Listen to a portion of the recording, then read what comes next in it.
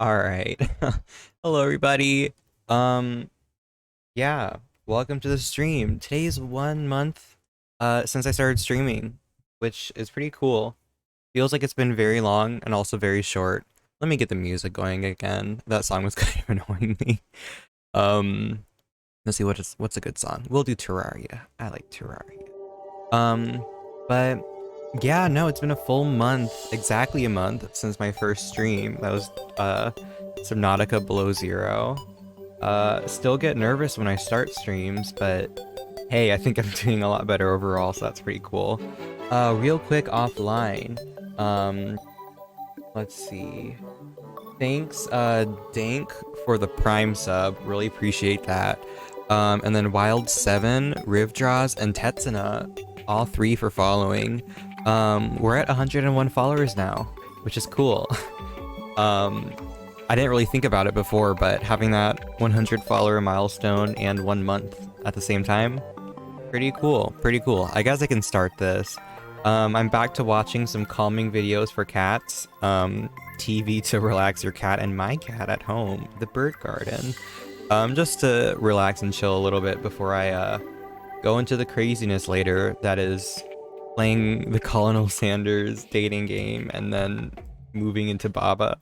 So yeah, I just have a sticky note of stuff I feel like chatting about. So we're here, we can chill and hang, and let me know if you have any questions or anything, and say hi if you want to. Use !hi if you don't feel like typing something out, but still want me to know you're around.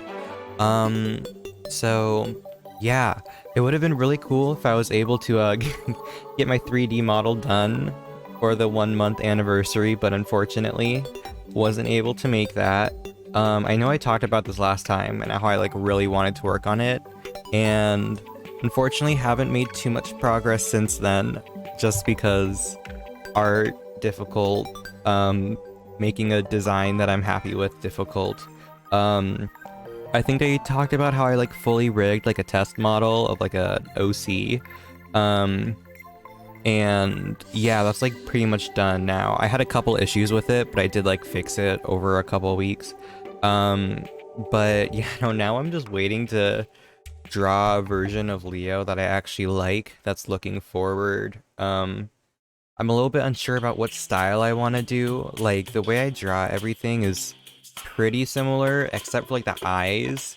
The eyes I change around a lot, because sometimes I do cartoonier eyes that are like big ovals with an oval in it. And then I have like my PNG tuber where they're like a little bit more like anime looking, even if they aren't like super detailed. So I'm definitely trying to decide that right now, because I feel like the vibe between the two is pretty different.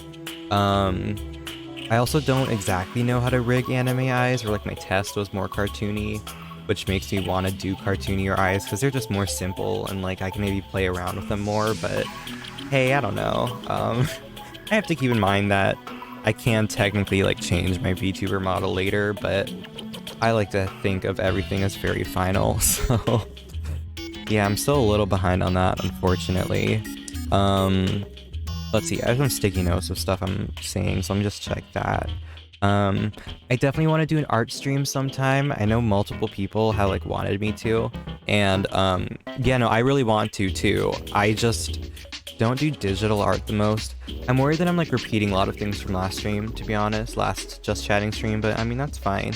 If I have the same worries and thoughts, then I guess maybe getting them out a second time will make me more likely to fix them. But yeah, I want to do an art stream sometime, but I just don't do digital art very often, where like looking at Procreate, my dates I have on everything, they're all like 2 weeks apart, where I'll do digital art a lot. I'll like hyper focus on like one thing, I'll finish it, and then I won't do digital art for 2 weeks because I spend like 8 hours on one thing and just like get really perfectionist, and it's not super great. So I'm trying to get better at that because I do think it would be fun to do some art streams, especially doing like emotes and channel icons and stuff.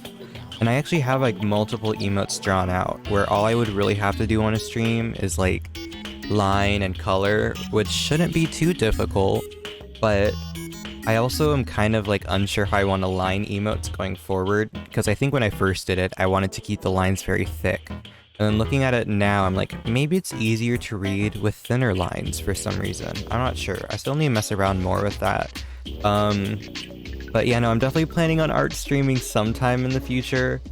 I just keep, like, I keep getting really close to doing it and being like, today's an art stream, and then I get like stressed out about it. So that's gonna happen, but not sure when. And then when I do have a VTuber model, sorry, well, just the original model, like drawn in Procreate, I am thinking I might do some streams where I rig it, but I'm not sure about that either, because if I'm like in the mood to start rigging it and it isn't a stream day, then I might just want to do it. That way I can work on it while I'm productive, rather than like wait for a day where maybe I'm not productive. Although I guess I could just do a bonus stream for rigging stuff too. So yeah, no, I'm not sure about that, but I mean, that would be fun. Let's see what else I have to chat about. Oh yeah, I'm not super sure what game I want to do after Baba. I've honestly been really tempted to like not play games I'm excited about until I have a VTuber model, because I'm like, well, that's cooler, so I'd rather play a couple of the games I've been like waiting on once I have that like cool model set up, but I don't know. Like, I get that, but at the same time, you know, it might take me multiple more weeks to even get a model done, and then even longer for me to think it's good enough to like debut or whatever. So I might not do it, but I do need to think about what game to play after Baba, because I know we have a lot of Baba friends, and I want to make sure some of y'all hang around, so I want to play a game that's like good enough for like people to watch. Because even though there's a bunch of games that might not be as popular that like I enjoyed, like Hyper Light Drifter, I do want to play a couple more that are like good for visibility or whatever, because I do like having people to hang around with, and that's been very fun with Baba. I really enjoy that game, but I definitely would not be playing a puzzle game on stream if there weren't people to give me company and help me out when I'm stuck. So that's been really great, and I just want to kind of keep that going. Let's see. Oh, and then this is a little bit far away. I mean, I guess it's closer now than I thought, but I am going on vacation from the 26th of June to the 2nd of July. So I will be on break for, I think that's, let me check. What days is that again? Yeah, I'll be missing, I think, a full week of streaming. It will be Saturday, Sunday, Tuesday that I miss, and then I get back on Friday. I'll probably try to stream that Saturday that I'm back.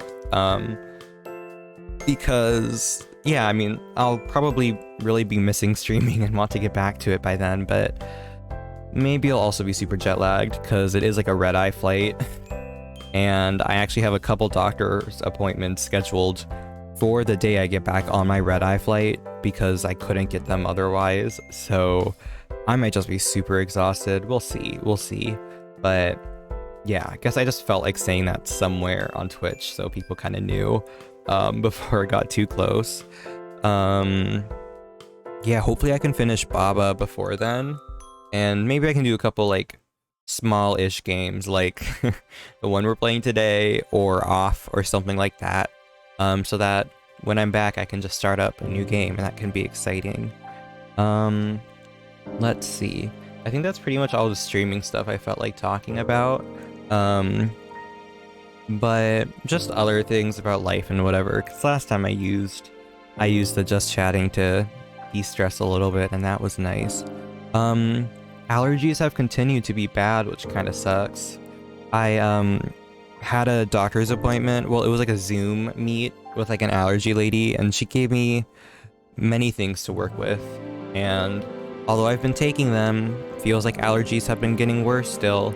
Hey Nathan, I'm just chatting again a little bit before I play some of the the KFC dating game, and then Baba after.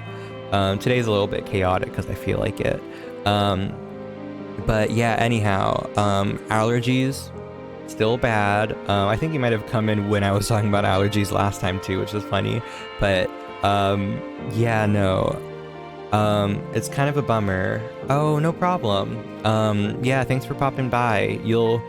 I appreciate your help no matter when it is, because we are in meta in Baba now, and it's getting it's getting complicated. But yeah, I feel like my allergies have been getting worse, which makes sense because it is like allergy season and it's getting further into allergy season. It's just a little bit of a bummer because I was hoping to like two separate new allergy meds I'm taking would help with it more, but it feels like it hasn't helped much. So I'm really hoping they start to kick in soon because I don't like sneezing and having like a constant like runny nose or like gunked up throat. Like that's just it's not very fun. So hoping that works. Let's see, other life stuff outside of streaming. Sleep has been horrible for the past week or so. I just keep having like really bad insomnia and then destroying my sleep schedule, which isn't great. Like today, today's still Tuesday. Yes, it is.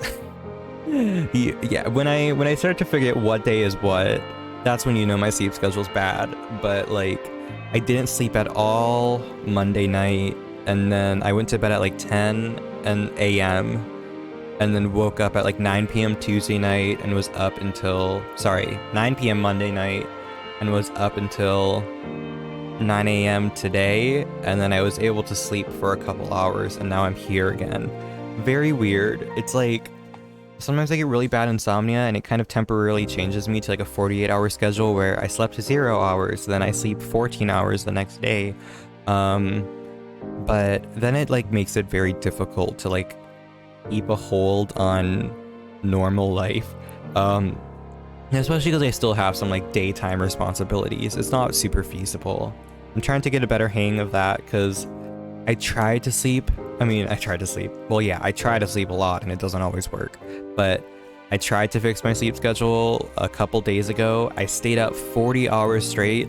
That way I could like reset it because I didn't want to go to bed at 8 a.m., but I had to work and I had a doctor's appointment.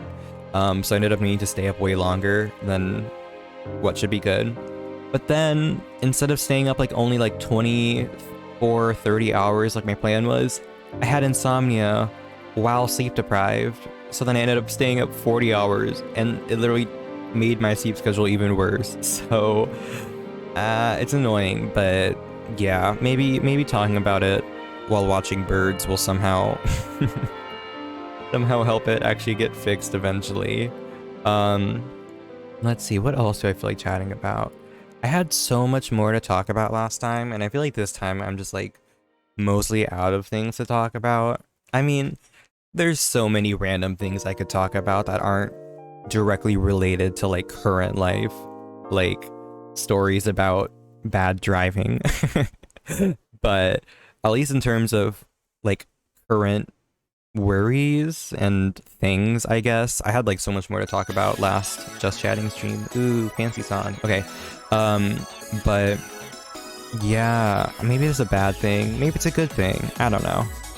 Anyhow, I was like super productive having like my job, streaming, doing some like extra work on the side, and then working on like art from like 5:15 to 5:28. And that was really good. But then after I was done with my like weekday job, I held on to like the productivity for a little bit, but then it kind of started to like peter out and get into like a little bit of burnout where like even though I still want to do a lot of things, definitely can tell that like, well, number one, I was getting incredibly sleep deprived, and I talked about this last Just Chatting stream and in like so many streams, and my sleep has just like never been great, but I got pretty constantly sleep deprived and that wasn't great. And then I think just like being productive and doing things for the first time in like a year was kind of a toll on me, unfortunately. So yeah, I had like a little bit of burnout, but I have been using some like weekly planners and daily planners to try to help and like get myself back on schedule, because it's kind of frustrating to like want to do a bunch of things and be unable to do it, and that happens a lot with like, you know, mental health and whatever, but it's kind of extra frustrating when it's like not even a mental health issue, it's just like an overall exhaustion issue. I mean, I guess that's better than it being a mental health thing, technically, but for me, I'm just like, come on. When it isn't a mental health thing, I'd so much rather be able to be productive. But yeah, I don't know, just working on that too, I guess.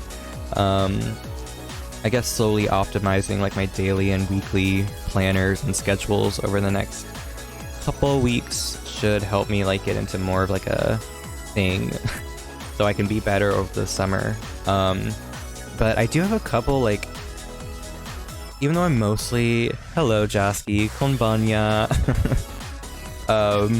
Even though I mostly have like not too much planned, like I don't have like a weekday job anymore, still have a couple doctor's appointments, was only able to book some stuff that I have to do like reoccurring appointments for with someone Thursdays at 7 a.m, which is great because that means I'm gonna have to be waking up at like 6 to take a shower and then drive over.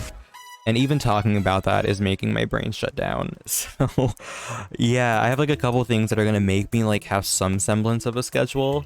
Are you trying to make me speak in Japanese for my for today? Maybe, I don't know. I have to take a Japanese placement test for my college pretty soon. The online test is like a joke. I took it I took it a couple months ago for fun. You're saving it, okay. I took a gap year, so I didn't, like I would be in college right now, but then because of COVID, I was like, I don't feel like wasting time on this. So yeah, I had my email and I decided to just take the Japanese placement test without being told I was allowed to, because I could get into it. And I did it and it was super easy. It was all like Japanese 1 material, I think. But I need to retake it, and then after that, I have an oral test, and honestly, I'm excited for the speaking portion of it, but then you have 25 minutes to handwrite an essay for them. And although I'm okay at reading kanji still, and I'm decent at reading comprehension, or like the stream we were watching yesterday, or wait, fuck, that was today. My brain is so messed up since I took a nap. Since like I could mostly understand stuff, and then like reading, it's like it's difficult to read stuff, but like I can still kind of guess. No, exactly, that's the problem. Like, at least with typing, I can just press spacebar until I know the kanji is correct, but handwritten really ain't it. I'm gonna, like, obviously, like, the best thing to do in a language diagnostic test or interview is to flex your knowledge, where if there's like a question where it's like, what is your favorite color? Rather than just answering blue, it's smarter to be like, blue is my favorite color as it reminds me of the sky and the ocean because I love both of those things. You know, just like, even though it's really unnatural to answer like a simple question with something like that, at least on like a test that's supposed to test your knowledge, like going over and over is, going over the normal response is like the best way to show that you know your shit. Yeah, so a New Year's resolution back in January, oh god, it's already been 6 months since the new year, feels weird, was to have a daily journal in Japanese, and I think I did it for like 2 weeks, but then I gave up on it. It was Genko Yoshi paper too, and it was very good for making me work on my handwriting, but at the same time, like, writing such big characters is hard as fuck, and this is not a Genko Yoshi essay, thank goodness. Hey Star Sparky, thanks for the follow. Thanks for being my 102nd follower and my 1 stream follow of the day. I appreciate it. But I obviously fell out of that, so I should really honestly start doing that. It's just also like, writing is so bad that part of me doesn't even want to prepare for it and just see the consequences. I'm specifically like in the like 30-minute speaking portion, I'm pretty sure they just chat with you about like whatever, and then eventually they ask you some type of like cultural question, I had a friend that took a Spanish placement test, and they had a skit in the middle where they were like, you're locked out of your apartment and you're talking to a police officer and convincing them it's your apartment. What do you say? Where maybe there will be something like that for Japanese, I'm not sure. But anyhow, I think there should be enough time for me to explain situations and like my circumstance to whoever's testing me, where I can be like, you know what? Even though I'm gonna suck ass at writing today, I just want you to know that I haven't taken any Japanese classes for 2-3 years, and I should be able to write way better when I actually have to write, but I haven't had to for multiple years, so my skills are bad. And then maybe I can sneak in some cultural knowledge and be like, and this is actually similar to how in Japan, many of the younger generation are not as good at writing kanji and have more difficulty when filling out all of the horrible forms that Japan uses, because for some reason all of the forms are like still handwritten for many things. And my struggles mirror that because there's less of a reason for me to write it every day. I don't know. It's hard because in these things where you want to flex your knowledge so that they rate you up, like it's very difficult to flex the knowledge without sounding like a super annoying, like fake woke child. And what I just said definitely sounds kind of fake woke, but I mean, you get what I mean, probably. True, yeah. I even in class when I didn't know like whether I got the kanji right or not, I would like always just write the furigana above it because, you know, better to do that and either the kanji's right and they're like, good job, or the kanji's wrong and they read the furigana and they're like, okay, cool, you tried, and I'm not gonna mark you down for trying when you obviously just could have done the word. I had one teacher once that actually made you always write the furigana because we had a bunch of Chinese students who knew the kanji for everything but literally knew like no vocab. So she was like, okay, you have to write the furigana. And that was interesting because there are a couple things like counters where kanji's easy because you just write the letter and the counter kanji, but I don't always remember like the conjugations for it. So yeah, no, I should add that to my daily routine for the next couple days. Ruby. No, what is that? I have no idea what that is. They call it, they just say Ruby instead of furigana, or are you talking about like the furigana for Ruby? Because either way, I have no association in my brain between Ruby and furigana. They just call it Ruby? Is there a reason for that? Sounds weird to me. Yeah, I'd be curious to hear why. Let me write a sticky note down. Practice writing, because I've been practicing my speaking a little bit. Where I haven't really been practicing it like as much as I should, but I see. That's weird. Is there like a linguistic reason for that, or is it just like a thing?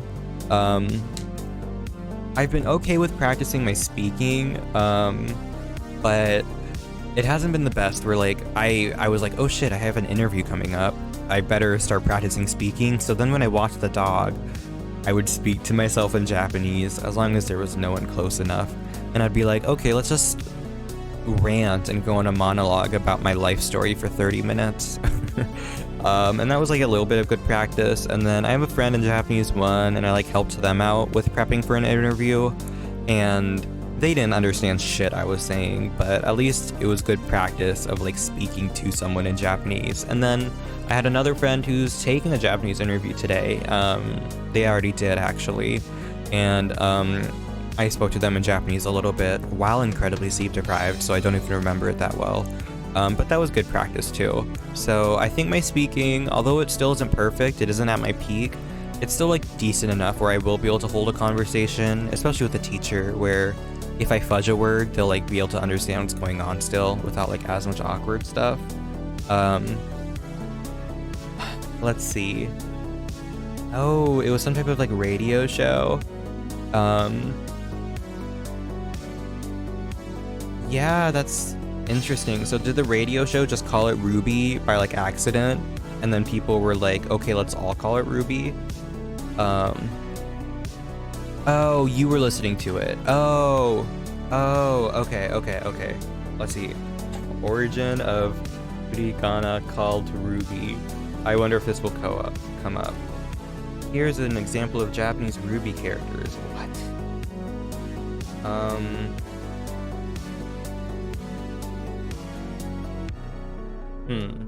I found a Wikipedia entry on ruby articles. Let's see.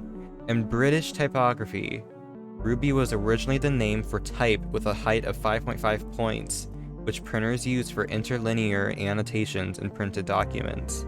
In Japanese, rather than referring to a font size, the word became the name for typeset furigana.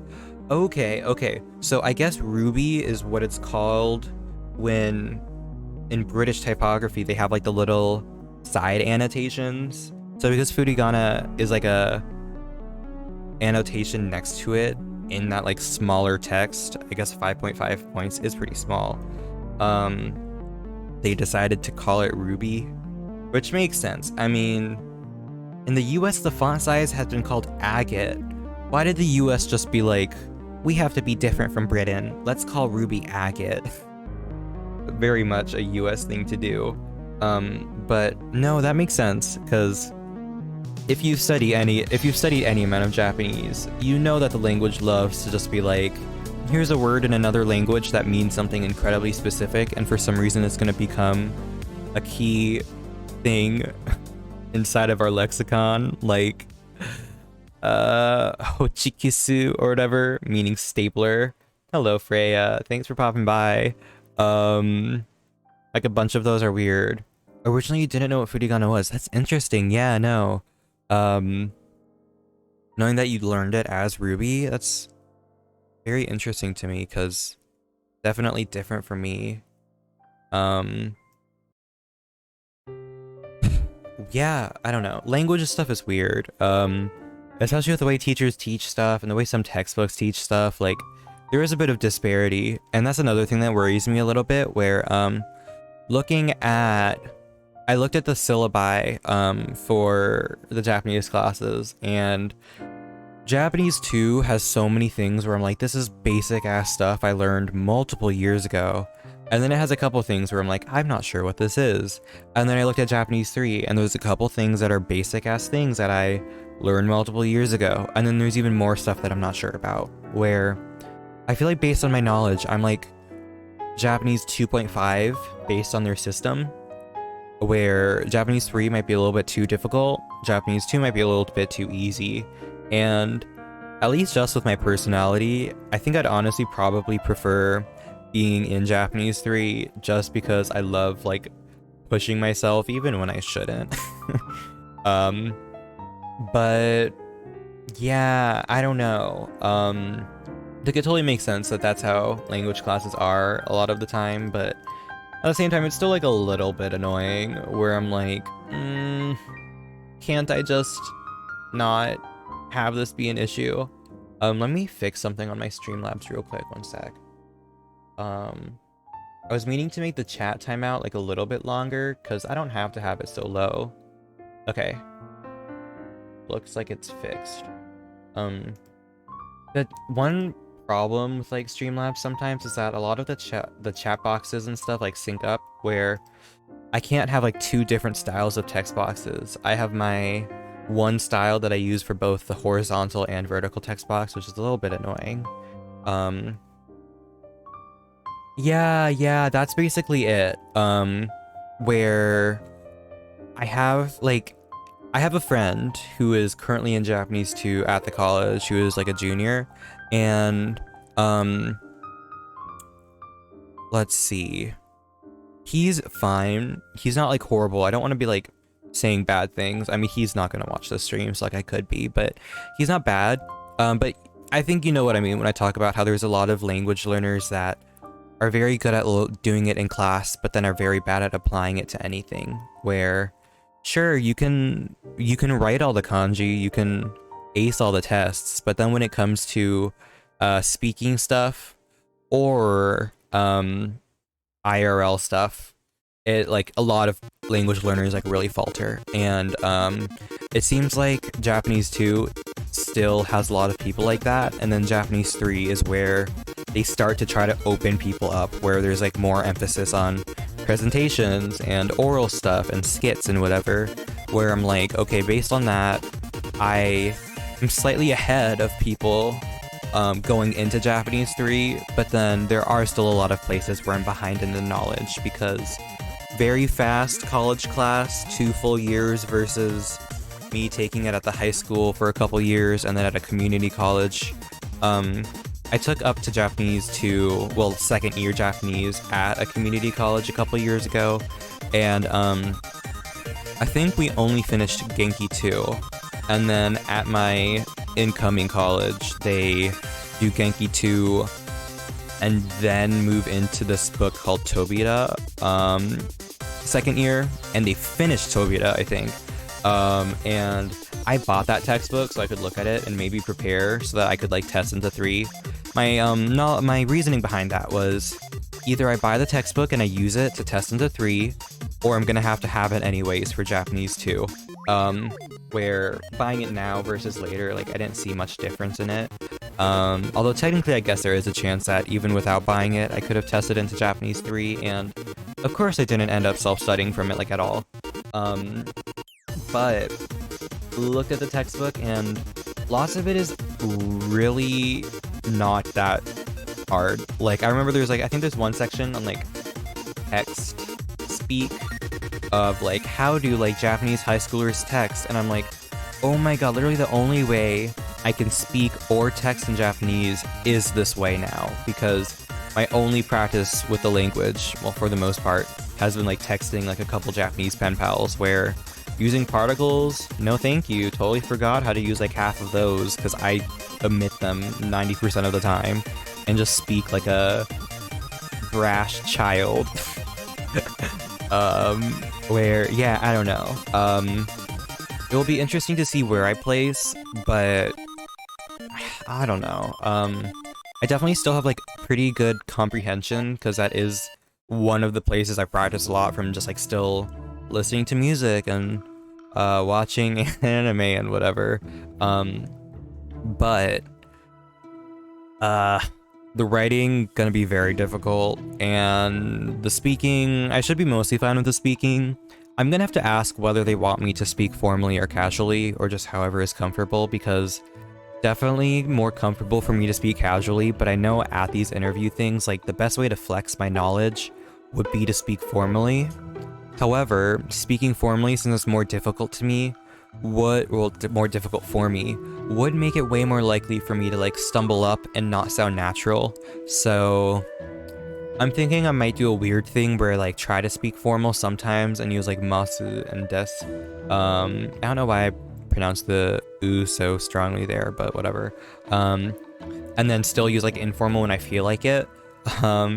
Where I think those two are like, they're formal, but they're also like normal enough. We're using that, but then also having like a sentence later that ends in like an informal way might be still like natural enough. I don't know. I haven't really thought about it that much. I could also start off the interview very formally and then just be like, formal speak is difficult, so may I speak to informal, or may I switch to informal? And if I did that, that might be like the smartest thing to do, because then I could practice like a script of like the very formal things I could say at the start.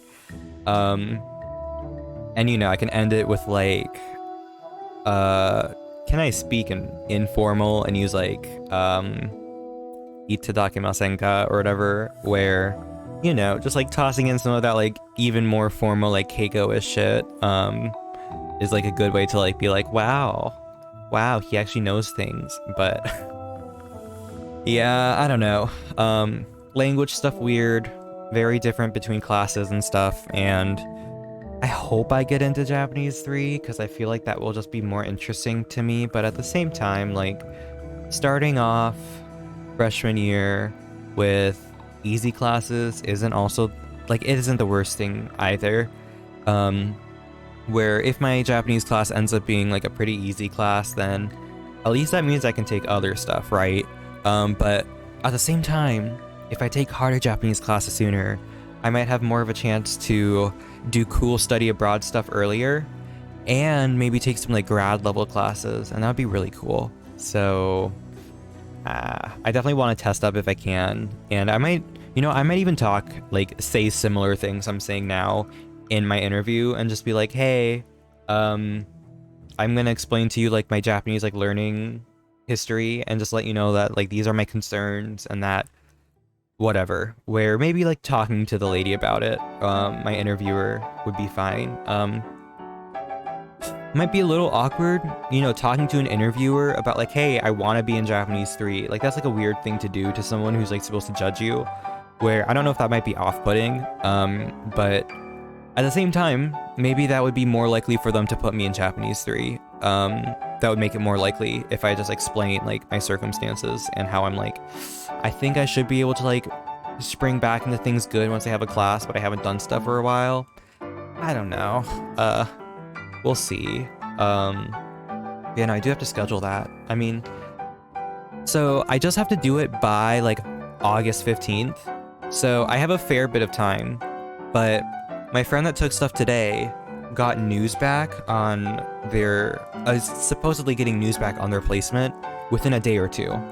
And I'm like, shit, if they're, like, underbooked right now, then I might be able to just get it out of the way, mentally prepare myself for what I'm doing. If I do get into Japanese 3, then I might have to actually, like, self-study a little bit to prep, rather than saving it for August and then maybe not even hearing until I'm, like, about to register for classes. Like, that would kind of suck. So maybe taking it sooner rather than later would be good. Part of me wants to keep delaying, that way I have more time to practice, more time to maybe do some type of writing stuff. But then at the same time, I'm like, am I gonna practice? Like, am I just gonna procrastinate this endlessly and not actually get better? I'm not sure. Anyhow, I do need to take the online portion before I take the written or the speaking portion. And I know they want you to take speaking as soon as you can after you do online, but I should probably just get the online out of the way as soon as possible and then schedule, like, the speaking, because I could just schedule the speaking for August anyways, I think. So maybe just picking out a date so I actually have, like, some sense of urgency of, like, studying would be good.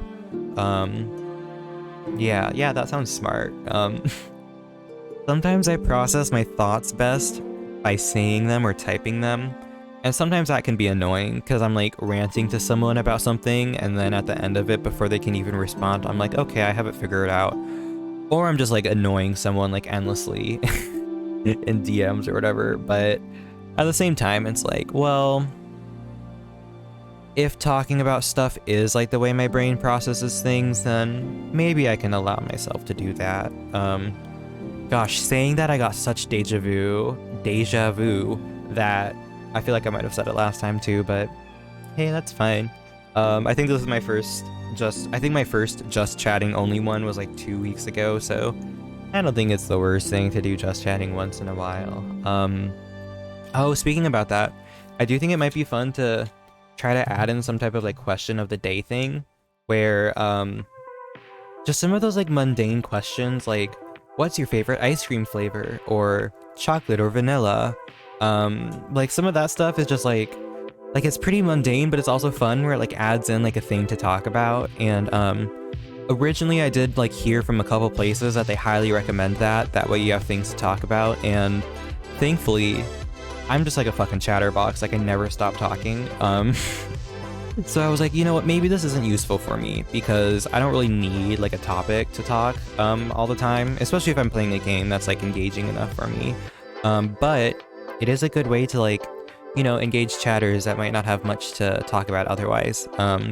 So I've been thinking about how to implement that well without, like, fundamentally changing the structure of stuff. Of course, if I started off everything with, like, a 15 to 30 minute just chatting stream, and, like, had the question of the day, like, presented there, and then we talk about it, and then it, like, continues a little bit into whatever game, like, something like that could work. And I think that is a format that has worked for many people, but I'm still at the point where, although I enjoy doing just chatting stuff, I don't want to do it too much because of me not having a VTuber that's, like, interactive yet. So I don't know. I keep going back and forth on that. I feel like I want to do it eventually and try out some question of the day stuff, but it takes a little bit of work to get that set up, and I haven't felt like doing it quite yet. I think sometimes I also, like, even though I really enjoy streaming and I do prepare for streaming most of the time, there is like once in a while where I'm like sleeping, like my sleep schedule is bad, going back to that, and I like sleep until 20 minutes before I have to stream, and then I just don't have enough time to like research the question of the day and like plug one into the bot so that people can do like exclamation mark question mark of the day and like see it, where I don't know if adding like one small thing to like stream prep could like throw things off a little bit, but I've been fine so far. I think even when I'm slightly sleepy and off, just off my base, like I don't show it the most, especially because I don't want to say I'm like crazy, but even when I'm like at like my 100%, still doesn't mean I'm gonna present myself at my 100%. So then that makes it just a little bit easier when even when I'm not at my 100%, it's like, okay, well, I mean, except for some of the streams, like especially the Subnautica ones where I was super exhausted, like it was obvious, but I think recently it's been like, well, even if my brain is like slower at Baba Is You, like it's still not like the worst. So yeah, I don't know. I think at this point I'm just kind of ranting. Shoot, is really anything else I feel like talking about? I don't think so. Yeah, I guess to reiterate some of the stuff I talked about closer to the start, now that we have a couple more people around, I'm thinking a little bit more about what game to play next now. I'm going on vacation from the 26th to the 2nd, and that means that we have today's stream, Saturday stream, Sunday stream, then Tuesday stream in a week, and then I'm on break for about a week. So that means after today, 3 full more streams. So I think I'm gonna try to finish Baba and then either do like a small game in the middle and then, or just maybe I don't finish Baba and I have to finish it after. But definitely have been thinking a little bit more about what game to do next, because want to be able to keep some of the Baba friends around that joined originally because of Baba. And I posted it in games in the Discord the other day, but I have such a long list right now where there's too many things I want to play. And again, I'm just like repeating a bunch of stuff I already said, so this might be annoying to any VOD watchers, but I do have like a little part of me that wants to be like, you shouldn't play like the games you're most excited for until you finally make like a stupid like rigged 3D model. Well, I guess it's more of a VTuber model that's like fake 3D, not actually 3D, but besides that, like I've wanted to play Amori for a while and I've just put it off until the time is right. Ooh, weird voice crack thing. Until the time is right, because I do that sometimes where I'm like, is the time correct for me to get out of bed? Is the time correct for me to play this game? Have the stars aligned for me to finally be productive? I don't really know what it is. I saw a comic from Shen Comics, if you know him, a couple days ago, where he was like, life is like a series of quick time events, as like get out of bed, and if you miss like the perfect timing, like he exploded in the comic. I don't know, sounds kind of dumb. But I feel like that sometimes, where I'm like, I'm just waiting for the perfect timing to take some type of action. And definitely happens a lot in bed where I'm like, okay, I'm gonna be in bed and be on like social media for 2 hours until like the perfect thing tells me to get out of bed. Or I'm gonna be in bed on social media for hours until the perfect thing tells me to turn off my phone and sleep. And that's definitely something that's happened with like some of the games a little bit, where I'm like, I keep playing like my second choice or my third choice because I just keep wanting to save like my first choice for later, especially once I have that like VTuber stuff set up. But I don't know, I have to just figure that out. I mean, no matter what, I mean, I have like a solid list of games where I think all of them are going to be fun in their own right. Baba Is You, not saying Baba Is You wasn't like a top choice or anything, but at least, like, although it seemed like a really cool game, it's funny that we have Baba music going on. Very topical. But although it seemed like a really cool game, it wasn't like top of my list. Like, I didn't know anything about the game going into it, whereas with like Everhood and Omori, I have like a little bit more anticipation, where like I've heard things, I know there's like cool stuff going on. Hey, thanks for the follow, Yumizu. You are my 103rd follower, and you are my second stream follow of today, so I appreciate it. But yeah, some of those games that I've like anticipated a little bit more, I didn't do. Oh, thanks for saying hi. You're actually my first person to use the say hi command. Yeah, if you feel like asking any questions or just saying anything about yourself, maybe pronunciation of your name, whatever it is, let me know. But yeah, I did make it past 100. Talked about that a little bit. We had 3 offline follows after the last stream, so I was expecting to get the 100th follower on today, but then I checked Stream Manager and I was like, oh, it's actually, we're already there, which is also cool. So yeah, it's cool to meet you too. Glad I said it right. The names that look Japanese I can get. I talked with Joski about this a little bit earlier, but I've been studying that for a little bit, so if you know any, then maybe you can talk a little bit. I don't know. But anyhow, talking more about the games, I just have to pick a game to play next. I think it'll be easier to tell after I do some more Baba and finish that up. But yeah.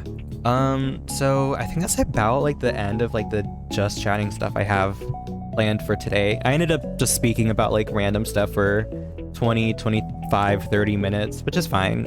You know, always fun to just chat instead of me going through my list of like, here's everything I plan to talk about, right? Where like the spontaneous stuff is more fun. I can be a little bit more natural, but I do think that's about it. So if nobody has any questions or like final remarks, then I might start setting up for the KFC dating simulator. Being 100% honest, I still don't know if it's pronounced colonel or colonel. I'm pretty sure it's colonel, but my brain always defaults to wanting to say Colonel Sanders. And I feel like I've heard some people say colonel, and I think that's just like a common misunderstanding where it is supposed to be colonel. Is it colonel? Okay, yeah, I'm glad we cleared that up, because I was almost scared. I wanted to keep calling it KFC Dating Simulator, or just call him like Mr. Sanders. But yeah, I don't know. I really dislike that it's pronounced colonel.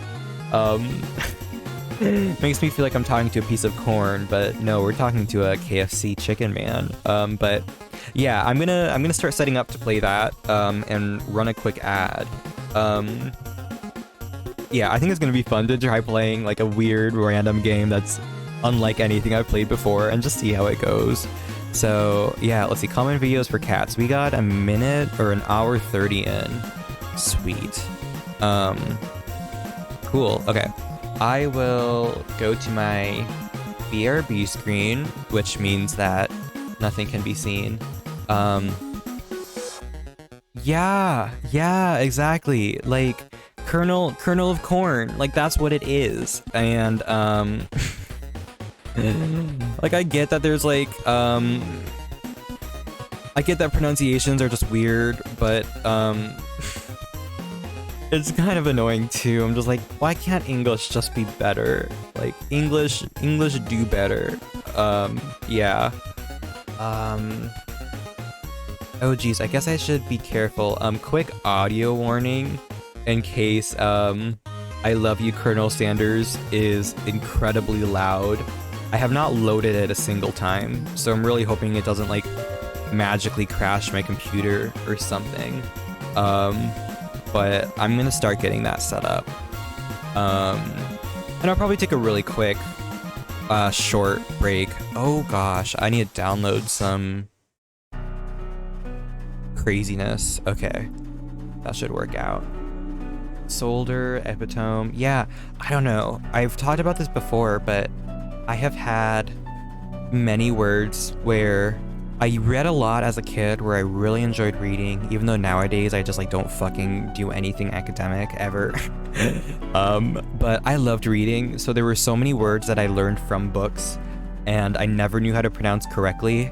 And for some reason, my brain really liked to default to like British pronunciations, where even though I had never heard it ever, I'm just like, you know what? I'm gonna say chamber instead of chamber.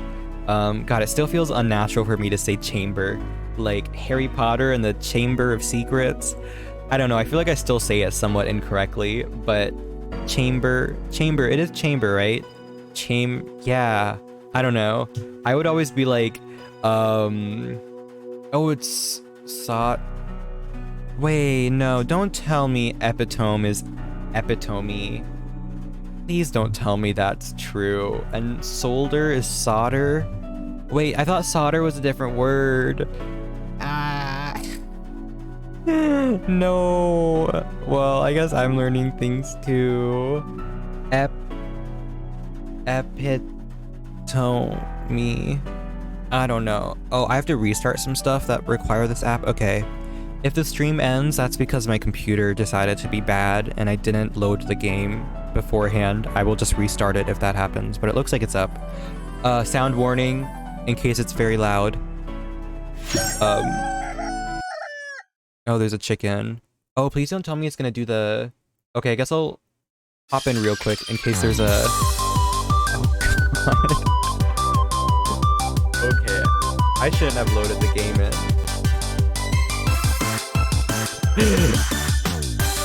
I think it's hella loud, and I never swapped my stream info.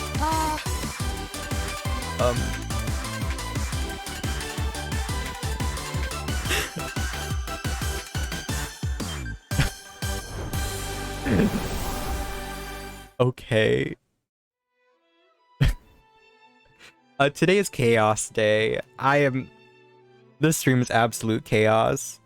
Oh god, and now the audio is super quiet. Game. Let me fix the title, and the tags and everything. I don't know why I'm doing this today. Today is just chaos. I mean, I think it's gonna be fun, but hey. That's what it is. Chaos is fun. Okay. Oh gosh. I don't like it when the music is too quiet. I think I have to do this, maybe? Okay. If I turn off full screen, is it gonna, like, ruin things? Oh yeah, they have no windowless full screen, that sucks, but... I can make it bigger? Question mark? I'll just do full screen, that's fine. Okay. Alright. I'm gonna go on a quick break, just to... Oh gosh, how do I get out of settings? Oh, there it is, back. Yeah, it doesn't look like I can play that cutscene again, but I'm gonna go on a quick break just so I can organize a couple things. Sound effects are still like very loud, so I might have to mess with the audio as we do things, but yeah, I'll be back in a sec. Play quick, 1 minute, 30 seconds of ads. That way ads are turned off, and yeah. Be back in a moment.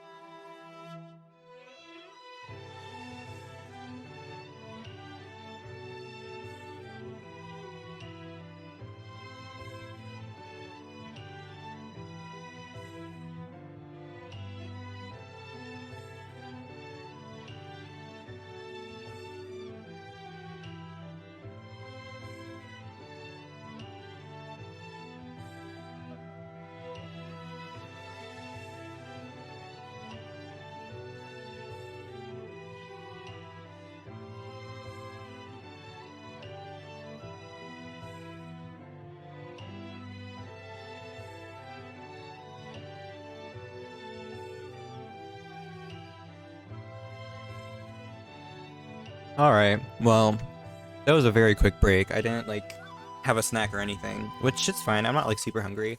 But, yeah.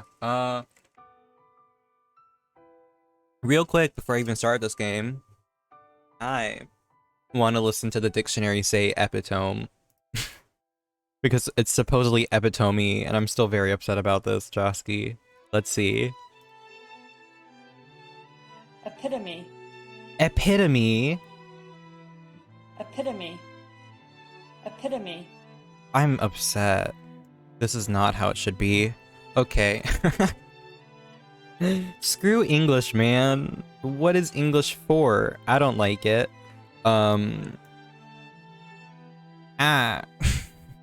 Okay, well, Mr. Colonel Sanders will save us with his very easy to pronounce name. So yeah, and then I'm gonna keep an eye on the chat box because what I can do is I can either move it to the right, or I can do this so there's like a background. Might end up moving it to the right because if this is like a dating sim or visual novel, then it might not be great to have stuff to the left. Hello. Oh. Let's see. Is this too loud? The sound effects in this game feel a little bit obnoxious. I'm gonna turn down the volume on it a little bit. Yeah, we'll just manage that. I just keep looking at like the audio levels when it does stuff, and it like definitely shoots up a little bit for a sec. Oh, this is like actually really good chicken art and biscuits art. Dude, maybe I should have had a snack before this. I'm getting hungry. Okay, question. Should I try to voice act this or not? You know, I'm gonna turn on my chat box, right? I'm gonna do that. Okay, I think this looks better. Do I try to voice act everything? I guess I could, and then if I get too embarrassed, I'll stop. Looks like we have some K-pop boys. Interesting. You sleep softly as the morning sun casts a warm glow through the window of your modest student apartment. The world is peaceful and serene. You could stay in this moment forever. Or you could wake up now. Your first day of culinary school is no time to sleep in. Turn off. Yes, smack the clock. What was that? Lying in bed, you stare at the ceiling, thinking about everything that awaits you at the prestigious University of Cooking School, Academy for Learning. Your mind begins to wander. Who will be there? What will you cook? What should you wear? Time begins to fly by, and you find your imagination getting away from you. Do you want to take it seriously or daydream a little bit? Well, knowing me, you know, some of these answers, I'm gonna be like, this is like a joke answer, but based on me, you need to take this seriously. I'd better make sure to arrive prepared for the first day. You bust through your morning checklist. Teeth brushed, hair combed, pits deodorized. Nothing can stop you now. Fun fact, I never comb my hair because combing curly hair sucks. You confidently grab a biscuit, strut out the door, and head off to class. Just what you needed to get your blood flowing. Thank you for the product placement, KFC. I appreciate it. Again, let me know if there's any like audio issues or whatever. I can fix any of that. Standing in the quad, you gaze upon the magnificent University of Cooking School, Academy for Learning. Do I want to touch the popcorn? Okay, how do I save? That was my question. I guess I can turn this stuff down a little bit. I wanted to save, but I guess I can't save yet. Here comes your lifelong best friend forever, Miriam. She's the most adorably awkward person you've ever met, and you absolutely love her for it. Do I try to give the characters voices? I like really want to, but I'm also embarrassed about putting this on the internet. I'll try a little bit, but just know that the voices will probably not be consistent, and I might stop doing them if I get too stressed. But yeah, here's like a horrible girl voice coming in, because having horrible gendered voices is very good. Good morning. Wait, no, that's not. How do I want to do this? I have a really annoying voice I can do, but maybe I shouldn't do that. Yeah, I'll make most of them like tangential to my normal voice, so sure. Good morning, Leo. Are you excited for the first day of the rest of our lives? Actually, because I sure am. Excited, a little nervous. Okay, a lot nervous. It's just that this morning I made breakfast for myself, but, well, when I ate it, I couldn't taste any love in the food. What if I'm no good? What if I fail? Classic Miriam. Raised by master chef parents, she's always held herself to a very high standard. Ever since we were little babies playing together and you rescued me from that quicksand box, it's been clear to me that you're the most loving, caring person I know. You're going to do great. She's crying. With the University of Cooking School, Academy for Learning's famous 3-day only semesters, I'm afraid of being left behind and never catching up. A sweet girl, Miriam has always had a flair for the dramatic. This summer, she got so nervous about her first kiss that she chipped a tooth practicing on a mannequin. Oh, I stan Miriam. I like her. Now, if only I could do good voices. Should you pep talk her or change the subject to give her some relief? I like annoying people about their issues, so I'll pep talk. Remember last month when we saw that fortune teller and had our tarot cards read? Oh my gosh, now every word I look at, I'm just thinking about how they're like bad words from English, hard. That lady with the mask who gave me nightmares? I've been trying to forget. I know she looks spooky, but she was so sweet, and she told you that you were destined for great things. I really love how I'm changing up the cadence and the voice of everyone, including myself constantly. Remember that card with the fancy-looking tower? And that other card featuring the handsome fellow in the red suit? I've been waiting for so long to meet a handsome fellow I could call my own. I truly do relate to Miriam. And I'm sure you will soon. In no time we'll be graduating, and you'll be delighting the world with your heartfelt cooking in no time at all. As you talk Miriam up, you can feel her nerves begin to ease. You know what? Maybe everything will be okay after all. And if not, I at least have these killer bangs. Miriam, you get it. You go. Can you believe I cut them myself? You can definitely believe it. Good, I'm glad the game is doing the snarky commentary for me. I cannot believe it. Before you can get another word out, you're rudely interrupted when someone smacks your books and custom-engraved measuring spoons out of your hands and onto the ground. Oh no. I have to come up with actual more voices that aren't just my voice but pitched up higher. Hey! Oh god. She has a moe fang! I like her. It's Ashley. That's an interesting way to spell it. Ashley. Your arch rival. She's totally evil, but you can't help but be filled with jealousy. She can get anything she wants, and she knows it. Hello, Ashley. Oh god. She's very anime. Do I give her a horrible voice? Or do I give her a deep voice? Here, I'm gonna do a very short poll so that I can force myself to do either one. Let's see, new poll. Duration 1 minute. Voice. Horrible high voice. Horrible deep voice. Alright. Decide my fate. I'm gonna go with whatever the first response is, and then at the end of it, I'll switch to whatever that is. Actually, I'll just start off high, and then I'll go deep if people end up wanting that, but... Okay. I'm gonna mute for a second to psych myself up. Sorry, I'm making this awkward. I should have prepared for, like, visual novel stuff, type stuff, but hey, I mean, good practice run.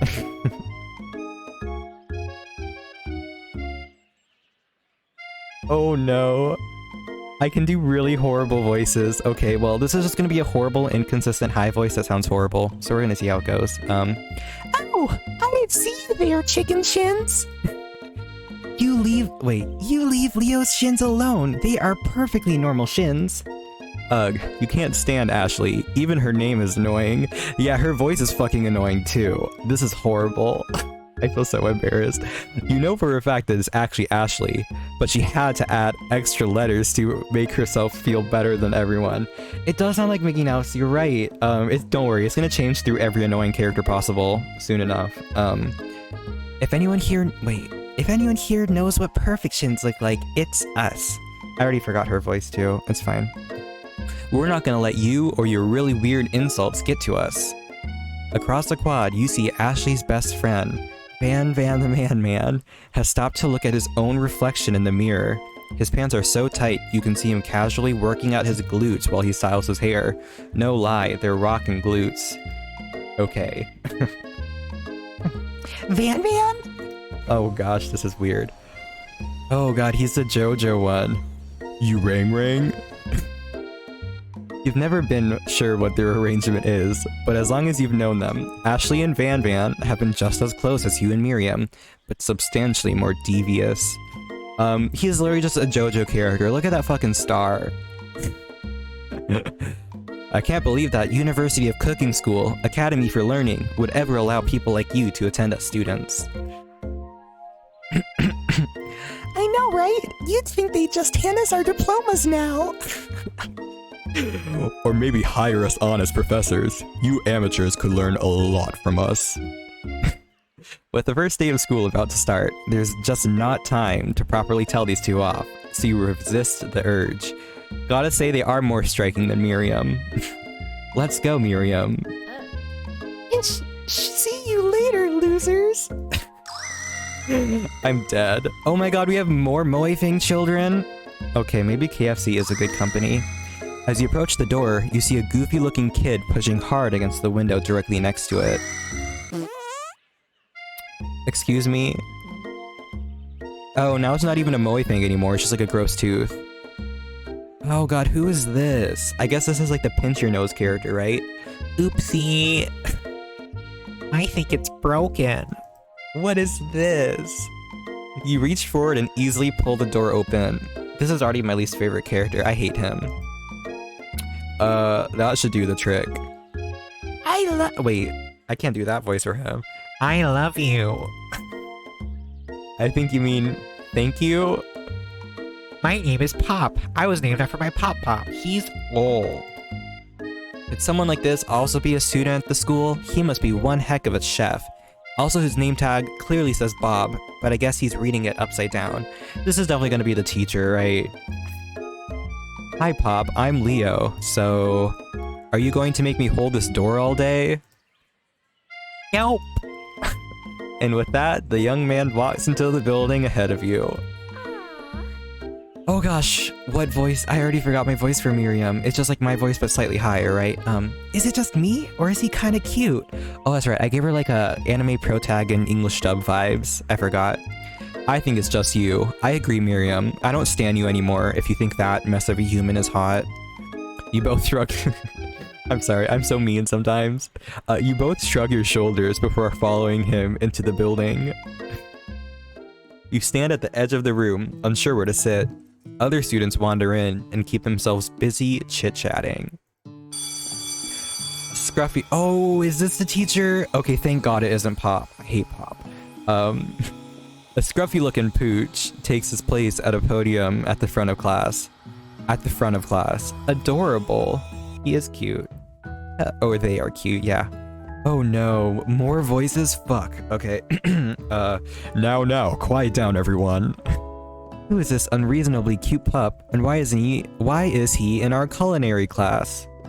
You must be Sprinkles, head instructor and CEO of UCSAL. Please, call me Professor Dog. I may be cute and little and fluffy, but I still demand respect. Woof. What? A cute dog is our professor? This is the best school ever. I guess only a dog's nose is capable of picking up all the nuances of fine dining. Oh my god. Why are there cherry blossom petals? Out of nowhere, wind begins to rush around you as a swirl of cherry blossom petals fill the air inside the classroom. Oh god, I hate you. I'm chilly. Someone close the window. And then he walks in. Oh no, I have to do a character for Colonel Sanders too? I'm gonna keep calling him Colonel Sanders by accident. Oops. I would rather marry the dog. Wait, is that bad to say? I don't know. You're immediately swept up in the aura of this new student and his remarkable goatee. Who knew anyone could be so handsome? Time stands still. It's him, it's... If it isn't my favorite student, Harland. Colonel Sanders interrupts Sprinkles. Sorry, Professor Dog, before he can finish his sentence. So the voice I gave Sprinkles is kind of the voice I want to give, Harland / Colonel Sanders. So do I just give them both the same voice and like randomly change it, or what do I do? I think I'll just give them the same voice and I'll figure out how stuff goes. Please, call me Colonel Sanders. A hushed murmur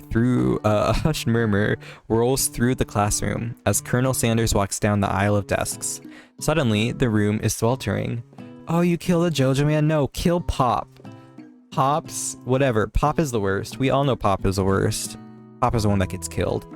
Sweat begins to bead across your brow. You feel like everyone is looking at you, and you're not entirely wrong. Oh no. I've set myself up for embarrassment. For perpetual embarrassment. Okay. And this over here must be Sweaty Sweats a lot. Maybe we should... Wait. Fuck, what voice did I do for him that was like deep but not like hot? Maybe we should open that window back up before Faucet Pits melts into a puddle and evaporates entirely. Hee hee. Hold on just a second. Nobody talks to my friend like that. You two both know my name. We were in the same kindergarten class. And what is with all your really weird insults? Fuck, now the voices are all blending together. This is what always happens when I try to do this kind of stuff.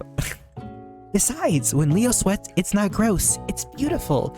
Look at that shimmer. This is a lie. Nobody look at this and think it's real. It's very much not a shimmer. You take a moment to clean yourself up. Okay. It's a good thing you didn't forget about that deodorant this morning. This classroom is hot, hot, hot. Professor Dog steps in to settle the class down and set some ground rules. You know, just want to stay real quick. I am kind of scared that Professor Dog has no highlights in his eyes. Something about the eyes being like dead fish eyes is kind of scaring me.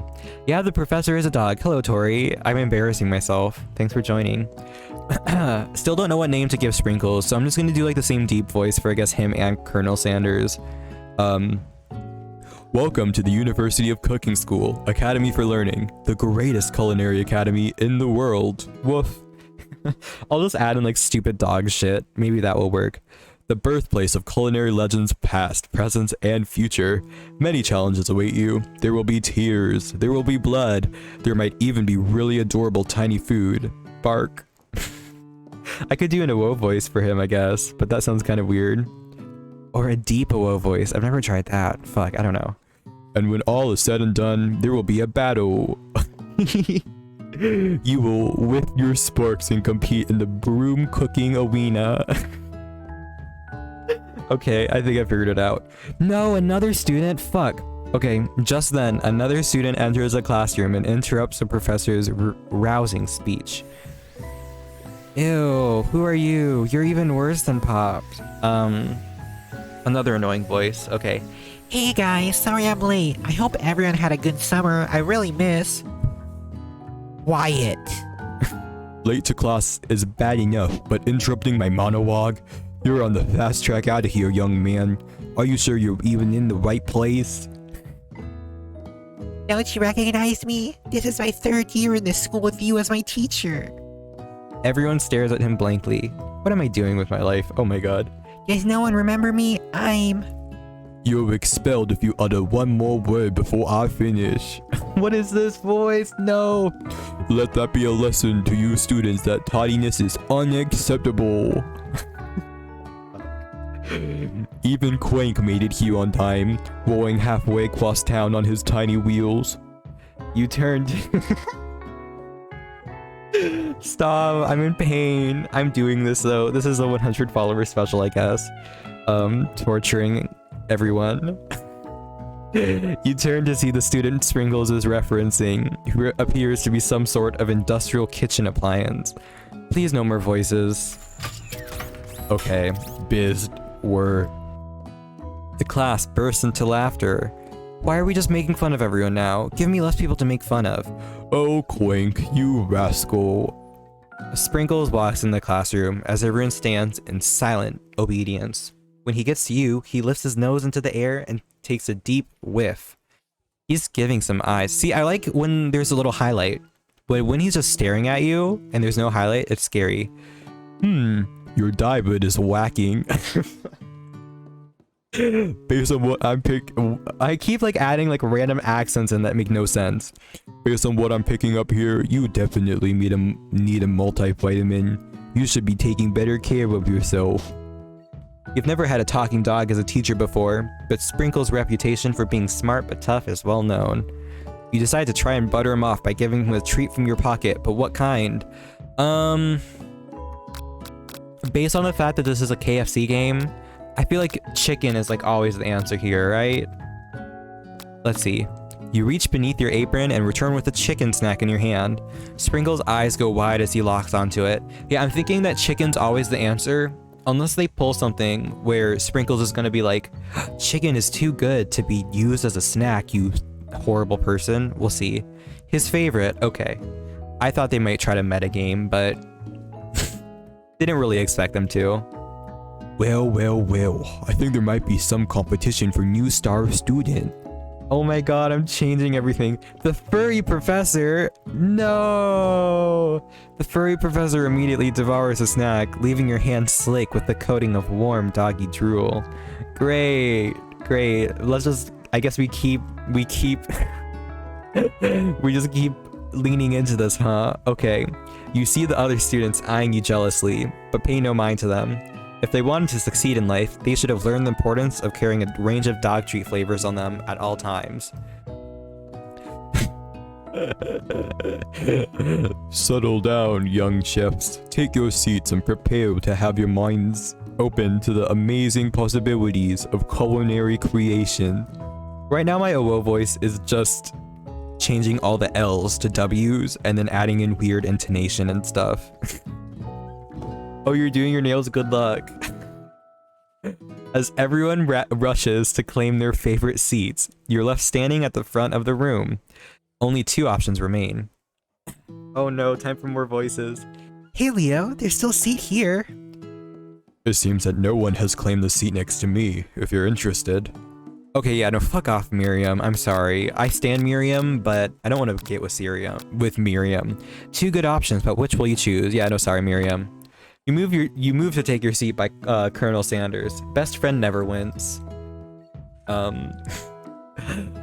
It appears he brought no books, pens, or pencils. However, his perfect upright posture shows off a seriousness that makes you confident in his desire to learn.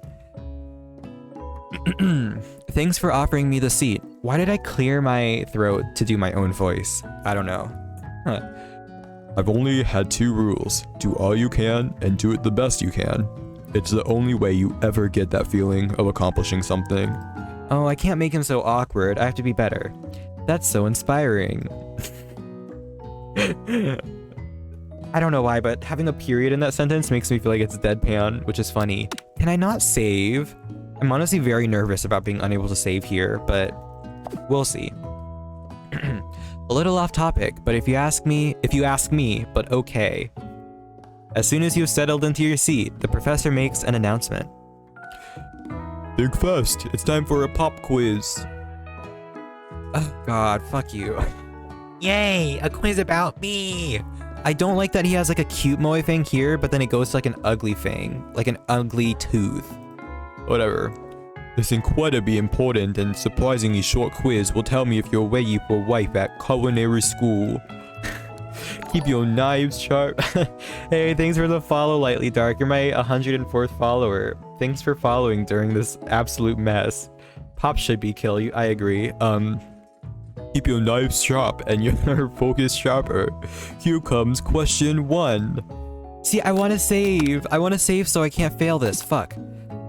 If Twain A is traveling to point B and Twain B is traveling to point A, how important is it to wash your hands before cooking?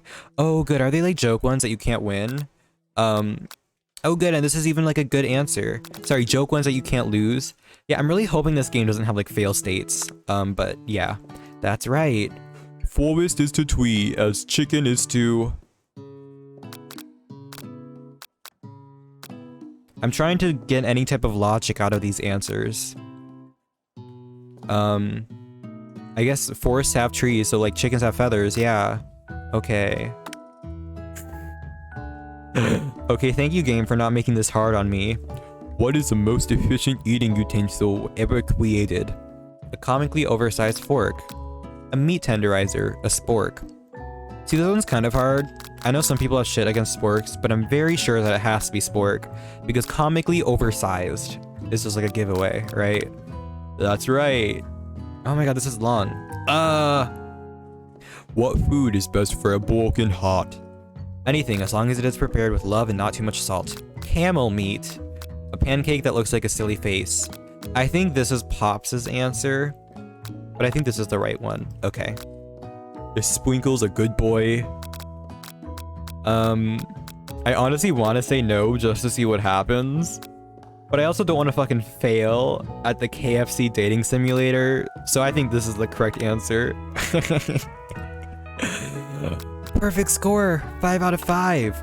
Wow, be honest, did you cheat? No. How would I cheat at this shit? You look up to see that Colonel Sanders, I keep wanting to say Colonel Sanders, I apologize. You look up to see that Colonel Sanders has been watching you tally your score. He's impressed. I know we just met, but I have to confess. I think you have a beautiful... Okay, Colonel Sanders, thank you. Hot diggity, Leo. You just scored some major Colonel Sanders points with that performance. Great. May I have your attention, students? I have an important announcement to make. Time for lunch. Wow. The cafeteria... He does. The cafeteria is as nice as any restaurant you've ever eaten at. It makes sense that a school dedicated to cooking would also be serious about eating. You know what? I'm gonna try out something real quick. Let me fix something. Always show messages. Okay. Sorry, I just fixed something with my chat box I want to try out. Should be good now, though. Sweet. Okay. Wow. Oops. Okay. Wow, the cafeteria... Yeah, we already did that. A delicious fragrance No, don't make me accidentally do a voice. That would not be good. A delicious fragrance wafts through the room and tickles the end of your nose. Your mouth waters. You smell that? That must be our lunch. It smells crazy good. No, I hate him. Everyone, can I have your attention? Is it about lunch? No, I just wanted to apologize for my tardiness. You see, go away. You know, I think this is inappropriate to do during Pride Month, to have the most annoying character do these hands. I just wanted to point that out, sorry. Howdy folks, I'd like to make an announcement. Hey, It's about lunch. Everyone cheers. I'm hungry, I want to have my snack bar now. Shh. Lunch. She said, shh. Yeah, no, shut up, annoying people. I don't like any of you. In honor of the new semester, I've prepared something special to share with everyone for lunch. That must be the smell I smelled. Indeed, that smell. You hold your breath, waiting to see what food this mysterious student has created. You've heard that he's very talented, but were the rumors true? Is this? Colonel Sanders lifts a large bucket above his head. Its contents glimmer in the light. Oh god, I want KFC now. This marketing is working. Piled high are huge pieces of chicken, breaded and fried to a crispy, golden finish. Their aroma envelops you, and you begin to feel warm and safe. Colonel Sanders has filled a bucket with chicken. What a novel concept. Yeah, no one has ever done this before. Your stomach begins to grumble, as if to say, stop thinking and start eating. No, my stomach is legitimately grumbling. Maybe eating a snack bar right now would be good because it would make the experience more true. For years, I've been developing a secret recipe for the perfect fried chicken. By my calculation, nothing less than 11 herbs and spices are required to achieve the perfect balance of flavors. You look around and notice that every other student has a pen and paper and is scribbling notes as fast as they can. English, ah! Let me take a sip of water.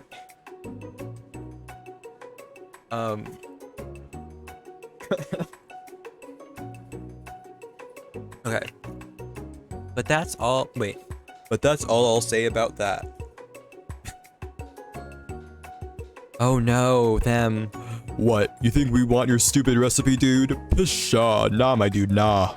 I'm just, drafting a last will and testament in case, one of those ingredients is, poison. Got him. Dude, I'm making, like, all these weird impressions, and they change every time. Hello, Jojo, man. He looks around nervously to see if anyone is laughing at his sick burn. What is this face? Excuse me? Okay. You wait to see what zinger Ashley has prepared to follow up, but she suddenly takes a different approach. Is she gonna simp for Colonel? Oh, okay. Yeah, and Oh god. yeah, and I was just like writing in my diary. Dear diary, today I spelled something beautiful. I knew at that moment that only the hands of a true gentleman could fry chicken so tender. She is simping for him. Ashley, now I don't feel bad about giving you a horrible fucking voice. Oh my god. You see her body language change from bitter and evil to sweet and innocent as she slides closer to Colonel Sanders. She realizes that he is destined for greatness and fame with cooking skills like this. She wants him all to herself. Okay, not gonna lie, I don't know if I have a chance against hips like this. Oh, please. Well, Van the man, if you don't want any, I'll take his. Whoa, hold on, I mean, I guess I'll try it. Fuck, I'm just trying to make him have like a deep voice but annoying, but it's too close to Colonel Sanders, like I need to make it more different. He takes one bite and his eyes grow wide. He starts contorting his face as he tries to hold in his pure exhilaration and act unimpressed. Easy now, there's enough for everyone. Please, my fellow classmates, dig in. Dude, these voices are so inconsistent, but that's fine. I think it's still interesting to watch nonetheless. You take one of the pieces of fried chicken out of this bucket and you sink your teeth into it. It's amazing. Let me change my earbuds real quick just to make sure the audio doesn't like die halfway through, because I am worried that will happen. I'm gonna do that proactively this time. Okay. Oh shoot, no, the audio isn't working for me though. I think I ruined it. I'm gonna fix that real quick while eating a little bit of my bar, because I do want to be properly nourished for this mess of a voice acting thing. Yeah, quick mini break. Any comments while I eat a bar?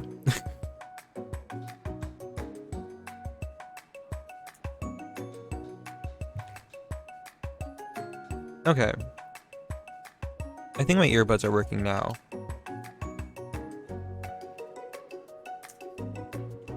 Yeah, I'm gonna bring up the BRB screen because I do want to finish this bar. I'm like very hungry.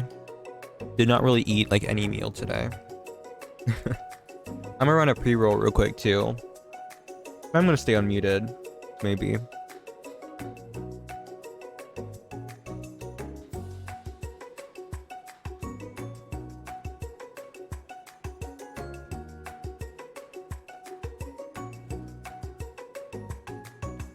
Thanks for the water check. I was gonna say I'd eat it, or I'll drink after my food, but I guess I'll have a mixed bar and water drink.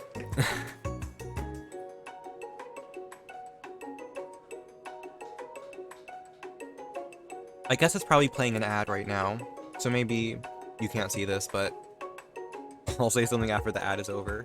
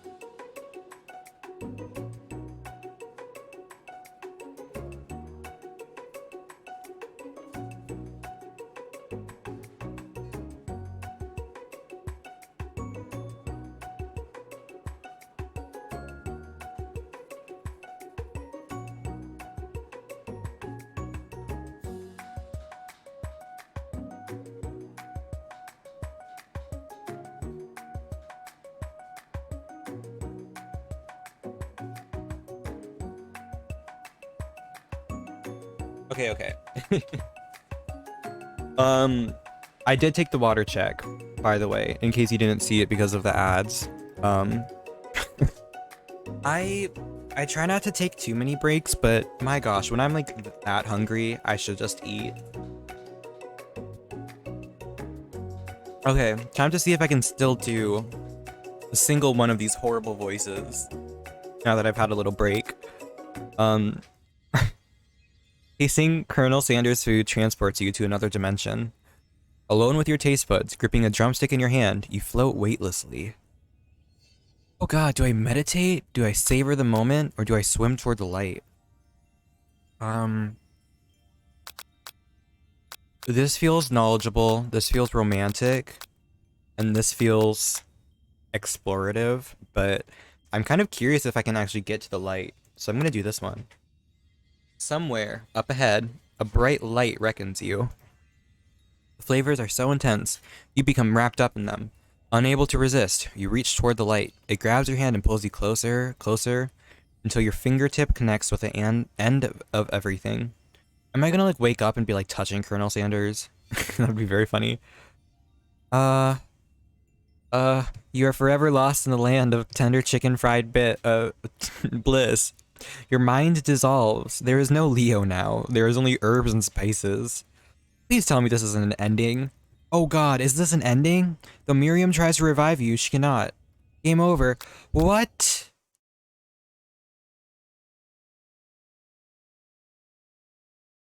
What? Okay, thank god. It brings me here. Thank goodness. Okay. Dude, I was about to be very mad. What? Okay, so I guess I have to not be too greedy. Fuck, they're actually giving me fail states now. Focus on your mind and meditate. Try to identify every flavor. I'm gonna do this. The flavors in your mouth are beautiful, pure, heavenly. What a guy. Alone with the flavors, you feel something that can only be described as love. For a man, for a flavor, are they the same? Okay, thank God. After tasting his food, you try to get some one-on-one time with Colonel Sanders. You approach Colonel Sanders. Colonel Sanders smiles ever so softly as you approach. He stops what he is doing and allows you to break the silence. Colonel, I wonder if I could talk to you for a second? Anything for a fellow chef. What exactly was on that chicken? How bold of you to come out and ask. It's an idea I had for a new combination of flavors that will make me my fortune and establish my legacy for all time as I open a chain of highly successful fried chicken restaurants. No big deal. It's just you and me here talking. I can keep a secret. In fact, I've got some of my own that I'd be willing to trade. Ooh, drama. What's the rush? The semester is only getting started. We've got 2 more whole days to get to know each other. He's clearly not going to give it up easily, but it doesn't hurt to be persistent. You know what they say about secrets, Colonel. Shouldn't learning be fun? You've got moxie, I'll give you that. Colonel Sanders looks both ways to make sure you're truly alone. Then he leans in. You can feel his warm breath as he whispers. Just one ingredient, but you can't tell. I use... it's something my great-grandmother taught me. Okay. Wow, you'd never have guessed that. In fact, you're not even sure where you'd get some if you searched. While you're wrapped up in that huge revelation, you notice that Colonel Sanders has disappeared. While everyone else is still in the cafeteria, you decide to look for him. Yeah, no, it might be cocaine, it might be drugs. I mean, it was like a white block, right? You find Colonel Sanders outside, standing in the quad. Oh, it's you again, howdy. Sometimes I like to come outside and look at the school buildings. I think about how my story will continue on after I've graduated. Ooh, I'm definitely losing his voice. I need to focus in a little bit more. It sounds like you have big plans. I dare say the biggest. I will leave my mark on this world. You can bet that. You can bet on that. I feel like I'm almost giving him an Obama voice, which is kind of weird, but not talented enough to do more than that. Neg him to show your own strength. Neg? What is neg? I thought this was like nag at first, whatever. Wow him with a big idea to add an additional ingredient to really spice things up. Be modest but thoughtful. Sure. We got hearts. Well, I just wanted to tell you that I really enjoyed your food. Now you've got his attention. The flavors were complex, but comforting. The interplay between salty, savory, and peppery, it was perfect. I appreciate the compliment, Leo. All caps is funny. I'm sure you'll be a big success. I know you've only met today, but I'm starting to get the same feeling about you. We should head back inside. The next lesson starts soon. You step into the massive cooking arena. Oh my god, it's Shokugeki no Soma, fuck. Where the afternoon lesson will take place. Each student gets an oven and all the tools and ingredients they could need. Look at this place, it's magnificent. Finally, we get to show our stuff. Wait a second. Oh no, we have to show our stuff. What if I totally blow it? You're not going to blow anything, except maybe kisses to the crowd of fans. You're going to earn with your signature adorable tiny food creations. Oh god, Sprinkled is back. Welcome, students, to the cooking arena. For today's lesson, we will be cooking with partners. Hurry and pair off. Naturally, Miriam looks over you, but unable to control yourself, you pounce on Colonel Sanders. Sorry, girl. Hey, Colonel. Oh, God. Hey, Colonel. Would you like to tackle this lesson as a team? A team of 2, that is, me and you, if that wasn't clear. Slick. I definitely have moxie. Wanna be my partner? Sure, Leo. I'll prepare our station. Dude, look at this fucking expression. This fucking pose from Miriam. What is this? She has her legs out. She has her arms out. Dynamic posing be like. Without you as a partner, Miriam is left standing alone. 2 different students quickly take notice. Oh. Okay, I thought it was gonna be him and the other horrible student. But at least she has the option to go with the fucking robot. Thank God. Hello, new partner. Beep boop. Bzz. Oh my, 2 potential partners? I'm sorry, gentlemen, but I don't know who to choose. You do, Miriam. Don't kid yourself. It looks like you'll have to pick for her. Friend duties can be a little awkward, but that's the price you pay for not being alone forever. Who do you want to ask to be Miriam's partner? Fuck off, Pop. I hate you. Sorry, Pop. No, I'm not sorry, Pop. But I think Miriam will be partnering with Clank today. This expression is kind of scary, though. Maybe I set Miriam up for problems. It's okay, I already ate. It's not entirely clear if Pop has any idea what the point of school even is at this juncture. Yeah, I think he should drop out. Pop is Kiki. Confirmed. Clank is clearly excited to have some attention. He heats up and begins to roll back and forth. Warp, warp, warp. Hold on there, fella. We don't even know the assignment yet. Technically, Clank might not have a face, but there's something charming and earnest about him. Yeah, I mean, he's kind of cute, but like the weird face is kind of scary to me. Bzzzt. Tissue, I hardly know you. Excuse me?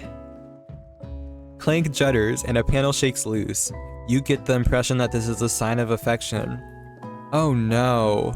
Well, I'm glad this is happening instead of it happening with fucking Pop, but now I feel awkward. Looks like you two will be fine. Now it's time to focus on your own cooking classwork.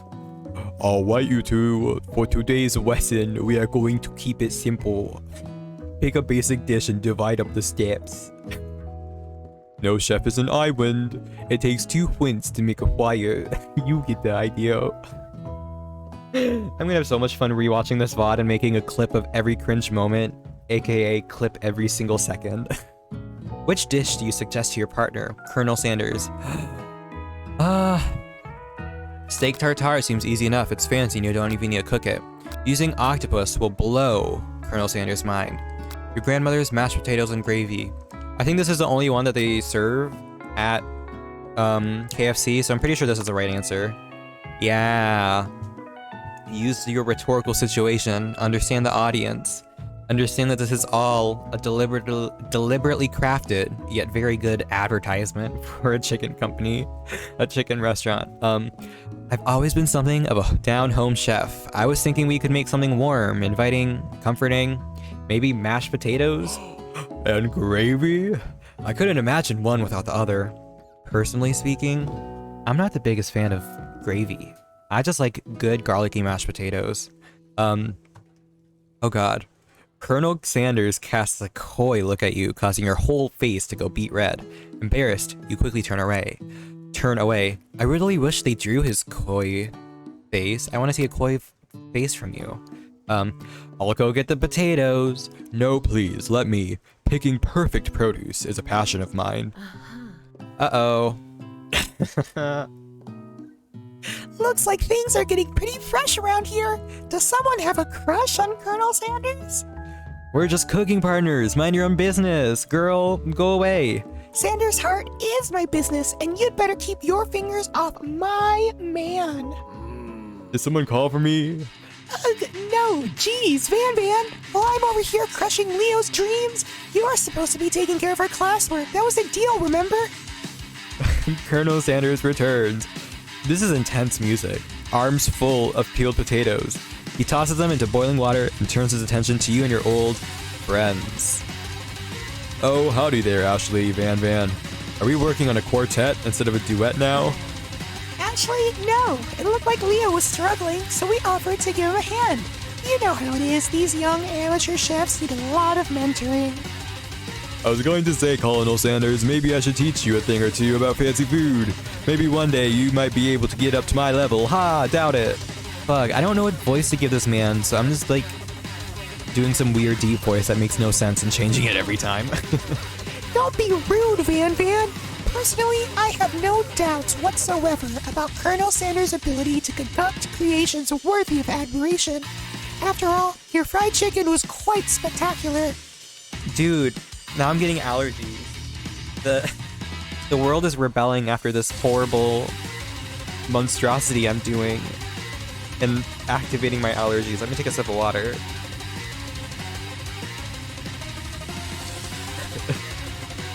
Oh god. Yeah, my nose is plugged now. Great. Okay. But Colonel, if you ask me, I might make a better partner for you than this thing that positioned itself at your station. Don't you feel deep down that we cast complementary shadows? We fit together like a thigh and a drumstick. It just makes sense. You know, I have to say this part is true. He's got drumsticks. Ashley definitely has fucking thighs. Look at this anime shit. Nothing about this makes any sense, but one thing is clear. She's coming for Colonel if you don't watch out. Ashley is really going at you hard. You need to ask for some backup here before things get ugly. Yeah, no, I'm talking to Colonel Sanders. Like, I know Miriam has my back, but Colonel Sanders, he's cool too. I'm here to learn and to express myself via my cuisine. Not bicker with prima donnas. Dude, this is actually like realistic dialogue for me. Partners were chosen at the beginning of the class, so let's all respect the format, okay? I love it, the passive-aggressive sass. Thank you, KFC. You turn to Colonel Sanders to confirm that you're on the same page. I choose Colonel Sanders, and Colonel Sanders chose me, isn't that right? Businessman respects all fair agreements, from contracts to handshakes. I took on Leo as my partner for this activity, and I stand by it. Based on your team's behavior, I'd say you're perfect for each other. Neither of you has Leo's natural talent or their loyalty. Being defended by Colonel Sanders leaves you feeling proud and full of potential. You look for Sprinkles in hopes that he might step in, but he's nowhere to be found. Darn those cute corgis and their short but sturdy stature. You look down at your station and realize that, in the tension of the moment, your hands have been cooking on autopilot. Is it a kitchen hazard? I guess oil could, like, sizzle on it, right? Distracted by the drama, you've already crushed the boiled potatoes into a perfectly creamy mashed texture with plenty of butter and cream for flavor. It's as if your natural passion guided you through the steps you know so well while your attention was elsewhere. Wow. I know just what to do. Colonel Sanders extends his hand. He's holding a beautiful white porcelain gravy boat, out of which he pours a smooth brown gravy, smothering your nearly finished potato dish. Oh god. Gravy flows down the mound of mashed potatoes. The results look spectacular. Granny would be very proud. Colonel Sanders holds a spork out to you. You reach out and grab hold of it, but he doesn't immediately let go. The two of you stand holding the same spork, and for that small moment, all of the madness and pressure in this crazy world stops. Your eyes lock. The moment is electric. Time stands still. Don't ruin the moment, Freya. If you love something, set it free. Okay, maybe it is. Together, you dig the utensil into the mashed potatoes and leave a heaping spoonful up when you see Ashley with a sinister look. You know she's plotting against you to be with Colonel Sanders. Bitch, what you doing? What? And then, filled with rage and without thinking, you fling the sporkful of mashed potatoes right into Ashley's stupid, beautiful face. What? Isn't this self-sabotage? I mean, I guess it is very realistic to me. Do something, do something! Oh god. Scooping up a fingerful, Van tastes the dripping mashed potatoes and gravy and realizes it's delicious. Horrified by this revelation, he slinks away. Will he ever be able to cook something filled with so much love and so much integrity? Hold on right there, Leo. We do not waste food in cooking arena. Colonel Sanders, I expect better from you. If you throw one more spoonful, you better both be prepared to eat it from wherever it lands. Please don't make me eat it off Ashley's face. Okay. Can I have potatoes, face? Go away. Van rushes back over, a covered dish in his hand. Oh, okay, I'm gonna change his voice. I'm making him an anime pro tag too. Mashed potatoes with gravy? Pathetic. In just a few minutes, I prepared a full meal. Gaze upon my specialty, braised tentacled octopus in my silky saltwater sauce. Plated on a battle axe blade forged by my supreme chef ancestors. That isn't even a great pro tag voice. My name is Izuku Midoriya. Like, I can do it if I'm like saying cringy Japanese names, but otherwise it's difficult. No! You've ignored me for too long. That ends now. It is I who will have first bite, and you will all look on with envy. Yeah, I think it is a pro tag voice, but I also wish it was better.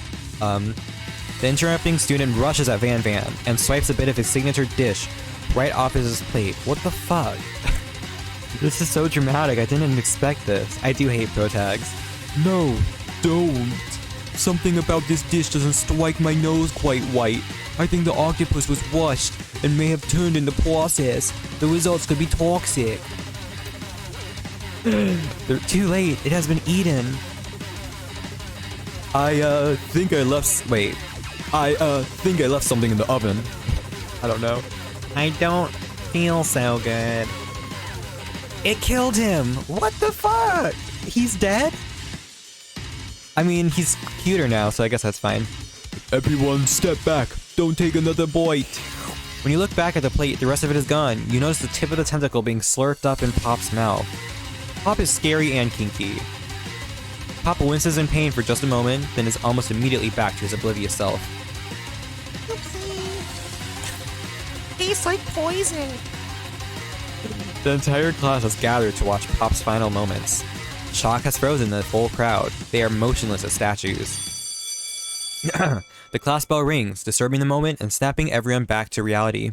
It would appear that Pop's enthusiasm for trying new things, despite obvious danger, has inoculated him against poisons of all kinds. Fuck, I want to kill Pops too. We killed one of the annoying students. Can we kill Pops now? I'm not sure the professors here make enough money. Ghost of student. Hello. I just turned into a ghost over here. There, you get a less annoying voice now that you're a ghost. Seeing that you're shaken up by that really annoying student and all his nonsense, Colonel Sanders approaches you. I'm sorry you had to go through that. Please, let me walk you home. What? Like for real? Oh, come on. You follow Colonel Sanders out of the room. Is that a good ghost voice? Is it a ghost voice? I don't know. At night, the school building has taken on another vibe entirely. It's dark and more than a little spooky. Yeah, especially now that we have a fucking canonical ghost. Let me take a sip of water now that it's less intense. Also, I just realized that having the text disappear is actually better since a lot of the sprites are on the right. So let me fix that real quick. Chat box right. Turn off always show messages. Okay. Magic. Yeah, no, this is very much like a semi-test stream. Try out weird shit because it's fun. Those mashed potatoes you made in class today. Before you go on, I want you to know they're not a great representation of my skills. I didn't even realize I was making them. They were amazing. Tasting them, it reminded me why I became so passionate about food to begin with. And why I forgot how to speak English. Oh my god, he's crying? Colonel Sanders, no! Colonel Sanders is getting choked up. Cooking is obviously important to him in a way that you find inspiring. Now might be the perfect time to tell him you're developing feelings for him. Colonel Sanders? Yes, Leo? There's something I need to tell you. This is why I hate protagonists. This is why I hate protags. They aren't good. Protag characters are never good. Hold it right there. There's something I need to tell you first. I think that's a little bit more protag sounding. You see, when I was just a boy, I had a dream that one day I would be the greatest chef the world has ever seen. Fuck, he is a protag. I actually nailed it on my second guess. And every day since, I have been working toward that dream. Day and night, never stopping, never resting. Also, lifting a lot of weights, like so many weights. We should follow our dreams with all of our hearts, that our souls may grant them like wishes floating on a shooting star. Hey, no, you, shut up! Oh god, he really is a protag. I'm the only one here to say inspirational stuff and be the star of the story. Dude, he really is a protag. I don't know how I didn't get that from the start. Are we forgetting that your cooking literally killed a guy? You can't prove that. Dude, it's a fucking JoJo pose now too. Gotta say, this is like the best marketing ever. I also saw you kill that guy. What was his name? Somewhere in the distance, you hear a long, sad sigh. Forget him. We're talking about me. Me. I'm the hero. What? This spork... Wait. I'm sorry. This is disturbing. Trigger, content warning for horrible spork monsters. The spork... Wait, how do I do this? What voice do I give this creature? The spork monster is here to fight a hero.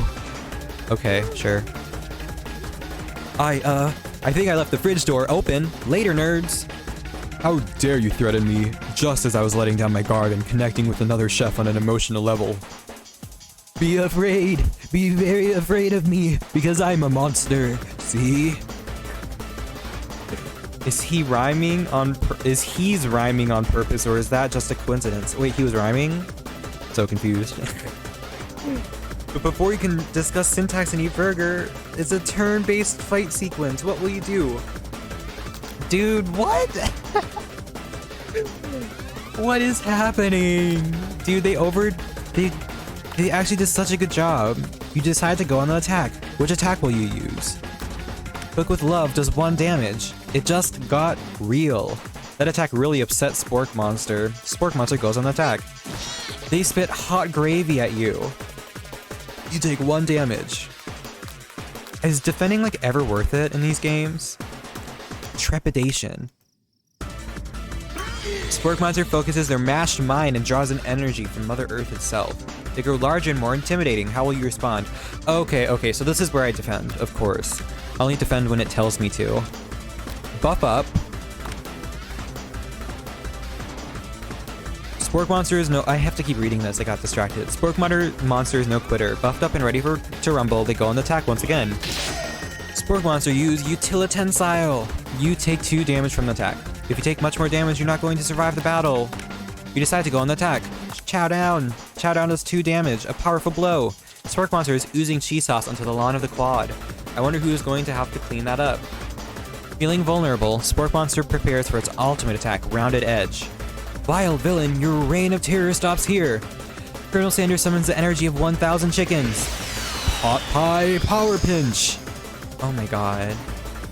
He has a boob window going on. Colonel Sanders. Hot pie power pinch does 10 damage. Spork Monster is defeated. You saved me. Yeah, I literally sent you the boob window meme. Like, a couple hours ago. An injured sport monster spews steam to the night. Do we spare it? I'm gonna spare it. You manage to tamp down your disgust at the sight of this gnarly beast long enough to realize that he is still a living creature with a pure soul who deserves your pity, not your wrath. Be gone, beast, and don't you dare come back for a follow-up encounter tomorrow. I won't forget this, and I certainly won't be back like you said. Let me take a sip of water.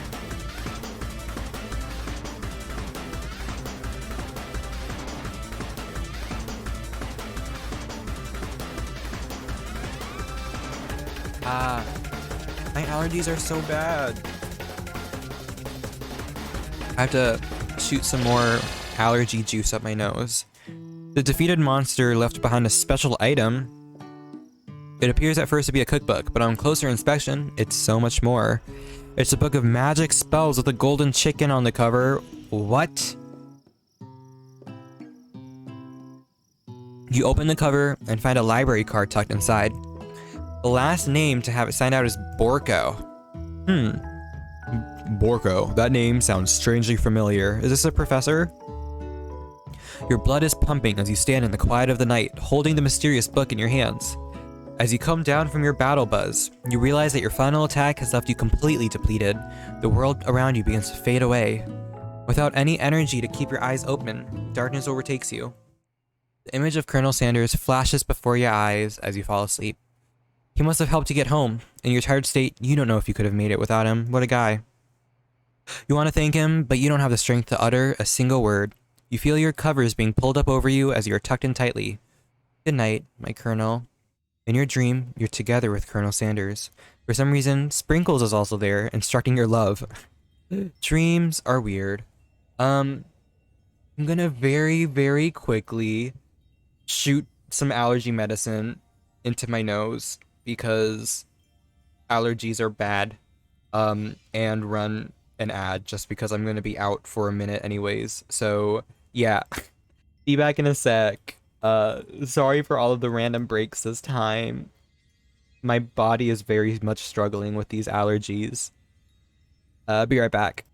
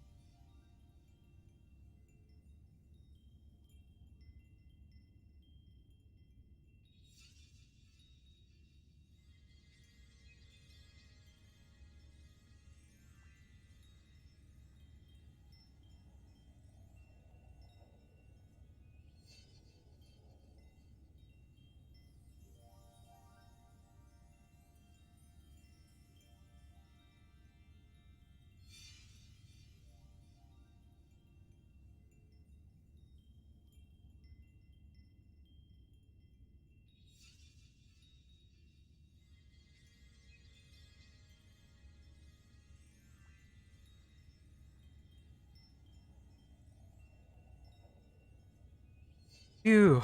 All right. Twitch has been weird. Did it even run an ad? I don't think it ran an ad. Like, it feels like sometimes it just doesn't run ads, but that's fine because it's still turning off pre-roll. Ads give me no money. The only reason I do them is to turn off pre-roll. So yeah. I think it looks like I'm ready to keep going. Is anyone around that can confirm that ads are no longer playing? Because I don't want to accidentally start again if ads are playing. Okay, so they aren't playing. We're good. Were there even any ads? I'm curious. Was there like a single ad, or did they just fully get skipped? There were ads, but they're done now. Okay. I guess I'll just keep going then. All right. Yeah. Zzz. You awake on day 2 and attempt to process the wild visions you had. Were they memories or premonitions? And then there was that secret ingredient that Colonel Sanders went ahead and told you outright. Not much of a secret, huh? It's probably just because he already trusts you so much. Sure, that makes sense. We'll go with that.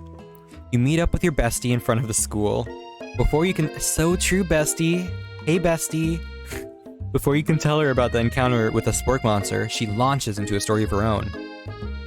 Okay, I know this might sound a little strange, but I think I might be, I think I might like Clink. Like him, like? Accurate representation of how many times I say the word like in a sentence. I know, it sounds like it's moving too fast, but there's something about him. I like him. I like him. We've got to talking after class, and he's actually totally a sweet guy. Not only that, but he's really smart. He told me all kinds of stories about Colonel Sanders. Yes, Miriam does like the robot. I'm so glad I chose the robot instead of the fucking horrible child baby snot boy. I think the robot is still a win compared to that. Did you know that Colonel Sanders was the most popular kid in his high school? Oh, well now I like Colonel Sanders less. That is minus charisma for me. No, but that does make complete sense. Yeah, but he was so popular that he was voted prom king at a school he didn't even go to, and he was also the convertible that he himself rode in at the front of the homecoming parade. He was the convertible? That confuses me. I guess it was a convertible that looks like him, but that's confused. Oh, yeah, okay. I'm thinking maybe something got lost in the pressure cooker language translation there. Either way, maybe it'd be best if you took it slow with this new boy, like I am with Colonel Sanders. You and Colonel Sanders, the coolest guy in school, the most famous student to ever attend University of Cooking School, Academy for Learning, you're a thing now? We definitely connected yesterday. Sure you did. You're great. Why wouldn't he be into you, I guess? Laughing at the implication that you and Colonel Sanders might be a thing is definitely not cool. You are great. Yeah, Miriam, I don't stand you anymore. Learn how to cut your bangs. You have an idea about how to prove that your love is real. Well, if he's not into me, why did he tell me one of his secret ingredients? Your bestie's eyes light up. Oh my god, if we tell her and then cause drama, this will be too realistic to real life. Secret ingredient. Yeah, I just said that. A secret ingredient. Is there a dramatic echo in here? Miriam checks to make sure you're alone before continuing. So this summer, while I was on vacation with my family, a lovely man approached me in the botanical garden where I was wandering. What is this story? This can't be good. Yeah, exactly. He told me all about his passion for spices. Secret spices. This man even gave me some to show what he meant. He said that it was a powder created from super duper rare dried flower petals, and that if I did him a big favor, I could have some of my own. Please, Miriam, don't tell me. So I filled my suitcase with them and brought them home. He was so nice he even met me at the gate when I arrived. Later, when I cooked with them, a very strange feeling came over me, and the flavor was unlike anything I'd ever tasted. Oh my god. Freya, they're actually doing drug smuggling in this game. I think you're being very liberal with the meaning of spices here. Whatever. Whatever. Anyhow, we both share an interest in cooking, so we stayed in touch, you know, like pen pals. I bet he would love to know more about new spices. Well, I'm definitely not supposed to share Colonel Sanders' secret recipe. And besides, I only know the one ingredient, so I doubt it would be much use to anyone. Please, please, please. It would mean the world to me. No one has to know it came from you or from Colonel Sanders. No, fuck you. What do you think? Should you protect Colonel Sanders' secret or share it with your bestie? Honestly, if this happened to me in real life, if she pushed me enough, I would probably end up telling her, because I'm just like I'm like a loose lip bitch sometimes. Like, I can keep secrets most of the time, but and I guess since Colonel Sanders is like my love interest, if this did happen in real life, I would be quiet about it. But sometimes I do snitch. Just wanted to expose myself, I guess. You'll quickly think of a fake ingredient name. I don't know. How about... Oh my god. It was Eye of Newt. I know. Sounds like some type of witch's potion, but what can you do? Eye of Newt? Wow. Her eyes light up imagining such a thing, and you figure that you've satisfied her curiosity and that she'll move on. However, she immediately turns around and does some thumb typing on her phone that you can't quite see. Probably not good. Before you can ask her to confirm that she was definitely not texting secrets to other people, you're interrupted. A wind rushes in. Cherry blossoms fill the air. Is Colonel Sanders? It's Colonel Sanders. He's arriving at school. Oh no. I'm worried if I run to him, I'm gonna get killed by the horse, but I also want to. You decide that the best way to show Miriam how serious you and Colonel Sanders are would be to run to him. Oh no. Yeah, I'm gonna die here, aren't I? Surely he'll sweep you up on the back of his stallion and you'll ride away together. That'll show her good. Oh, Colonel, my Colonel. Yeah, I knew it. However, your sudden movement surprised the horse and it rears up, kicking you directly in the face. The force of the blow completely knocks you out cold. In the darkness, you see a vision. Oh, God. Ooh, Leo, I'm here to deliver you a message. Not this guy. It is important that you remember this exactly as I say it.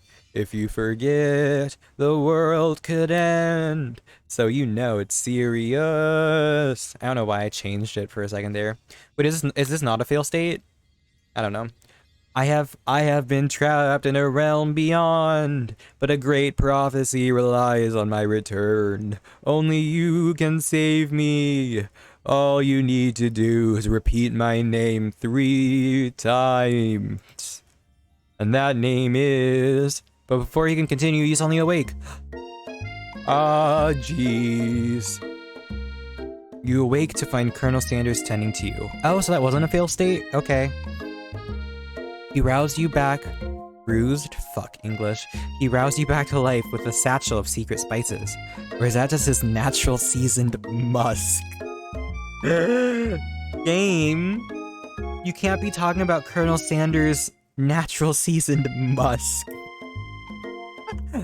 Compliment the craftsmanship of his horse's shoes. Lean in for a kiss. I definitely would not do this in real life, but I want to do it to see what happens. At this point, I want a fail state, I think. Whoa, whoa, whoa. You've known him for a day. Are you really sure? I guess he must be. You put your arms around Colonel Sanders' neck and pull in for a kiss, but he turns his face and you awkwardly kiss his ear. You can feel him shudder. Too soon, you clearly mistook his compassion for love. Your soul cries and crawls inside of itself and you instantly die of embarrassment. Okay, good. I was very worried that that would just be like a negative point and then I'd have to redo the entire game after losing at the end. No. I knew that would like kill me. I knew that would be bad. I guess this is actually good though, because it gives me an opportunity to see the other horse thing. The one thing I don't like about visual novels is how much skipping you have to do. But hey, now we get to do this. Colonel Sanders' horse is truly a thing of beauty. Without ever acknowledging that he's being watched, he does a short horse dance before dismounting with a flourish. He then slaps the beautiful creature gently on its rear, sending it running free into the countryside. You are so struck by the sight of him that you lose the ability to speak coherently. Oh, I didn't realize anyone was watching. Don't worry, he knows his way home. You attempt to compliment Colonel Sanders, but the words don't come out exactly right. What a horseful beaut you have. I mean, what a horseful beaut you have. Dang it, that's what I just said. Being a good friend, Miriam attempts to cover for you. Oh, Leo just gets really nervous around people they like. What? This is not helping. I mean, they got food poisoning and they were up all night. It was gruesome. You should have seen it. She gives you a wink and a smile as if to say, situation handled. Can't blame a girl for trying. And with that, Colonel Sanders disappears into the school, leaving you and Miriam to follow. Alright, well, we're moving on. Oh no. When you enter the classroom, you can see your 2 rivals, Ashley and Van Van, are doing something bad. By the way they're hiding, you know it must be really bad. I just realized, maybe he's called Van Van with like 2 names because it's like JoJo. Fucking hell. KFC is whoever they hired to make this is too like up to the times. Like counterfeiting recipes bad. Experimenting with restricted ingredients bad. Summoning a demon bad. If they summon a Moe Fang demon, I'll ditch Colonel Sanders, I'm sorry. You try and get a peek over Van Van's hulking shoulder, but he sees you coming. Shoot, what's my protag voice again? My name is Izuku Midoriya. Whoa there, little one. I'm not sure you're ready to handle this. Why don't you make like a bee and mind your own wax, honey? I like that one. Tell them to stop acting immature. Act like you're not interested in them, but really try and get a closer look now. I'm gonna tell them. Look at this face. What is this?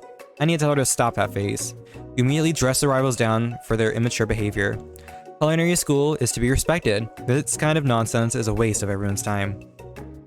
Now you've upset them. Oh, and you're the emperor of cooking, are you? You make the rules? I'm not sure you'd know a good meal. I'm not sure if you'd know a good meal if it ate you. Being the best chef in the world takes more than just culinary skills. It takes creativity. It takes panache. And it doesn't hurt to use a little evil. Oh my god, he's turning into the anti-protagonist. You finally get a look at what they were hiding, and you instantly recognize it. It's a book, just like the one you found after your encounter with a spork monster. That's the same book that I found last night in the quad. Ashley immediately elbows Van Van, who hides the book behind his back. I don't know what you're talking about. That book is a family heirloom, and its contents are secret. Oh, is she like a fucking witch? That's why she has impossibly thick thighs and a moe thing, and she kind of looks like a witch demon type person with a color scheme. I'm into that. I wish she was like a man though. You notice that they haven't just been studying the book. They've got Pop pinned to the wall and they're tossing potato skins at him as he tries to catch them in his mouth. Good, please kill Pop. We're playing.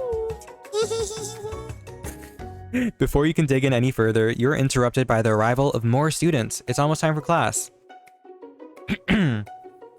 Sorry, my throat is really dying today. So I keep needing to take water breaks and stuff. Beep, beep. Clank must be running late. He's in such a hurry that he rolls right over Van Van's meaty foot. Hey, watch it, you bucket of bolts. You watch how you talk to him. He didn't do anything. Bzz, womp. Who do you think you're talking to? I've never heard such language, not even from a stand mixer. Womp womp. No, your mother was a stand mixer. We're buzzed.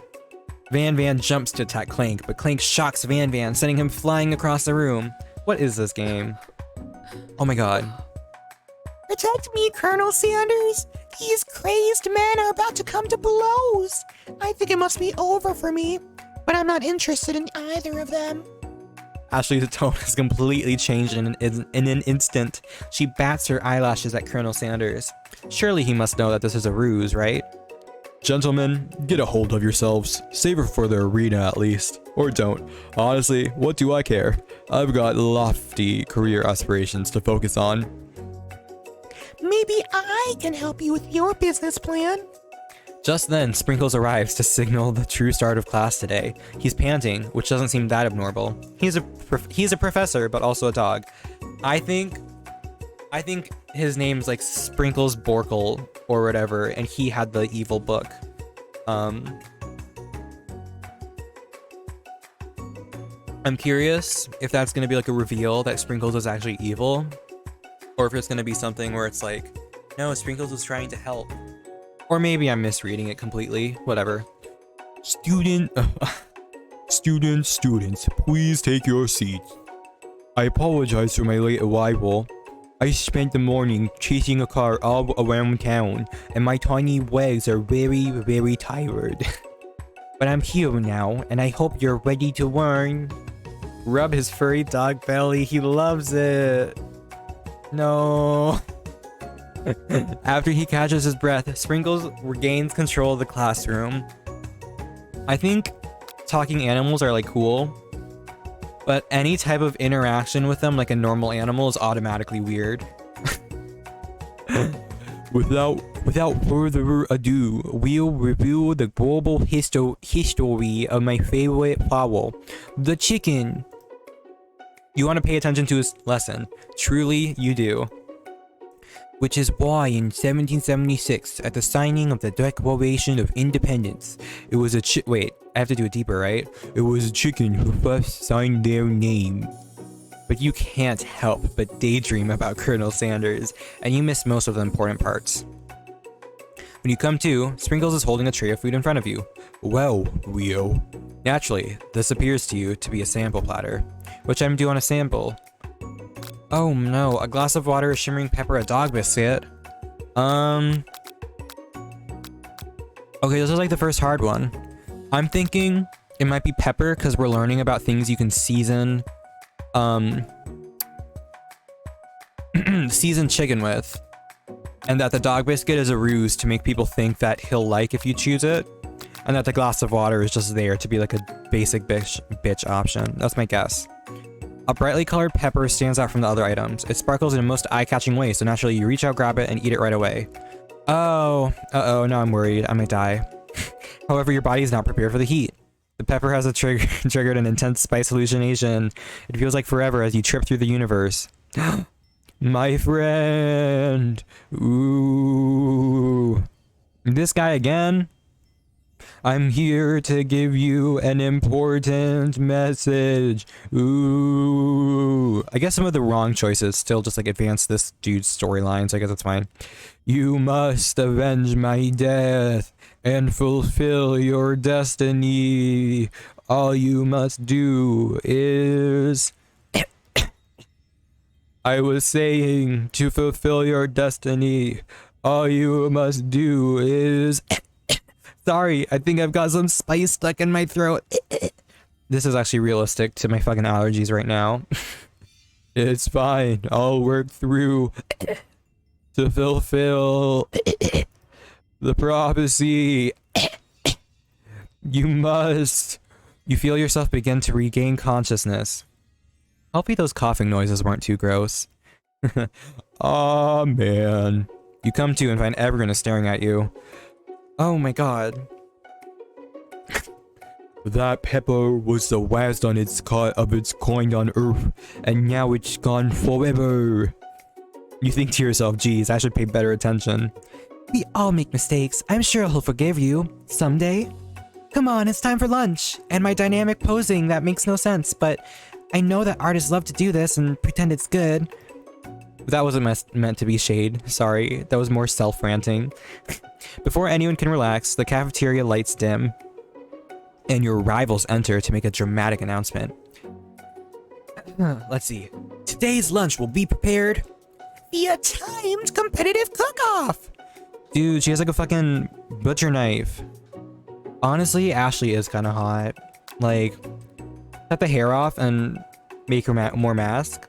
Demand that they stop wasting everyone's time. Step up and tell them you're on. Yeah, no, we're petty. We're petty. We'll do it. A bit of lunchtime competition, eh?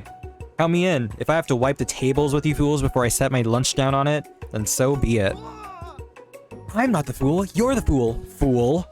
Good one, Van Van. I like your gumption, Leo. Sweet. I'll be watching your performance. Just as things reach a boiling point, Sprinkle steps in. Surely he'll put a stop to this madness. Now, students, please settle down. This is a lunchroom, not a sporting court. Oh my god. Finally a little sense. You breathe a sigh of relief. At least, not until we turn on the timer. Just then a huge light blasts you in the face, flashing the words, timer ready. Oh god, is this like a quick time event? Now that's what I'm talking about. Oh woo! I stand corrected. The hard way builds solidly a foundation of confidence that cannot be swept away. And that's an original quote by me, in case anyone was wondering. I hope its message lifts you to victory. Like a diamond, I was formed under pressure, and now is my chance to shine. I will defeat you myself. Ooh. I kind of vibe with this music. You had his chicken, and you made mashed potatoes and gravy on day 1, and you're feeling like you can really impress him again here. It's time to boil some water for the potatoes. Think fast, if the timer runs down, you'll be forced to pick randomly. Oh god. What temperature does water boil at? It's 100 degrees Celsius, right? Because Fahrenheit is like fucked up? That's right, but how would you have got into school without knowing that? Oh my god.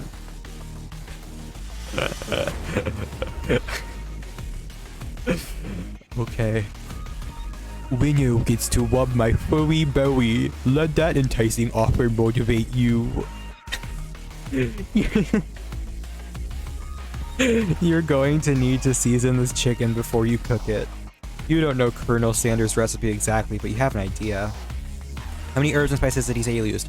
11. That's right. You might not know all of the ingredients yet, but at least you're headed in the right direction.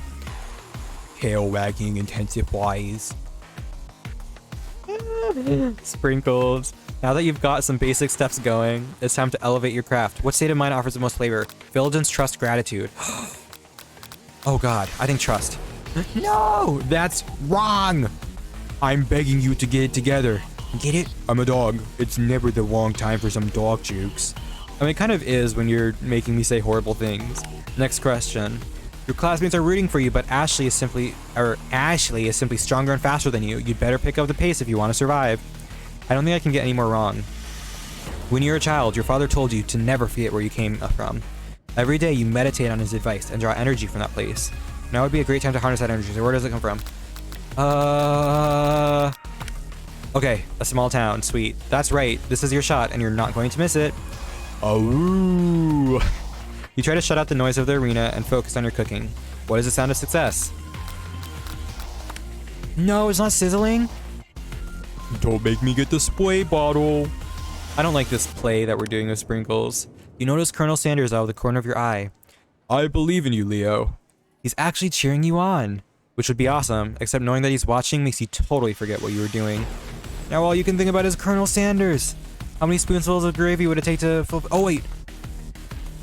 Oh, I didn't realize only 3 seconds there. What were you thinking? Get your mind back to the competition. Brrr. You're stranded on a desert island with only one dessert cookbook. Which do you take? What a hunk. Fuck. I agree. Look at this man. I know, right? You know what? Shouldn't you be focused on the challenge? You're falling behind. Sorry, I forgot the question. What does that have to do with crafting spectacular fried chicken and delicate baked biscuits? Whoa, whoa. You're really struggling to keep up. At the next station over, Ashley has already begun plating elements of her dish. It's colorful and complex. To make up time, you toss your biscuit dough into the stand mixer. As you do, the crowd gasps. Yikes. I know you love nothing more than seeing a fellow appliance utilized in a kitchen battle, but sometimes that means sacrificing the personal touch. Or you might not have any hands, but Leo does, and a good chef needs to be touching the dough to know when it's properly mixed. There's an easy way and a hard way. You don't get far by going the easy way. When you hear everyone talking, you realize how serious your error was. You immediately shove your hand into the mixer to rescue the dough before it's overmixed. Leo! Wait, Leo, no! You're not fast enough and your hand gets stuck. It's immediately, oh my god, crushed by the quickly spinning beaters. There's no way you'll be able to use that hand for the rest of the match. Colonel Sanders shakes his head in shame. I guess this game is just really fucking realistic. Yeah. What you often find is that the easy way can turn out much, much more difficult. Okay, now Colonel Sanders is pissing me off. How about you give me support instead of being like a bitch? Everyone, stop what you're doing right now. This battle is over. It can't be. I was so close to finishing my dish. Sweetheart, look at your hand. You simply can't go on. Aw, that's too bad. And here I am with a completed dish ready to serve. Surely that makes me the winner by default. No, it wouldn't be fair to compare with the two on account of Leo's injury. You see Sprinkles begin to lick his doggy chops as he locks onto the dish. But I suppose you could at least tell us what you prepared? Well, because I'm the sweetest, I skipped straight to dessert. Under this white chocolate dome, you'll find a wide array of delights, taking you on a journey of flavor that tastes good and tells a story of excellence. I was going to ask Leo to do the honor, but since you're injured, I'm afraid that pouring this creamer of delicate hot chocolate sauce might be too difficult. Colonel Sanders, if you wouldn't mind lending me your strong, steady hand. Dude, I'm losing English. Colonel Sanders pours the hot chocolate sauce on top of the dome, causing it to melt away, revealing the ingredients hidden within. Inside inside you'll find delicate fried cheese, a delicate fried cheese croquette, atop a slice of honeycomb, ice cream 2 ways, tender nugget, and a pearls of blueberry gelée. Oh my god. Culinary terms, no thank you. Colonel Sanders seems intrigued, but perhaps not as impressed, as he dips his finger in the chocolate sauce. Simplicity isn't your strong suit, is it, Ashley? Oh, you, hee hee. As he places a sauce-covered finger into his lips, Ashley leans over and whispers something into his ear. A dab of sauce sticks to his mustache.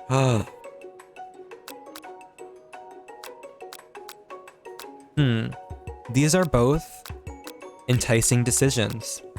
We love to internalize and cause issues for ourselves later, but we also like to cause drama, and it really depends on my mood. I'm gonna cause drama.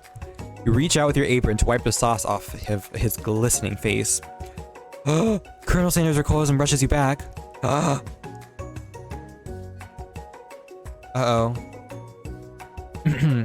Also realistic. When I try things, it always causes issues. This goatee isn't just a fashion statement. It's also functional. I was saving that flavor for later. Game over. Oh good, I can try again. Good. I really like it when it gives me game overs, because then I know that I like didn't fuck up. I'm pretty sure that you always get the good ending though, and you just keep getting game overs. Fuck! Wait, I have to do the quiz again? Oh no. I guess I could have demanded them to stop, but I don't really feel like it. I'll just skip this stuff. I'll speed through. Oh, vigilance is wrong too? I thought vigilance would be right. So I guess it's a gratitude. Sizzling. Oh, bubbling is wrong answer too? Fuck. Okay. Colonel Sanders face looking, yeah. I can't do any of those. Wedding vows, gondola, beach, sure. Okay, now I kill my hand. Now we get this again. Okay. I guess the game is telling me that internalizing emotions is good. Your rage burns so intensely within your eyes that they burst into flames. The flames cause your iris to catch fire and turn to ash, and they fall off your face, which means that people will have a hard time understanding your emotions for the rest of the semester, perhaps forever. Embarrassed and ashamed by your poor performance, not to mention your crispy fried brow, you run to the quad to be alone. I'm so confused. That also feels like a fail state. The beautiful weather feels like an insult. Inside of you, a storm rages. It's Colonel Sanders. He's probably here to tell you that he and Ashley are in love and have decided to get married. What is happening? Is there a way for me to win that game? Maybe I could have won it. And he won't even ask you to cater his wedding, because you're a terrible chef and an awful person. Dude, this is literally me. You try to hide from him, but he approaches you directly. Know you're hurting right now. Not just from the devastating loss, but from that run-in with the mixer and that small fire. We should get that checked out. I'm fine. Can't you just leave me alone? I'm a loser, and I'm not fit to fill your fryer. I'll never be a master chef. Failure is part of life, not just for you, but for all of us. Do you think I've never failed at anything before? That's exactly what I think. Well then, think again.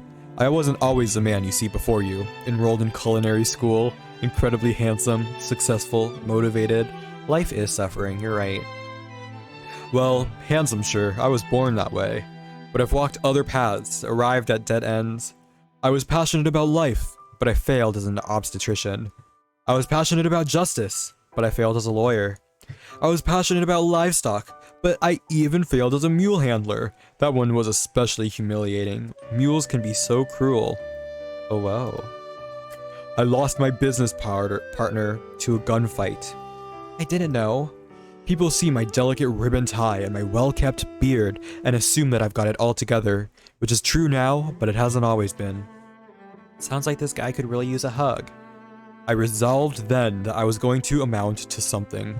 No amount of hours, labor, or money would deter me from giving the best I had to give. As Colonel Sanders changes focus, you can see something ignite inside of him. A burning passion. One has to remember that every failure can be a stepping stone to something better. My new dream is pure, it's honest, it's something that a humble man in a crisp white suit can be proud of. I will create a new chain of chicken restaurants that will bring joy to the entire world and make up for my past misdeeds. Fuck! Just as your moment grows intimate, you're interrupted by a threatening, shadowy presence. Battle-scarred from the night before, you prepare for the worst. It's a spork monster. Borko? Oh no. It is I! I know I said I wouldn't be back, and after the whole fight to the death thing, maybe you didn't really want to see me anymore, but... I don't like the eyes blinking. I just wanted to say that I was wrong to attack you, and I apologize. I know what it's like having to always look over your shoulder. Okay, I really hope Spork Monster kills Pops for me, but I feel like Pop is gonna fucking assault Spork Monster instead.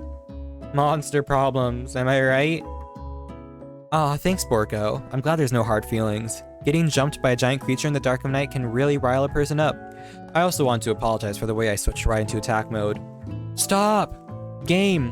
Why are you making me apologize for things that are valid? I should be standing my ground, not internalizing emotions, and not apologizing to horrible monsters. Okay.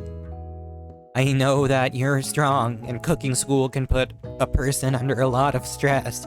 I actually used to go to the school. I wasn't always a spork monster, you see. You're just hurting my voice to like attack my throat to try to do this voice. I don't believe it. You were a human once? Well, no. I was a golden retriever, but I was still a student. Until one day some mean kids with a magic spellbook cast a dark enchantment on me, and I was forever transformed. No! A magic spellbook? Precisely! I had procured a copy for myself, but somewhere along the way, I lost it. If you find such a book, I beg of you, respect it. Oh gosh, now I have the hiccups. I have the hiccups from assaulting my throat to do this voice. You're a powerful chef, and shouldn't rely on such dark and evil magic. No, you should be protecting the innocent from those who would cheat them through sorcery and guile. What is this voice for this character anymore? If you need me, don't fear. I will be there. It sounds like there are some bad cooks in the kitchen of life. Leo, together, I am sure we can defeat them. Come back to my hideaway and we can discuss. A personal invite. You can't imagine what Colonel Sanders' home must be like, but it sounds like you're about to find out. Ooh. Stepping inside Sanders' home, surrounded by his things, you start to feel a special bond with him. This is so bad. This picture. I mean, it's so good, but it's so bad. It looks like you live such an exciting life, Colonel Sanders. Every day can be an adventure if you approach it with the right attitude. Long ago, I made the decision to never stop searching, never stop working, never stop imagining. Have you been working on any new recipes of your own lately? I'm always excited to talk about food with another ambitious chef. Well, there is something. It's just a side dish that I've been tinkering with, trying to find the right balance of flavors and textures. I'm not sure I've nailed it yet, but I'm close. Colonel Sanders' eyes perk up as he starts to wonder what dish he might be describing. It's meant to pair with something spicy or something crispy, both perhaps. Now you've got him right where you want him. Should you reveal your new creation? Of course. You decide you're ready as you'll ever be to share your original cooking with Colonel Sanders. Ha! English. Before you can talk yourself out of it, you decide to dive in head first. You reach into your lunch bag for a special dish you've been keeping on ice all day. I present to you my original coleslaw. The shredded cabbage dish glistens in the light of Colonel Sanders' Luxe hideaway. Magnificent. Together, you chow down on the creamy slaw until just a spoonful remains in the bowl. You know what, I just remembered. We used to have a KFC near our house and I was really tempted to go to it, but I totally forgot that it got replaced by a Dairy Queen like over a year ago. Oops. I guess I can't have KFC today. Do you mind if I hold on to the last bite? I'd like to have it around so I can admire its taste later and think back on this moment. You could offer to make him more, but he seems like a very sentimental kind of guy. Sure, why not? Please make yourself comfortable. I'll be back in just a moment. You realize that now would be the perfect time to do some snooping. Causing more drama? Causing more issues? Game? Why are you calling me out like this? Around the room are various items you can look closer at. Each item seems to radiate memories and emotions. Hop in an item to discover more about the Colonel. Oh wow, it's actually interactive. You gaze out the window across a vast lake and the mountain rage beyond. Just then the ghost of student pops up. Fuck off! Don't interrupt this! Are you thinking about heading out into the world on a quest to avenge my death? Wait, what? I never even learned your name. Why would I avenge you? I could just tell you my name right now. It's... Can't you see I'm in the middle of something? You open the window crack and the ghost of student is swept out with a breeze. Okay. You notice a very realistic stuffed chicken sitting on a corner table. When you pick it up, you realize it isn't just realistic, it's real. Taxidermy must have been very important to Colonel Sanders when it was alive. That's kind of scary. A little note clipped to the chicken's foot reads, "The true state bird of the great state of Kentucky." This must be where he keeps the secret recipe. You think for a moment, what number is important to Colonel Sanders? Then it dawns on you. As soon as you turn the dial to 111111, the safe opens. Inside of it, you find a single note. 111111? Oh, because it's 11 spices. Okay. Can chicken be prepared sashimi style? That's such a gross note. Colonel. Off-putting. I thought this was the thermos at first. When it popped up, like it reminds me of a thermos. You take a closer look at a large urn sitting on a nearby pedestal. There's a plaque on it. It's dusty, but when you wipe it off, you can read the inscription.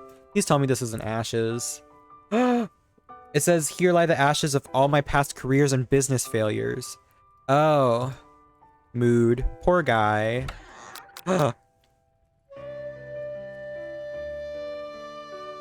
I want to look at these first. One of the frame photos shows an old man who looks a bit like Colonel Sanders standing with a friend. They hold fried chicken drumsticks and appear to be cheersing them. But they aren't. Game, why do you have to make up stuff? It says Kentucky Fried Chicken here, so is this already established? Maybe the restaurant, like, died, and now he's trying to revive it. You look closely and see that there's a short inscription. I wonder who my friend Pete is. The photo appears to be Colonel Sanders, except he's an old man visiting the pyramids of Egypt. I'm so confused. Is there some meta shit that's gonna happen where this is like an alternate timeline? Maybe this is where he discovered one of his secret herbs and spices. An adorable little baby boy crawls across the floor. From the goatee and mustache combo he sports, you figure this must be Colonel Sanders himself. That, or maybe it's a drumstick that he seems to be waving like a rattle. Who frames a baby picture of just themselves? Probably the same type of person who would make their own face a logo of the company they founded. Am I right?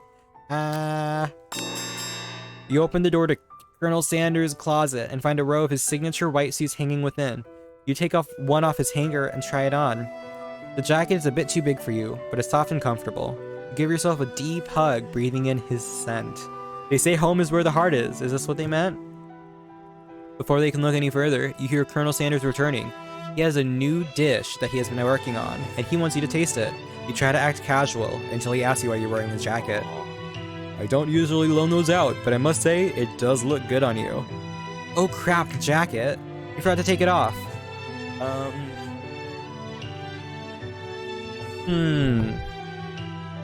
Every other time I have been aggressive with this man, it has caused issues. But so I think this is maybe too cold at this point because we're on day 2. But I think this is too much, so I'm gonna try this. You confess. I think I've developed feelings for you. I might be developing feelings for you too, but I'm concerned. I can't let anything get in the way of my dreams. Overwhelmed, you take off the jacket and run for the door, but the thought of leaving Colonel in the midst of such an emotional breakthrough gives you pause. You stop yourself. Good. Colonel? Yes, Leo. I honestly think this may be the beginning of something wonderful. I think you're right. We should take things slow. You talk late into the night and drift off into a slumber. Dream sequence!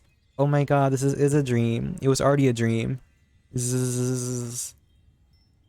You awake to a beautiful morning in Colonel Sanders' hideaway.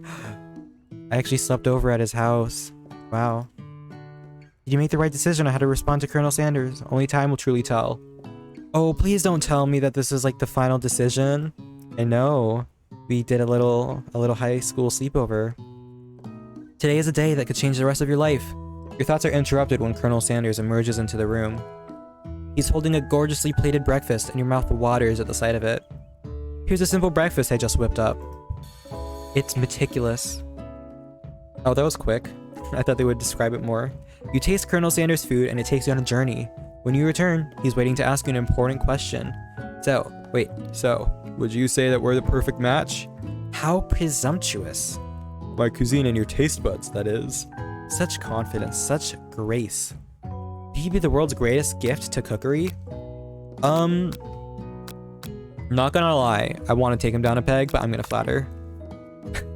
You know, I think we might make a great team. A single tear begins to pool in the corner of his eye as he gazes out the window. And with the right business partner, I know I can't fail. Or that wasn't deep enough. Business partner? Could he be talking to you? It's all happening so quickly. Overcome with emotion and confused by your feelings, you're on the verge of tears. Unable to speak, the only answer you can find is to run out the door and go home. Fuck off, no!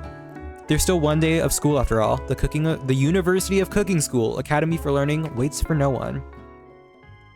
You get home to find something very surprising. Your best friend is there waiting for you. Where have you been? Wait, where have you been? Because I had one heck of a night. I've been desperate to talk to you about it, but I couldn't find you.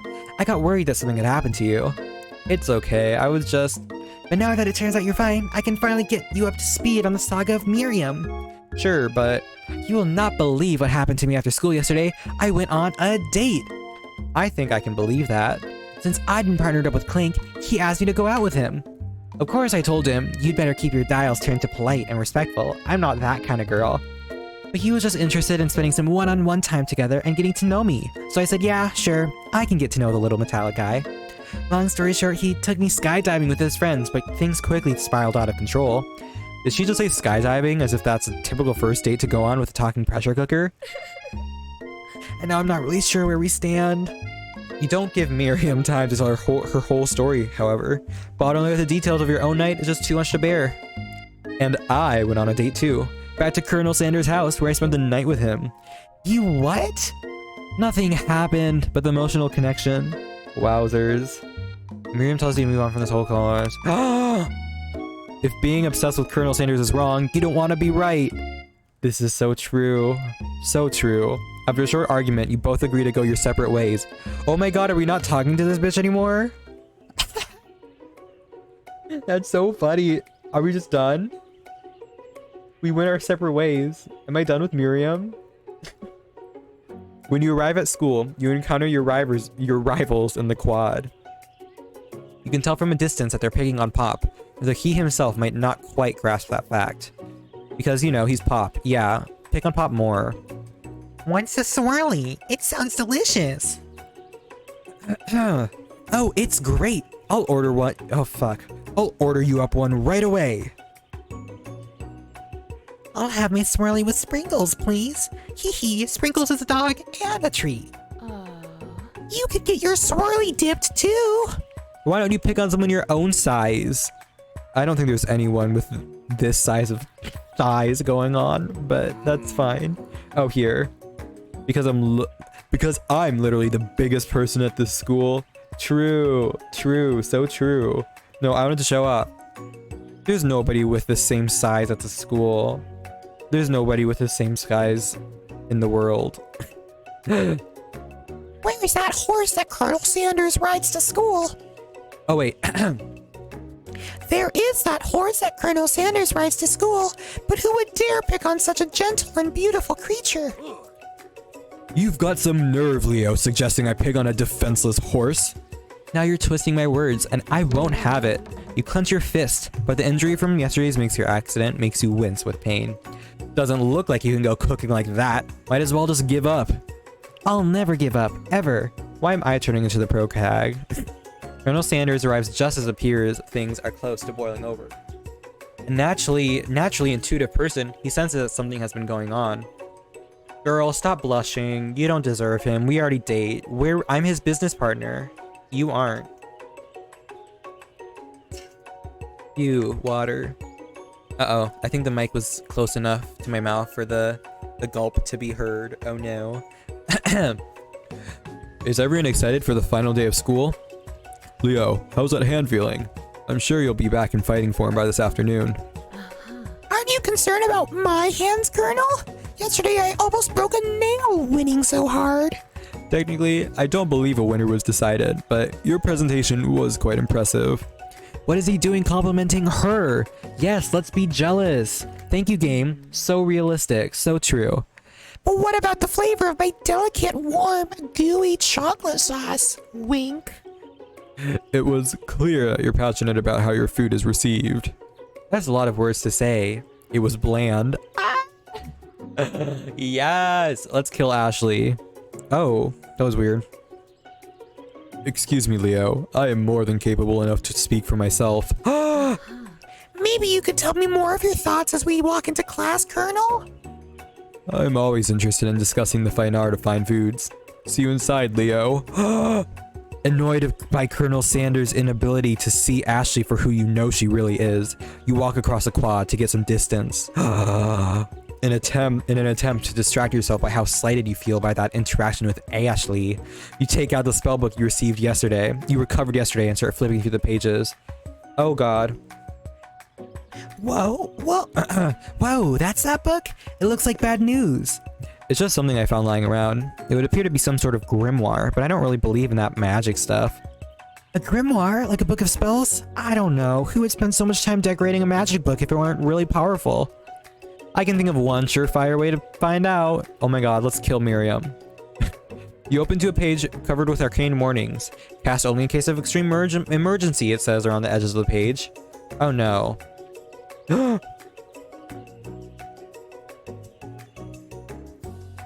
I could use a spell that says it will erase anyone I choose from all my memories. If I scrub out Colonel Sanders, it would probably help me focus better on the upcoming final exam. What? Okay, not gonna lie though, this is kind of me. That is way drastic. Couldn't you do something else, like anything else not rooted in dark magic? Maybe tie a string around your finger? Okay, fine, it is drastic, but desperate times call for desperate measures. This is so me. I'm being called out. You've got a memory erasing spell sitting right in front of you, and a pretty good excuse to try it out. No. You take your friend's advice and put the book away for class. It's almost... Oh god, put the book away. It's almost time for class. My brain is not working. Gomen nasai. Sprinkles is already in the room, waiting for students to arrive. He clears his voice to make a quick announcement. Oh gosh. Okay. I want you all to know, I feel something of a dog moment coming on, but I assure you, it's nothing to be afraid of. His cute little nose scrunches up as he begins to breathe quickly. He must be hungry. Dogs can be rather unpredictable. Wait to see what happens. I don't want to feed him homework, so I'll do this. Sprinkle stops in his tracks. He focuses then on the window. The room is deadly silent. Is he being killed? Okay, good. When you follow his gaze, you see a tiny orange squirrel perched on the cherry tree outside. Sprinkles turns feral and runs to the window of the classroom. He begins barking uncontrollably at the squirrel outside.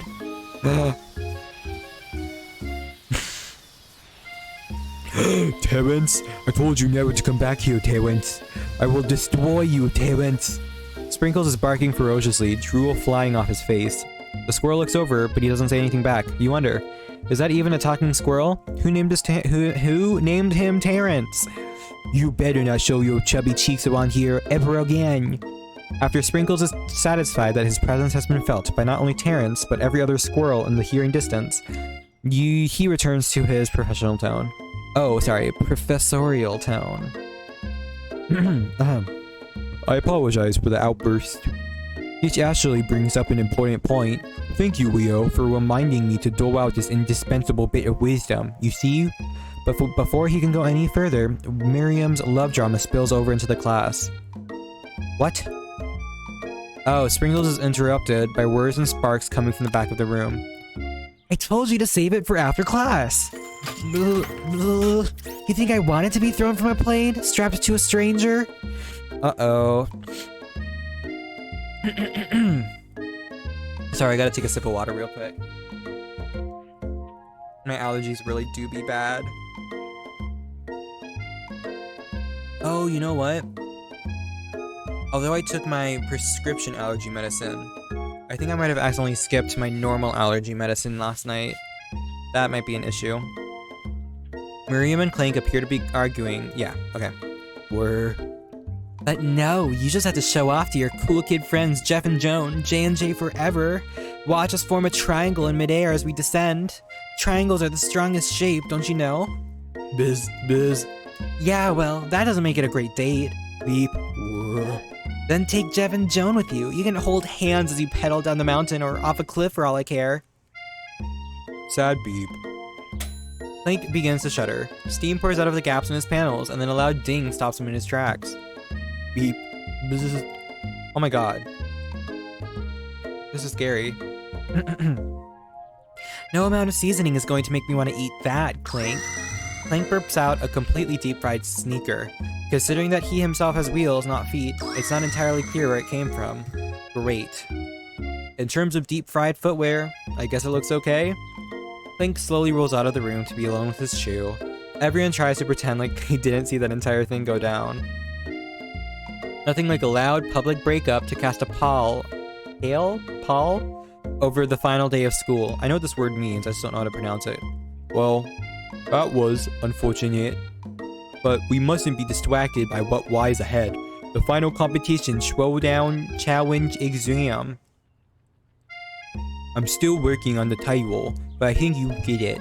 Test time approaches, so you will all in the arena. Dude, I'm making Sprinkle's voice like even worse and worse every single time. But before you can think about your upcoming competition, there's a very beautiful soul nearby in need of a pep talk. No, we don't need to give her a pep talk. We need to be with Colonel Sanders before he ditches us. Oh, whatever. Hey, Miriam, are you okay? Okay? I'm so mad I could smash a tiny mug, spilling several droplets of hot cocoa all over the floor. How could he embarrass me in class like that in front of everyone? Her tiny hot cocoa is a delicious treasure, so you know that this breakup is no joke, even if the source of her frustration is such a silly boy. Such a sussy boy. I know that you know this, but I'm gonna say it out loud. You don't need anyone. Me and you, we're gonna cruise through this final test and hit the carpool lane to Success City, while you do this weird-ass fucking pose that I can't get over. Miriam brightens up, imagining the wind rushing through her short bangs, but she hesitates to embrace the feeling all the way. You're not going to saddle up on Colonel Sanders' stallion and ride off into the sunset without me. Of course not. Well, maybe, sort of, but stop. Well, maybe, sorta, but I'm sure there's a pony out there with your name on it, and a ranch big enough for both of us and whoever we want to bring along. If it's not Pop or Clank, or anyone else you meet today, tomorrow, or this whole year, so what? You're a special person who shouldn't settle for the first someone to show a little interest, anyhow. Miriam gives you a big hug and wipes the tears from her cheeks. I'm gonna take another sip of water and refresh my brain a little, because it's definitely melting. Yeah.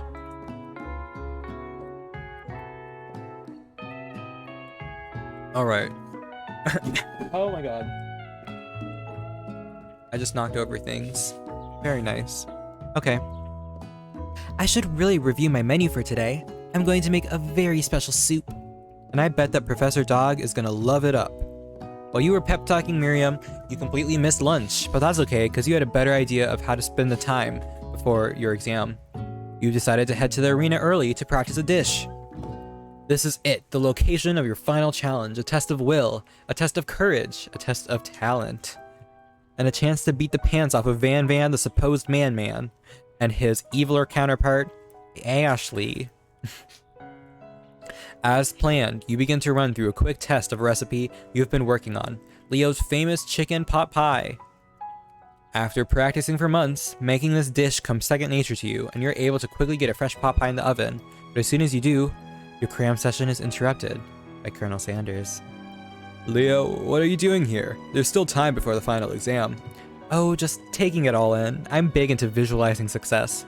I'm looking at my station and picturing victory. The pot pie has begun to bake, and the smell is slowly filling the space around you. Visualizing, huh?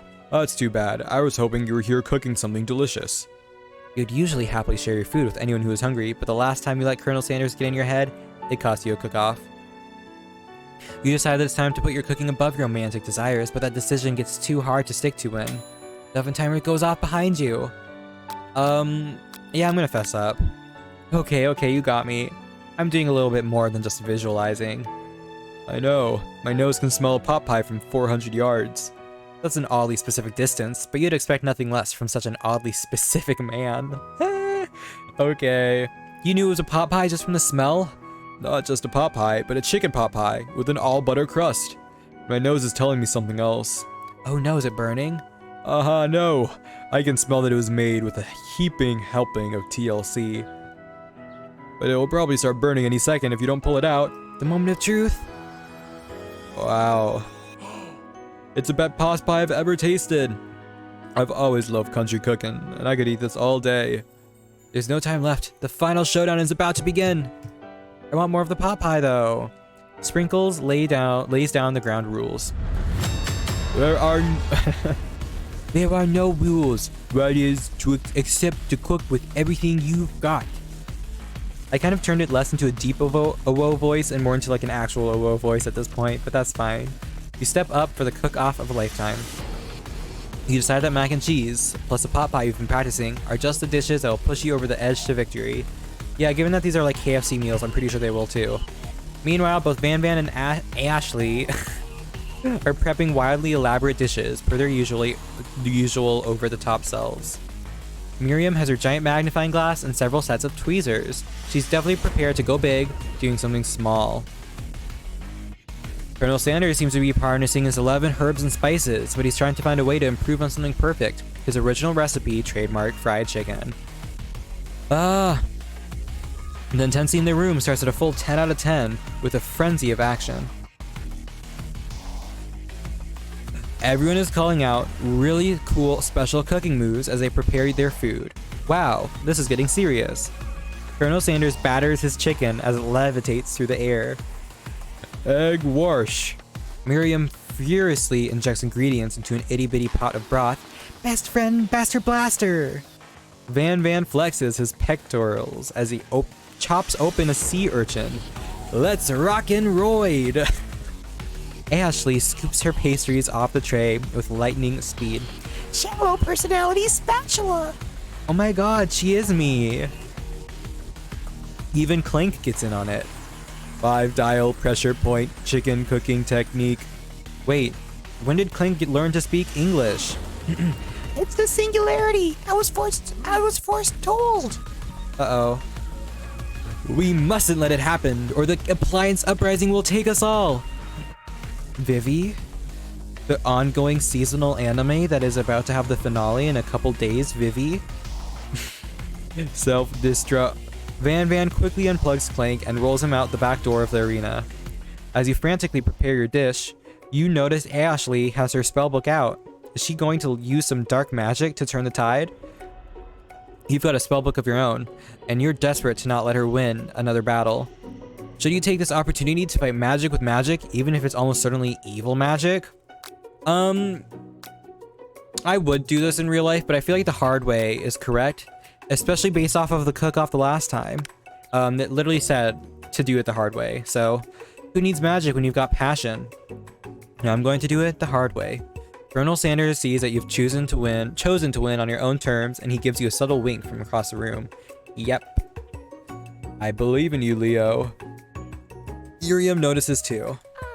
And I've always believed in you, Leo, since we were even kids, because I'm your best friend forever. You turn to notice that Miriam is at your station cheering for you. Real quick, I know this is like a intense moment. Wanted to apologize for how many words I'm like missing or just changing. It always annoys me when people are reading stuff and they're just changing the words, but my brain is fucking gone. I was okay at the start, but I've just gotten worse and worse, but whatever. The meaning is getting through, so it's okay. Miriam, what about your dish? If you're here cheering, who's cooking? Tiny food, short... fuck, what's your voice again? Tiny food, short cook time. I'm actually already done, so I thought I'd help you. That's nice. Oh, that's sweet, but... Miriam tosses a handful of spices directly into your boiling noodles. Bitch! It's a secret ingredient. However, she doesn't know that you lied and that the ingredient was made up. And where in the world did she get Eye of Newt from? Oh my god. Oh my god. The boiling pot explodes, sending Miriam flying backwards. The watery noodles begin to swirl in the air, bubbling up a dark cloud that thickens and congeals before your very eyes. I'm gonna just not do like a crazy voice for this one. Actually, no, I'm going to. It is I! It is I, Steve, the Spork Monster. Steve, wait, what happened to Borko? You're not here to battle me, are you? We Spork Monsters are many. I think Borko had the day off. But you conjured Steve, and I hate to battle, so I'd say you're doing pretty alright. Oh hey, you're in the middle of a cooking competition. I love this stuff. It's better than TV. You crazy kids in your culinary schools really impress me. Mind if I hang out? I should have just done a normal voice.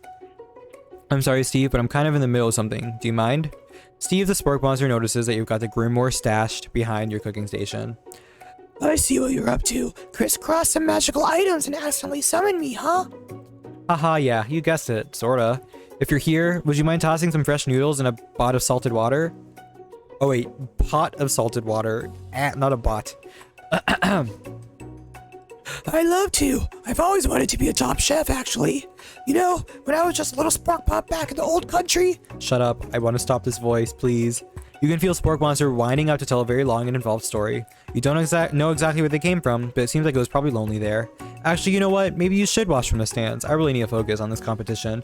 I understand. It's kind of like that time in monster school that I had fallen asleep during scare tactics class, and when I woke up... You toss a serious stare at Steve, and he takes a hint. Never mind. I'll tell you later. Good luck. Having suffered this huge setback, you don't know how you could ever win. You summon extra power. Of course, I can't give up. I can do this. I have what it takes. I came here to win. Your hair turns mac and cheese orange as culinary energy flows through your body. Yeah! My heart is pure. My hands are steady. My taste buds have been preparing their entire lives for... Oh my god. Yes, Leo. You are the chosen one. You will avenge me. The power you've been summoning immediately fades back out. You interrupted my inspiring monologue. You fucking bitch. Sorry. My heart is pure. My hands are steady. My taste buds have been preparing their entire lives for this moment. I will show the world my cookery. You begin to levitate off the ground. Energy courses through your body. You know that with this power, you can do anything. Except turn back time, which would be super useful because while you're powering up, your chicken pot pie overcooked in the oven and can't be served. But don't worry, dear Leo. You may have suffered some setbacks, but not all is lost. Impressed with your fortitude, Colonel Sanders decides that you have earned his support. I've been watching you today, and I must say, I'm truly impressed. You've been thinking on your feet and rolling with the punches. He steps up to your station and stands right beside you. Fortitude, please. I'm here to help. All you've managed to make is mac and cheese, and time is almost up, so you're going to need it. But Colonel Sanders, what about the test? What will happen to you? What about the rules? Following the rules has never really been my thing. I follow my heart. He's crying. He's crying. What a guy. Colonel Sanders unfolds a delicate white towel to reveal the most delicious fried chicken tenders you've ever laid your eyes on. And besides, some unexpected combinations can have surprising effects that surpass their individual efforts. Are you suggesting? If we combine forces, we can form the perfect food union. Time's up. Time's up, students. With time's expired, it's the moment everyone has been waiting for. You must now prepare to present your dishes. A handful of students stand tall, but the class seems incomplete. It seems we're missing some students. Pop? Wank? From off screen, you hear a pure and innocent giggle that can only come from one student. Wait. I'm flying. I hate him. It sounds like it's coming from that broom closet over there. Miriam, would you mind? Inside the closet, you see Pop hanging on a broom hook by the elastic of his underpants. Pop, get down from there right now! Let me guess, did Van have something to do with this? When someone asks for a wedgie, who am I to refuse? I thought a wedgie was a salad. Okay, I can't blame Pop on this one. It looks like Pop is eliminated from the challenge, seeing how he didn't cook anything. Woof. I can't feel my legs. May I be excused? Sure.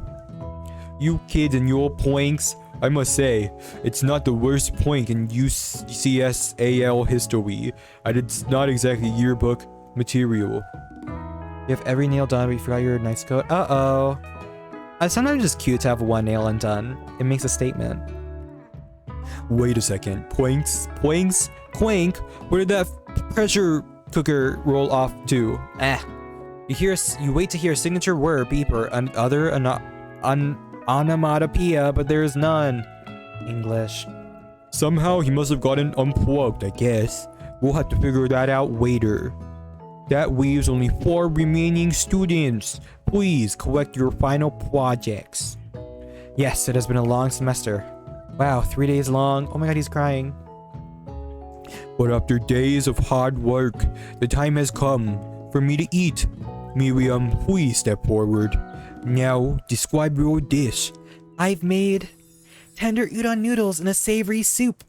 My word, it's so delicate. Is that a teeny tiny Naruto Is that a teeny tiny Naruto Maki I spy afloat in this itsy bitsy bowl? Yes, chef. Please call me Sprinkles. Chef is my father's name. Yes, Sprinkles, and some green tea made from baby tea leaves that I picked myself. Sprinkles carefully sniffs around the dish before opening his mouth and letting just the tip of his pink dog tongue dip into the bowl. Sublime. Would anyone else like a taste? Oh, come on, I'm not one of those dogs who doesn't floss. I even have a really cute electric toothbrush for dogs. Fine, I'll enjoy it all by myself. And in a flash, the entire meal has been devoured. Not that it took much, it was less than a thimble's worth of soup. A+. But rarely do I taste a dish with as much love poured into it as yours. Miriam is overjoyed. She gives you a huge hug. Thank you, Leo, for helping me believe in myself. Van, you're up. Now describe your dish. My dish is taking a sip of water. One sec.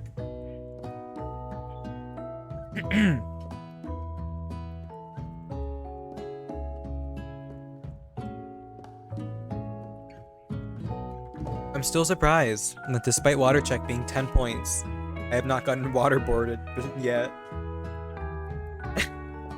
Yeah, I don't know. At this point, should I even have water check? I made... wait. My name is Izuku Midoriya. Okay. Uni over smooth egg custard and axe... urchin shell topped with caviar. Did you skewer one type of urchin with spines from a second, different color type of urchin? Yes, Sprinkles. A bit much, don't you think? That's exactly why I did it. A bit much is my kind of brand. Doesn't it look cool? Sprinkles leans in to sniff the uni, but he can't get his nose close on account of all the spikes. He begins to pot it erratically, causing the custard to slosh around. Whoa. Please be gentle with my cuisine. Grrr. Finally, Sprinkles goes all in, tongue first, but he can't get past all the needles. He reels back at his tongue as his tongue is poked and prodded. Youch, my tongue. The professor appears to be having an allergic reaction to the sting. Oh my god, now he's canonically furry. I can't eat this. It keep poking my tongue. Disqualified. A stunning turn of events. Who would have thought that serving food in a bowl made of needles could make it difficult to eat? Yeah, you fucking dumbass. Dejected, Van does not go gentle into the night. Oh god. Disqualified? For glamour. Don't discount simplicity. This isn't the last you've heard of me. Before forcing us to endure his swollen tongue for another moment, Sprinkles graciously laps up a bowl of milk. I know. Yeah, I'm a dog and I drink milk. Get over it. Sometimes it helps calm my agitated tongue. Next student, Ashley. Time to step up. Now, describe your dish. I made orange blossom Turkish delight in a light rosewater syrup topped with French meringue and connected by sugar glass. Okay, not gonna lie, everything that Ashley makes Actually sounds kind of good. That actually doesn't sound too bad. Indeed, it's quite delightful. However, I'd like that you please refrain from eating it or attempting to taste it in any way. It's very fragile and meant to be a display piece. Don't eat the food at a cooking school. Got toast in your ears or something, Leo?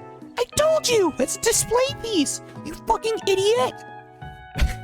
Actually, I must say it is beautiful. However, this is a cooking competition at a cooking school. Yeah, which is why I cooked it, and I did an extremely good job cooking it too. I didn't realize that we were having an eating exam. If I wanted to be good judged on eating, I'd go to the College of Eating, School for the Hungry. They have good writing in this game. I suppose you could smell it if you absolutely insisted, but don't breathe too hard. You might disrupt the sugar spiral. If the food cannot be eaten, it cannot be judged. You are disqualified. Rage overtakes Ashley, and she finally cannot keep her two-faced routine up. You wouldn't know high-end cuisine if it cooked you! And with that, Ashley storms off to rededicate herself to being the best, but this time without being shackled by trying to be fake nice and liked by everyone. Mood girl, you go off with your butcher knife. Go slice some bitches. This isn't the last you've heard of me, either. If this class gets much smaller, I'll be teaching myself. You and Colonel Sanders, the final cook, step up together. 2 shelves? What began as a bowl of delicious mac and cheese Has become something else. He examines it closely, sniffing and eyeing the bowl. Uh-oh, I don't have a good feeling about this. From somewhere in the room, a literal drum roll plays. Just when I thought I'd seen everything in the kitchen, you give me this thing and completely blow me away. In my 49 dog years of life, I have never tasted anything so delicious and perfectly balanced. It's so delicious, in fact, that everyone passes the class. You pass, and you pass, and you gotta pass. Okay, Oprah. Everyone gathers around and partakes of the mac and cheese bowl. They all seem to transcend this reality into another dimension. You win! Together, you and Colonel Sanders have made a new menu item. The new menu item is so impressive, even the Van and Ashley are drawn back in by its magnetic fragrance. When they gaze upon your mac and cheese bowl, they admit that you are indeed an excellent chef. Sprinkles declares you have passed. Everyone has passed. There are supposed to be more battles, but come on. How could they be better than this one? Now that the school year is complete and everyone has graduated, the students return for one last assignment. To get their groove on. The cafeteria has been completely redecorated in order to serve as a site of the school's graduation dance. Compared to the massive, high-tech cooking arena, the humble decor seemed downright cute and cozy. Oh god. EJ Dog is in the house. Oh, God. You knew that Sprinkles was a master chef, but also world-renowned turntablist? Who says you can't teach an old dog new tricks? Oh. Okay. Van and Ashley tell everyone they've committed themselves to righting the wrongs they did while they were the villains. Okay. For a moment, you actually believe them. Not another haunting. no ghost allowed at graduation. It's clearly written in the school's bylaws.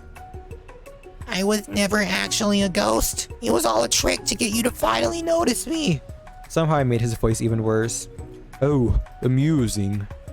And now that everyone is together, It's a spork monster. He is totally mellowed out. I don't know which one this is, so I'm just gonna do a not horrible voice. Everyone, the spork monster is no more. From here on out, I'd prefer that everyone refer to me by my new name, Party Monster. Student tries to finish what he had to say, but everyone is too wrapped up talking to Spork. Sorry, Party Monster. Dejected, student walks off. Yeah, fuck off. Maybe things didn't work out for Miriam romantically, but she found the love in her cooking, and you know that she's gonna do great. A red carpet rolls out the floor of the ballroom. It's like a Hollywood movie premiere. Who could command such an entrance? Oh, no, I thought it was Colonel Sanders. No, it's Pop. He arrived late to the dance, but apparently for good reason. Walking the carpet, you see perched atop his dirty chef's hat. A crown? Welcome back, Pop. I know you weren't able to complete the final exam and accept your diploma, so we had it mailed directly to your father. We figured it was the least to do to the school's dean. Oh, now I get it. And we get a new wing on the school. Not to mention the honor of educating the son of the chancellor of such and such. The music of the dance is interrupted by the sound of sparking and electrical hissing. Water break. Yeah, no, I'm definitely drinking more water than normal, but my throat is dying because of allergies, so I'll allow it.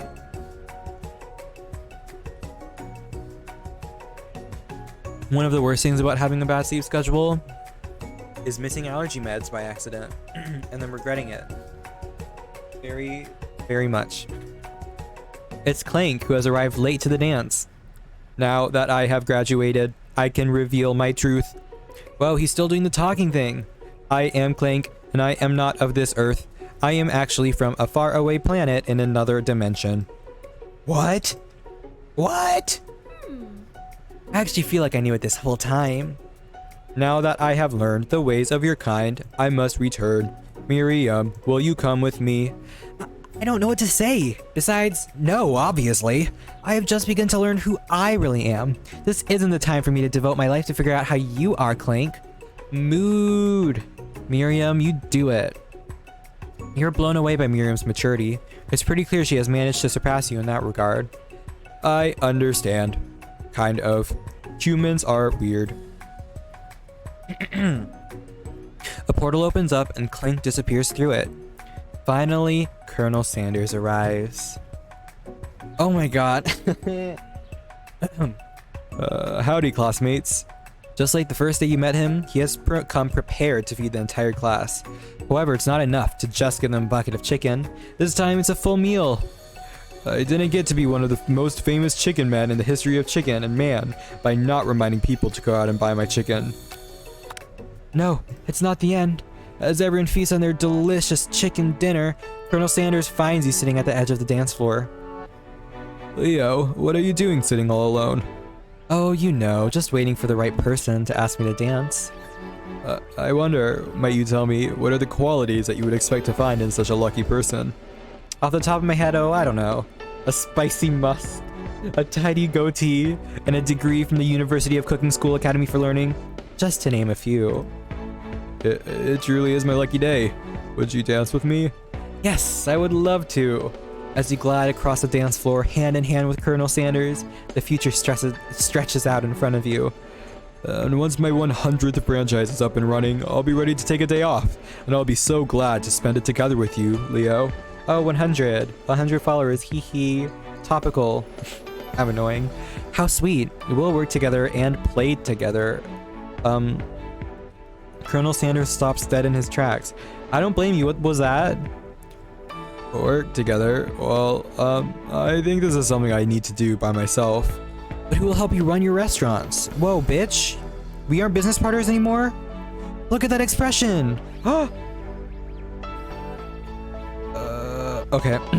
I don't believe I need help. Besides, based on your time at school here, do you really think running restaurants is the best path forward? Could it be? You found a love connection but failed to earn Colonel Sanders' respect as a chef. Can you live with only half of him? Will you be able to endure sharing him with his other love? The life of an entrepreneur?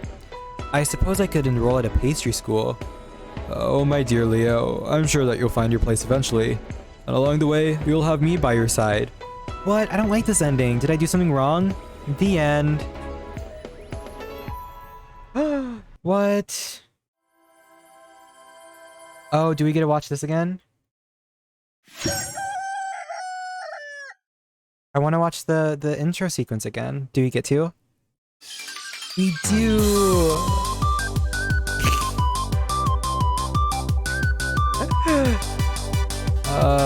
This was a journey. Oh my god. I didn't get to watch this well the first time, so I'm glad we're seeing it now.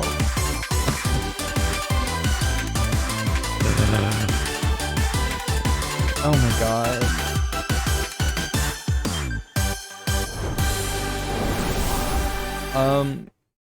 You know, yeah, gotta say, Uh-oh, I accidentally turned on both of my chat boxes. I muted them so that it would look better, and then I destroyed it.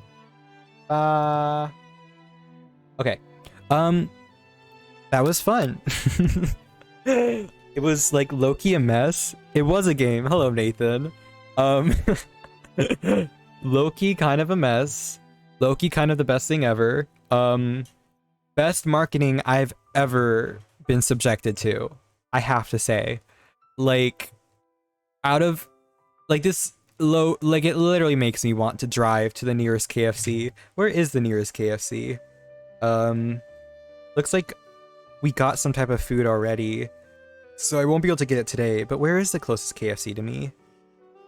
6 miles? Oh, it has 2 stars on Yelp? That sucks. Why is the closest KFC 20 minutes away from me? Anyhow, I wouldn't be able to do it while I'm streaming, because we do still have to do Baba. So yes, I would like to exit the game. Gotta say, first of all though, was there a better ending I could have gotten? Where Colonel Sanders wanted to be my business partner? I'm a little worried that there were a couple encounters that I failed, especially the cook-off, where maybe I could have succeeded that and then become his business partner. Cause yeah, that was kind of anticlimactic and sad, but whatever. That's fine. Yeah, okay. Exit the game, go to BRB. Yeah, KFC experts, where are you at? I need help, KFC experts. Okay. Well, I'm gonna add that to finished and remove it from currently playing. Okay. Baba is you. All right. I briefly looked into the achievements for Baba is you because I only have 4 left and I was curious. Hold up, Josky has 41 hours played recently. Now you're 10 hours ahead of me. Okay, that's good. Oh, I think I need to turn up my audio a little bit.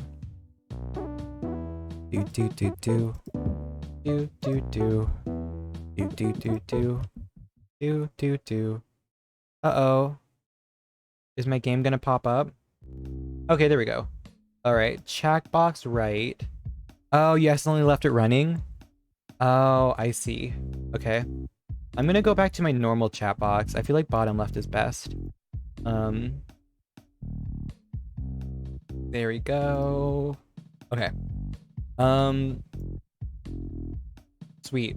I'm gonna real quick take a break so I can take my allergy meds, and get everything adjusted for Baba. But yeah, thank you for joining me on that that journey. Yeah, have fun chilling with Baba for a sec. I'll be back in just a moment.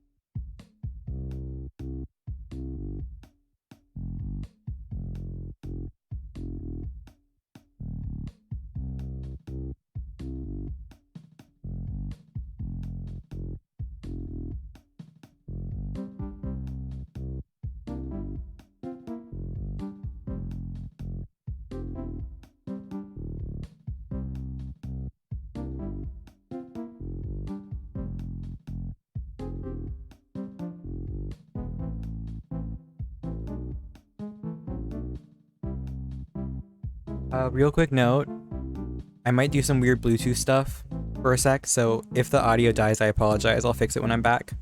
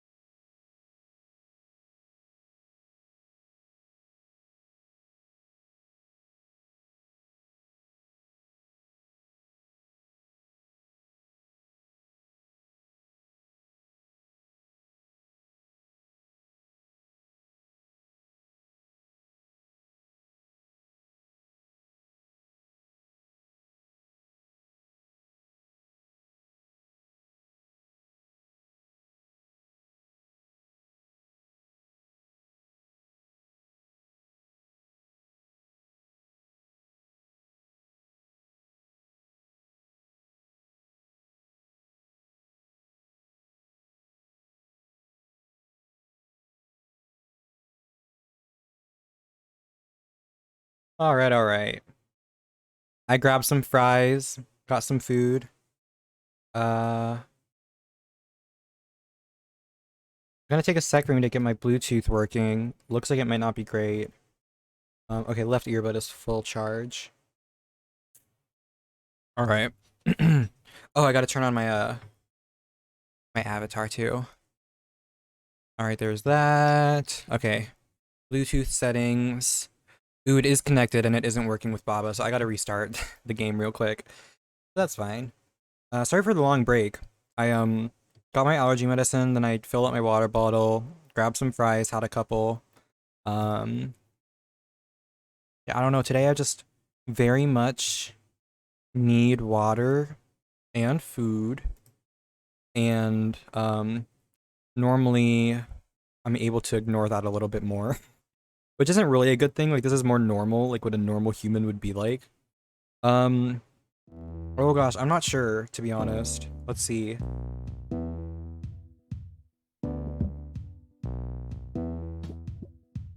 Thanks. I'm gonna be nomming on the 3 remaining fries I have for a little bit, so my commentary won't be the best, but I'm hungry.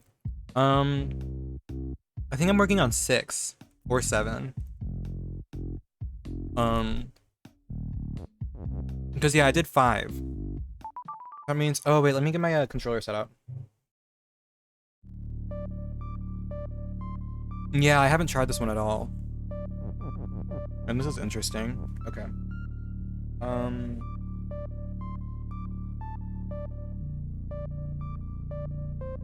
Oh, water check, that's right. Let me take that.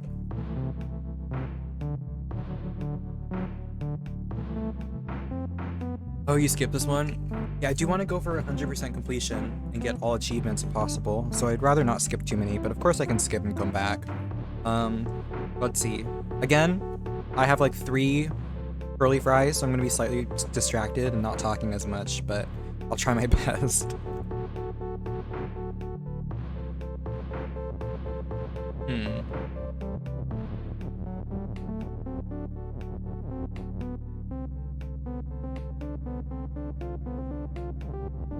Kiki is fall. Skull is defeat. I just stop Bob as you. Kiki facing Rock is weak. Rock is love is rock. Flag on Kiki is win. Huh.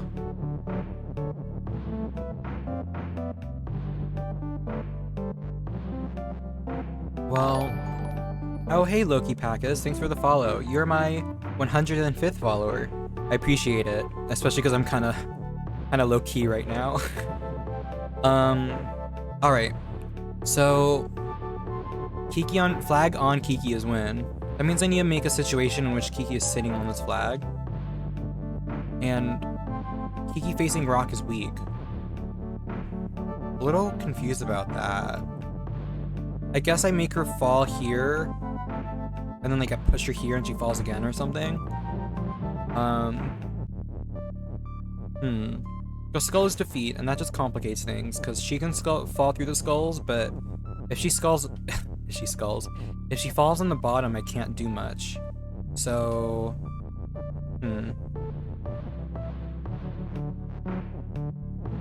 Oh, yeah, I get you. I normally did that when I was, like, supposed to be helping out with stuff, but then, like, there wasn't much for me to help out with, so I was just like, okay, I'll do other stuff for this game. Yeah, no, I'm thinking I'll have her fall. Wait, but if she falls here, I'd still need to be able to get like a block here or something, right? This is weird. This puzzle feels like so simple, but so hard at the same time. Because then this would happen, but then I can't like push Kiki no matter what, right?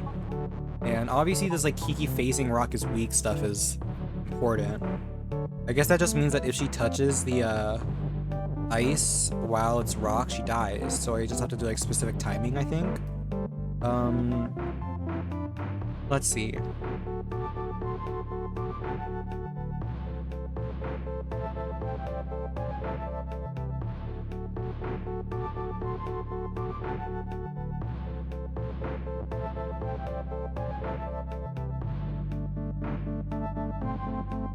One more fry, and then I'm done with my food. Ekiest push.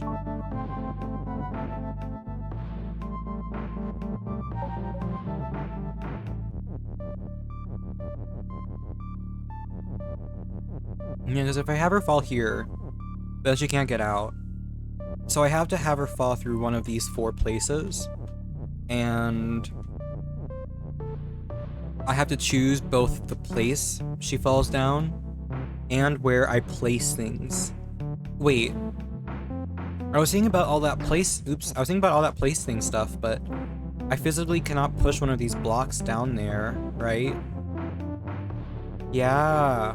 I can't even get a block down there without, like, pushing it onto a skull. Or through a skull. Okay. So... maybe I need to get back to this where Kiki's on it and then, like, mess around with that somehow. Oops. Because I could,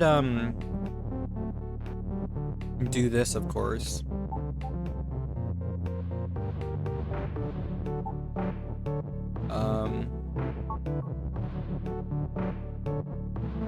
Oops.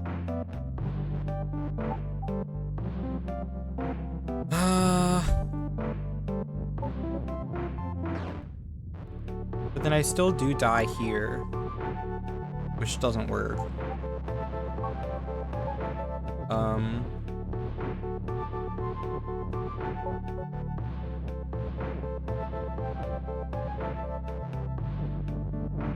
I don't see how I would get Kiki out of this situation though.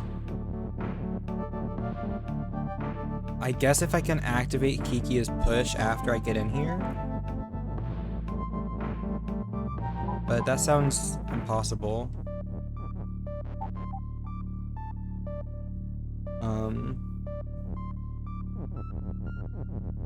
Although I can like push a block. Oh, I forgot to start my 5-minute timer by accident. Oops. Let me start that.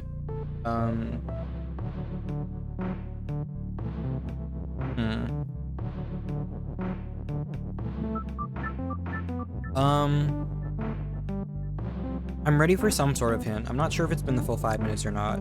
Let me finish my fry while I think a little bit. Yeah.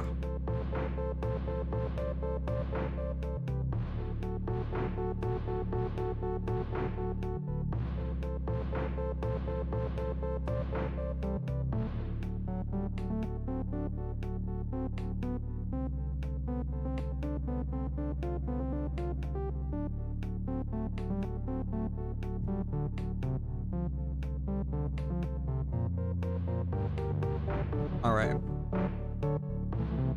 Fry eaten.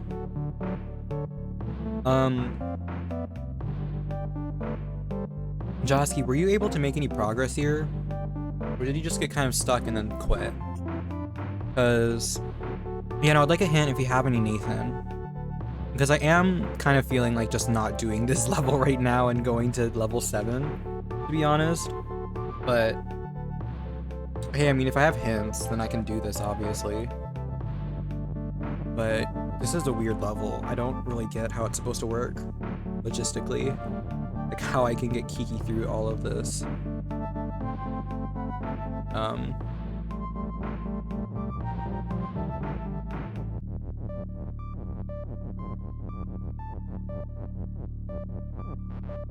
I think this might be helpful.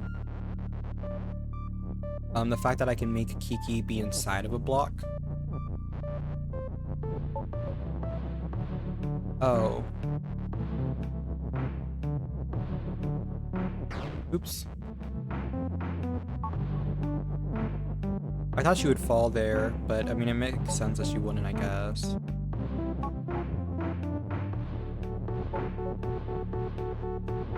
Yeah, is this somehow significant?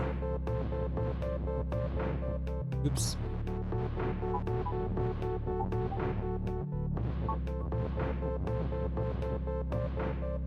Maybe if I did it the other way around.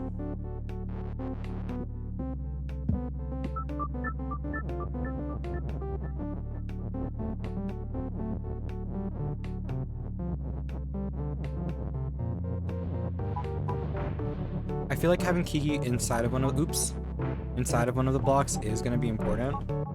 I'm just not sure how.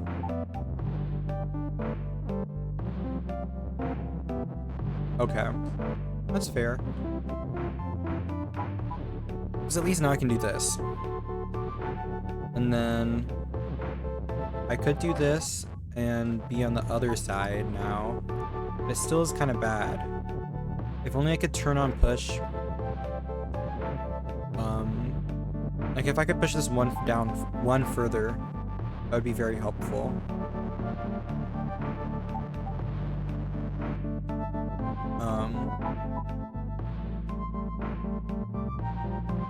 Do I even need Kiki as fall? I mean, like, I feel like I do, but...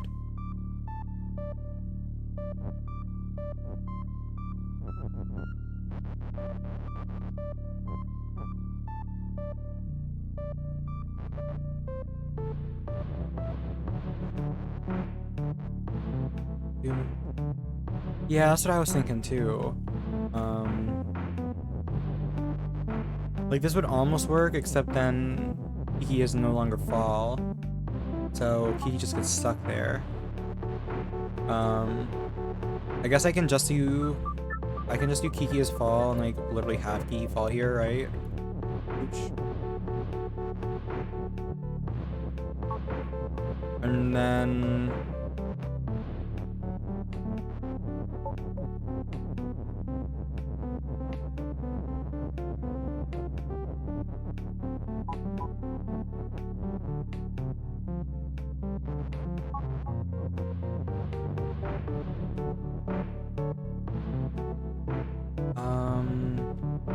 the problem is turning off push, but then being able to turn it back on.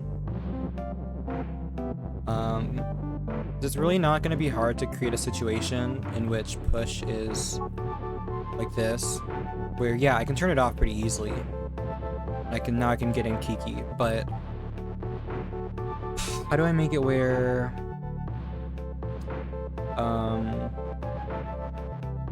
Kiki like works?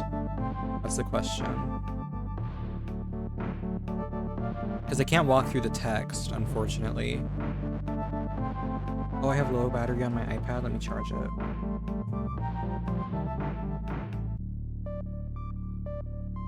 I'm gonna start a timer for 5 more minutes.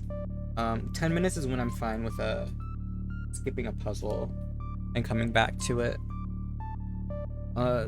Unless it's, of course, an unskippable puzzle in which I just cry.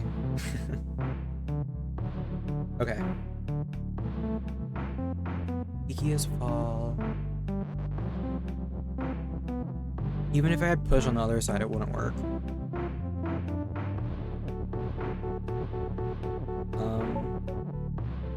Now, if only I could do it where push is pushed down, and then, but it's actually like this, where this is very nice. But I don't have enough to make it say is push. If you could get a piece of text overlapping the bottom right skull, it would be easy. You can't get there without getting other text nearby. Really?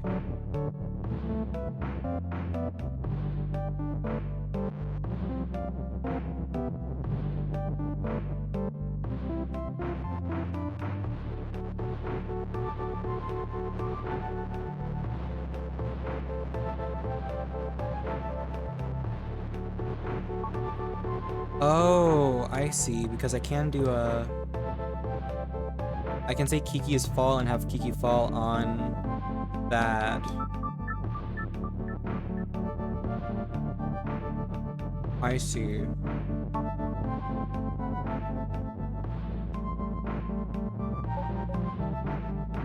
I don't want Kiki to be anything right now. Okay.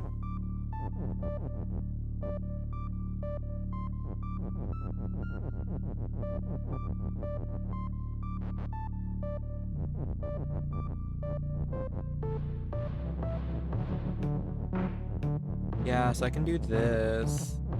I don't think this is the correct text to be doing, of course. But at least this is something.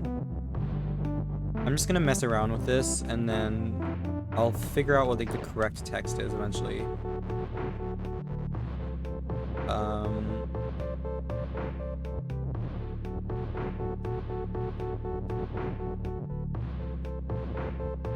Let's see, I think I put Kiki in position. Then I say I have to be able to say Kiki is push and then Kiki is fall. Yeah, this is gonna be just be messing around with text for a little bit. See what the correct combination is.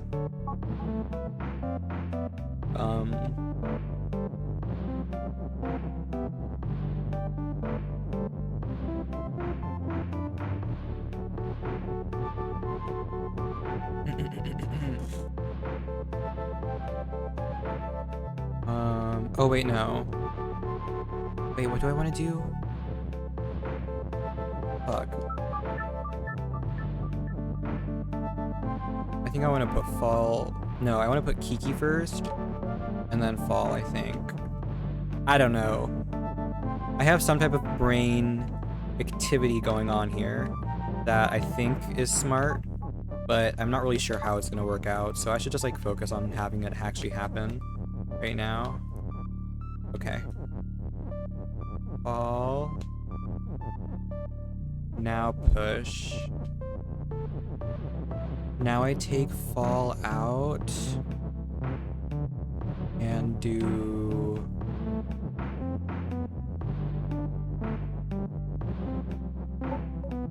Kiki is fall, okay. Okay. But now the problem is I need Kiki as fall. Because now I do this. And that happens. So I need Kiki as push and Kiki as fall to both be able to happen here.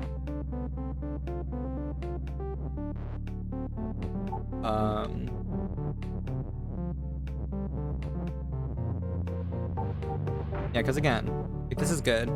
But how do I use this is in a smart way?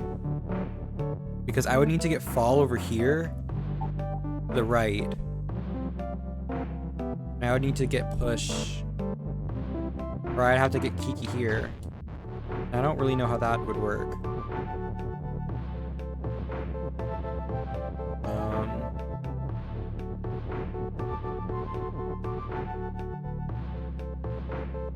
If I...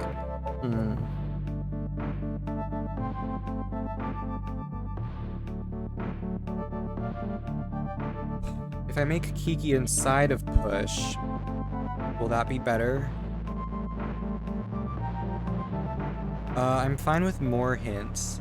Hello again, ATPX. Let's see if I can get Kiki inside of push, that might be good. Let's get Fallout, yeah. Let's let's put push here. Now... Okay. Yeah, this still holds the problem. The same problem. Wait, is this bottom Kiki even supposed to be there at this point, though? Do I even need it there? I don't think it's really doing anything. This is just gonna fully redo the puzzle, isn't it? Yeah, pretty much.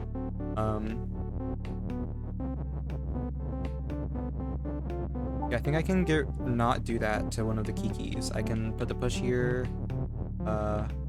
Use fall, sure. Yeah, okay, this is good.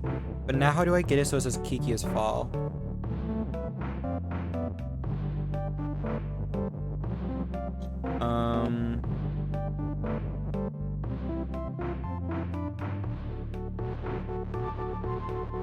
I think maybe I can use push to push down fall. Actually, I'm gonna use push to push on Kiki first.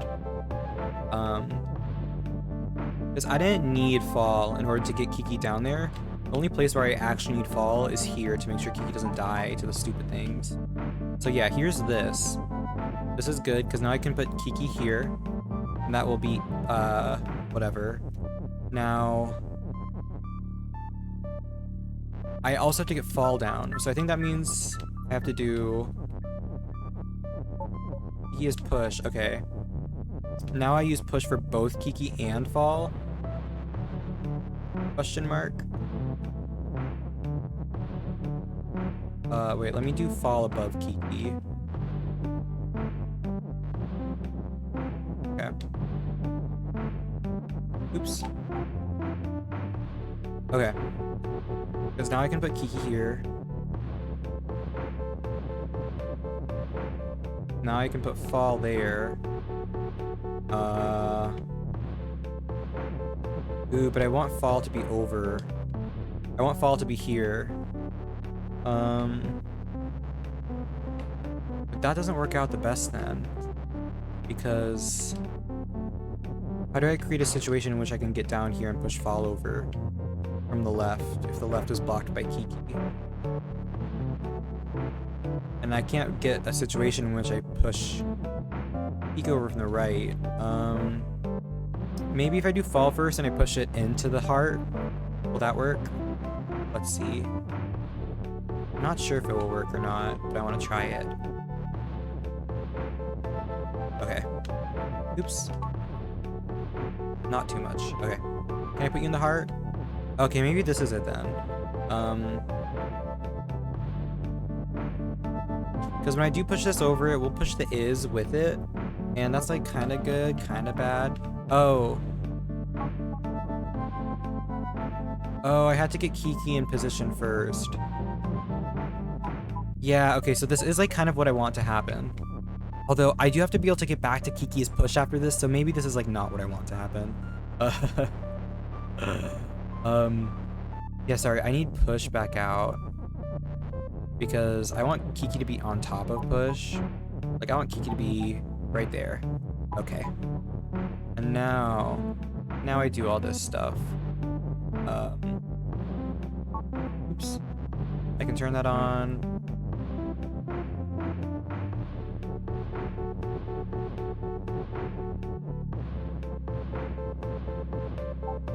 Okay. See, so this is good. Now Kiki is here. However, I don't know if this is a position in which I can now turn Kiki's push back on. And that is the issue. So I've made enough progress to get Kiki here. And that's good. But is it actually good? That is a question. Because I don't know if this actually brings me closer to the real solution. Any hints? I feel like I'm understanding something about this well, but... Oh, did you end up understanding it too? Am I on the right track, or is stuff like totally fucked up here?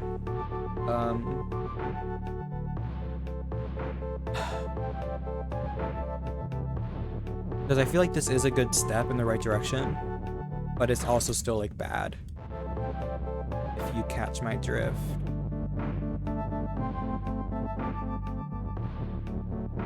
Perhaps I can somehow like shift everything down so I can get more. Oh, okay.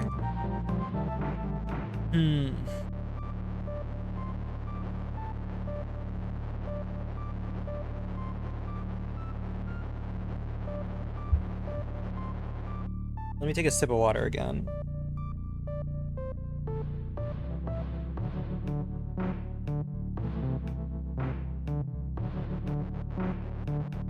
Alright. Yeah, I don't have enough time to play like a crazy amount of Kiki today, since obviously we played not Thomas Sanders, the Colonel Sanders game. But yeah, I don't know. Well, you got pretty close, I guess. Really? Okay. Well, this is what I got to. Wait, no. I put Kiki here. Push. Yeah, like this is what I believe, or this is what I did. Yeah. That's the problem. So if only I could make fall not, like, need to be there. Let's redo a bit. I feel like maybe fall being on that is, like, inappropriate. But also, if I put fall there, there's no way for me to manipulate push how I'd like to. Or Kiki how I'd like to. Because now I can say Kiki is push, but I have this other Kiki that's just stuck here.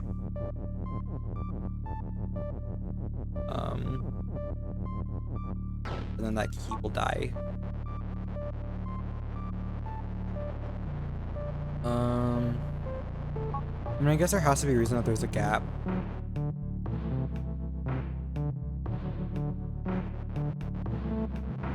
Oh, yeah. Maybe if I swap it all around, where instead of doing fall first, I do push first. Maybe that is somehow what must be done. I'm gonna try that.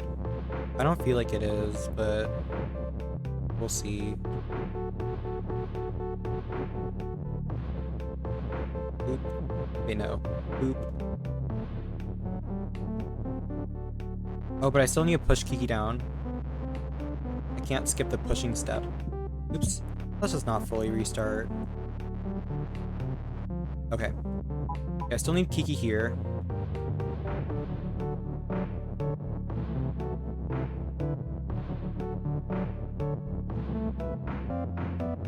Oops.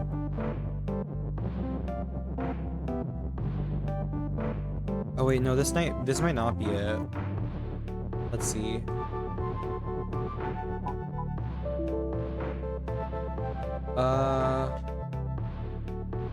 An error occurred with the output. Please check your streaming and recording settings.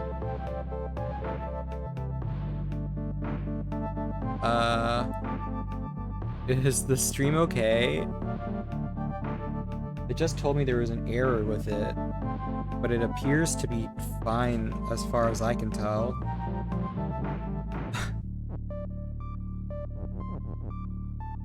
Is it back now? Or is it still frozen? Okay. That's weird. Okay, this isn't really it either. Yeah, that's whack. I don't know why that happened.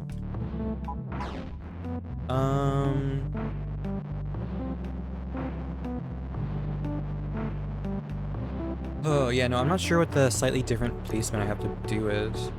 Yeah, I hope that doesn't happen again. I have no idea what caused that. I've never had that issue before. Yeah, if I say is on the ice, it's not coming out. Which means I can't have push all the way over. Yeah.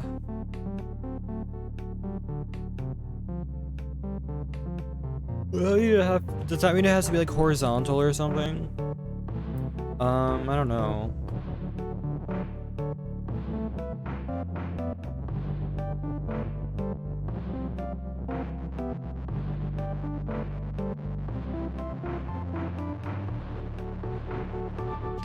Let's see.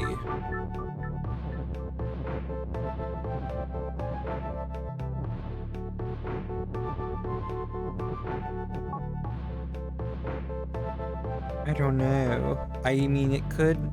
I mean, at the start I was thinking it would go in one of the skulls, but I don't really know how that works logistically. Like, I was thinking about it, but then I was like, I don't know how to make this work.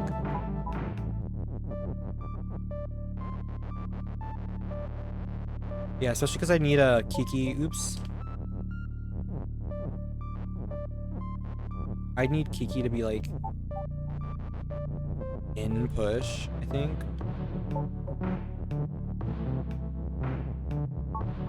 Alright, Kiki.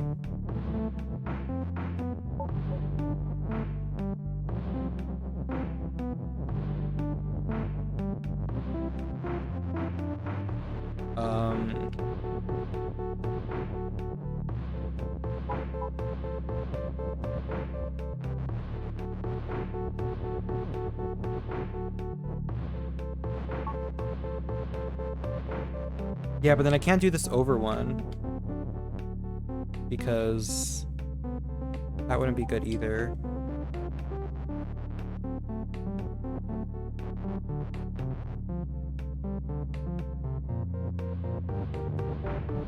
I mean, it's just not possible.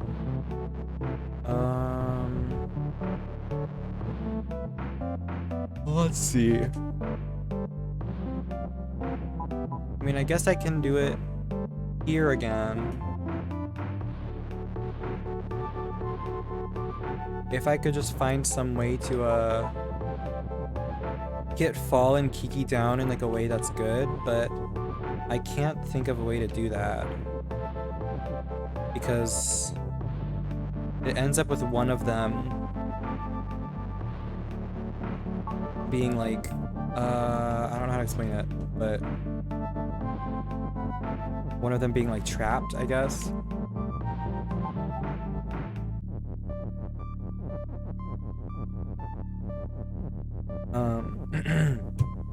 Because when I do this,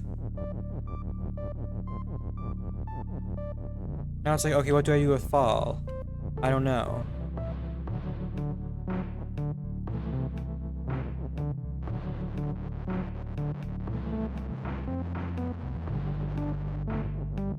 Oops.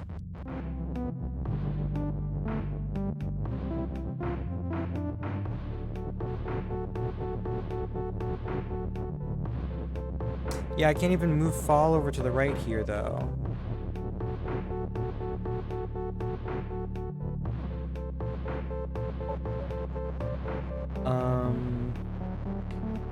You have more hints for me?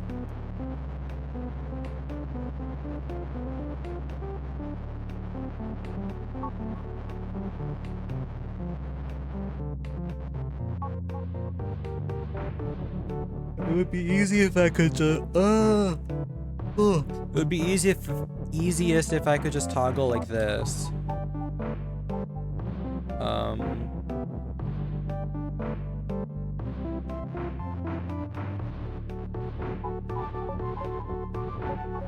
What other shape works?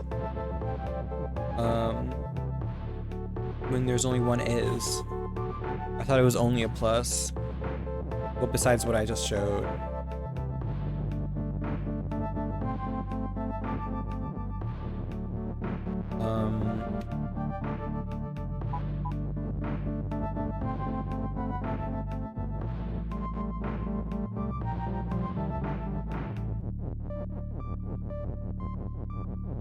Okay, yeah.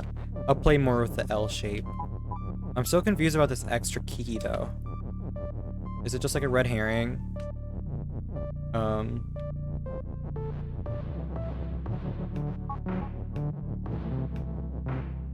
Except use all of the words? Oh.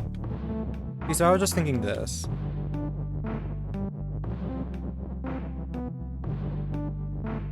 And just put Kiki here to use. But then how do I turn this back to push?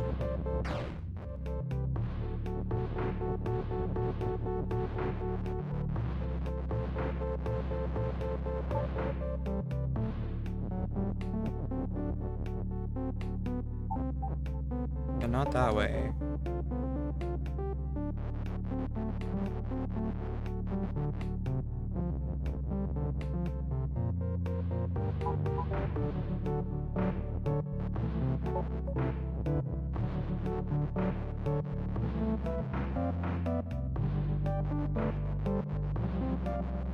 Yeah, I know I need to push her onto the ice.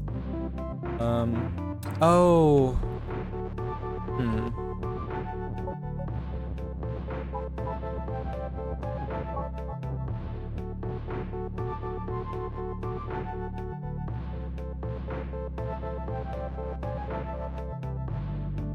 I have an idea.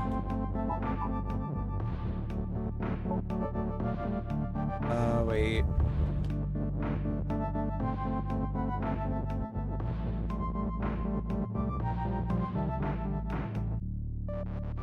Yeah, I have a weird idea. I don't know if it will work or not. We'll see.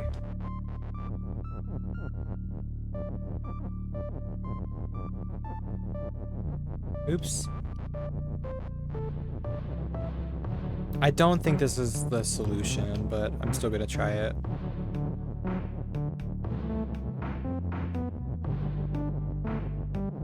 Also, honestly, I'm feeling like a little bit sick right now. So there is a chance I might just like end the stream. Oh wait. Okay, here we go. This was my plan. Oh, I didn't even need the extra key in. I think that might have fucked shit up. Yeah, I think I screwed stuff by doing that extra key. I don't know why I even did it. But you know, I'm feeling a little bit bad. So, slight chance that I do have to just end the stream, like, unfortunately early compared to normal. I mean, hey, we're 4 hours in. Again, that's still a lot than my pre-Baba streams, but it would be a bummer if I didn't get to play Baba for, like, over an hour, but we'll see. Oh, okay, that's why I did it. It's because I didn't want to get my shit trapped.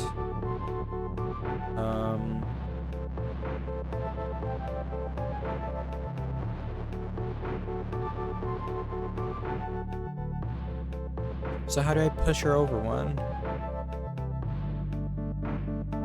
Oh. How do I get a... Okay, so I see that. So then I do this, and then how do I get ball like one under?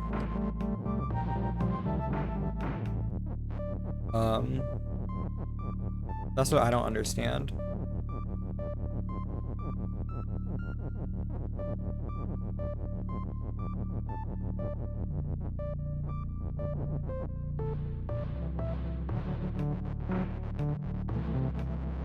There's one more thing that I can push. Oh, fucking Kiki. Hate Kiki.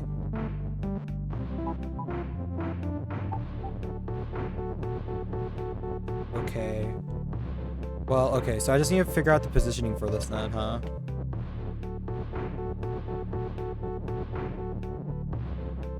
Because this feels incorrect.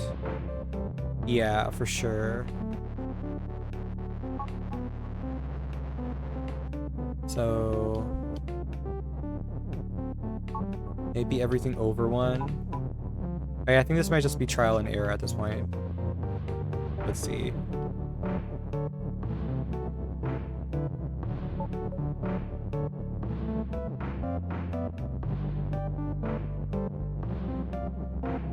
Oh. I think I have to do this whole thing again, but with fall on the other side. Maybe. Wait, but I don't feel like that would work either. If I'm like literally at the solution and then I redo everything like I'm like an idiot, you can tell me. I feel like I'm doing that right now. Yeah, because like it has to say Kiki is push. Like Kiki has to be.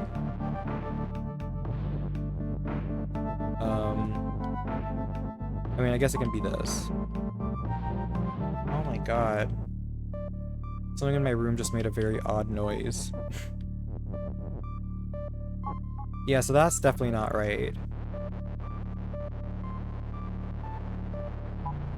Man, today's a weird day. There's just like weird occurrences that keep going on. I don't know how to feel about it. Hey, Kiki.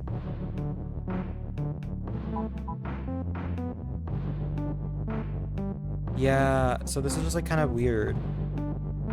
I need to push her over one and simultaneously toggle fall.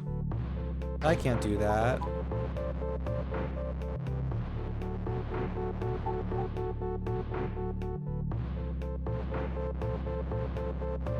Okay. I believe I said that's definitely not right.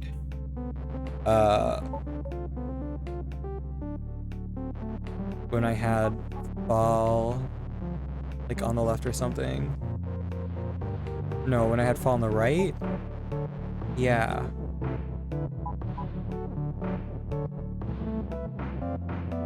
No, it's when I said Kiki is fall. I think Kiki is fall is when I said it's definitely not right. Oh my god. It was literally this. Meow. Oh. Meow. Okay. Cool, we did level 6. Yes, must check the VOD to shame myself.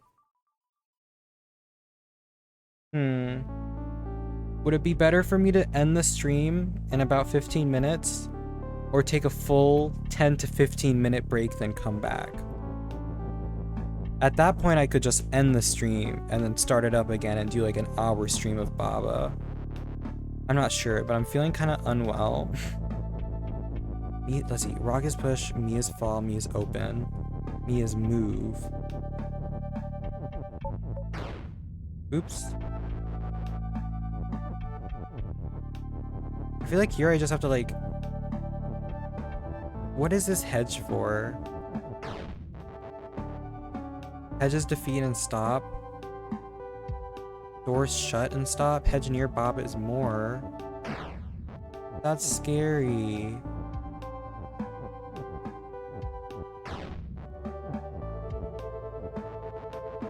This is scary. Yeah, that is true.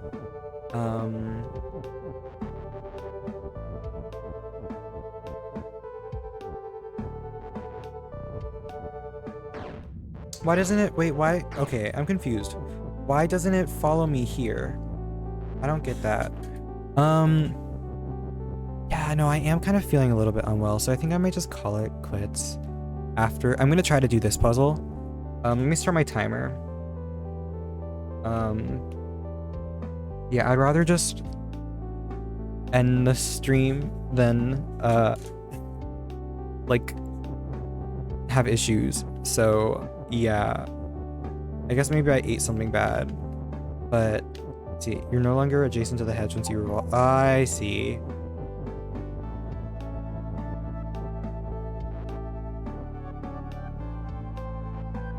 But then here it does. Okay, well, I'm just gonna do that for now. So obviously, my original thought was that I would have Mia's move and then like carry me over on the rocks. But obviously that doesn't work because of rock is push.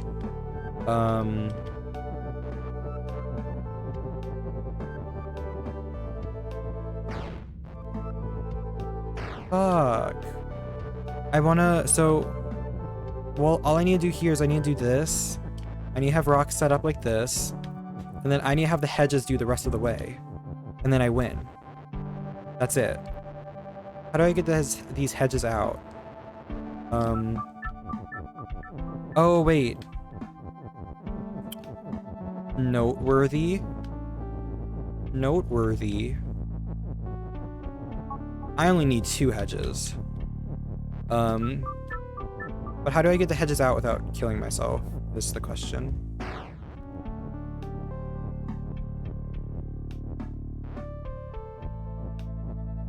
Because that kills me.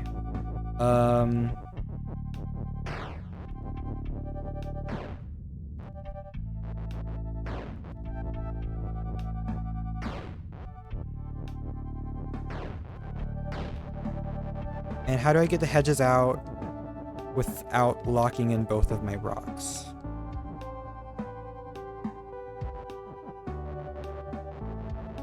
These are both questions that must be answered.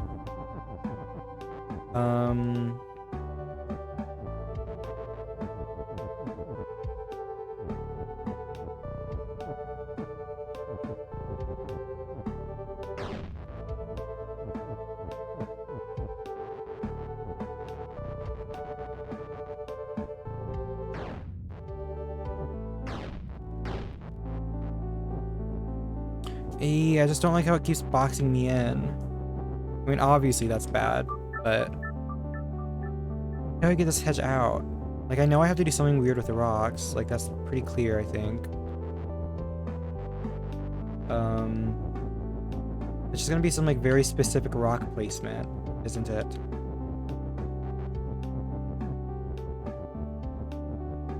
Like, that's interesting.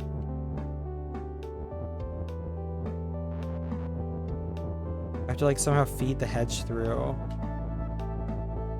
But I have to keep the diagonals open. Okay. This might be it. Wait.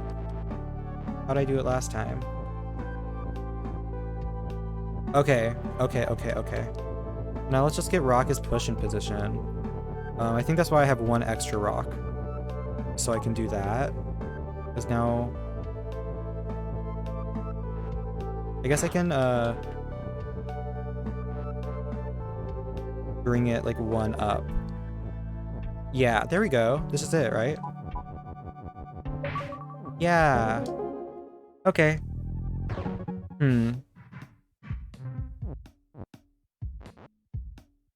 Part of me is feeling slightly better. Part of me is still feeling sick. So I think I might just end it there. Really sorry. I really wanted to stream Baba for longer. Maybe I'll start up a stream in like 20 minutes.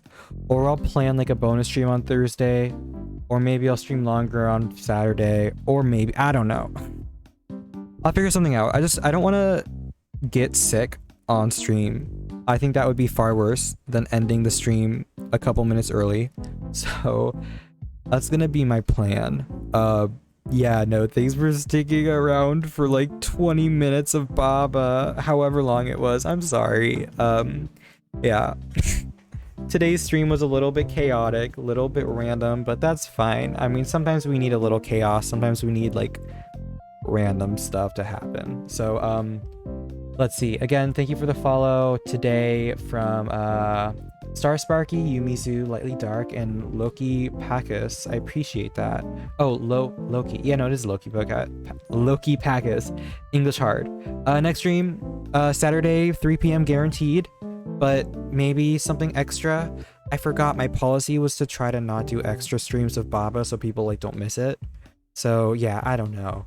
Sorry about the stream being a little bit scuffed. At least we got to finish the Colonel Sanders game and do 2 levels of Baba. That's better than nothing. And yeah, join Discord if you feel like it. And I'll say something if I end up doing a bonus stream. I'll ping, of course. Let me see if there is someone I want to raid. I do think I technically have it in me to do like 1 more level, but if I want to raid, I should just do it now. So let's look. Who do I raid? Oh, we do have someone who's LGBTQA. Okay, I'm gonna do Stellar Michelle. Yeah. Okay. This person is also playing Babazu. Looks like they're on the level Rocky Road, if I remember correctly. So a little bit behind, but still fun. And yeah. So have a nice rest of your day, everyone. Sorry about this stream being kind of whack overall, but appreciate y'all being here. And yeah, see you guys when I do. Let's see. Okay, raid time. Participate in the raid for some channel points so you can make me do things. All right. Goodbye.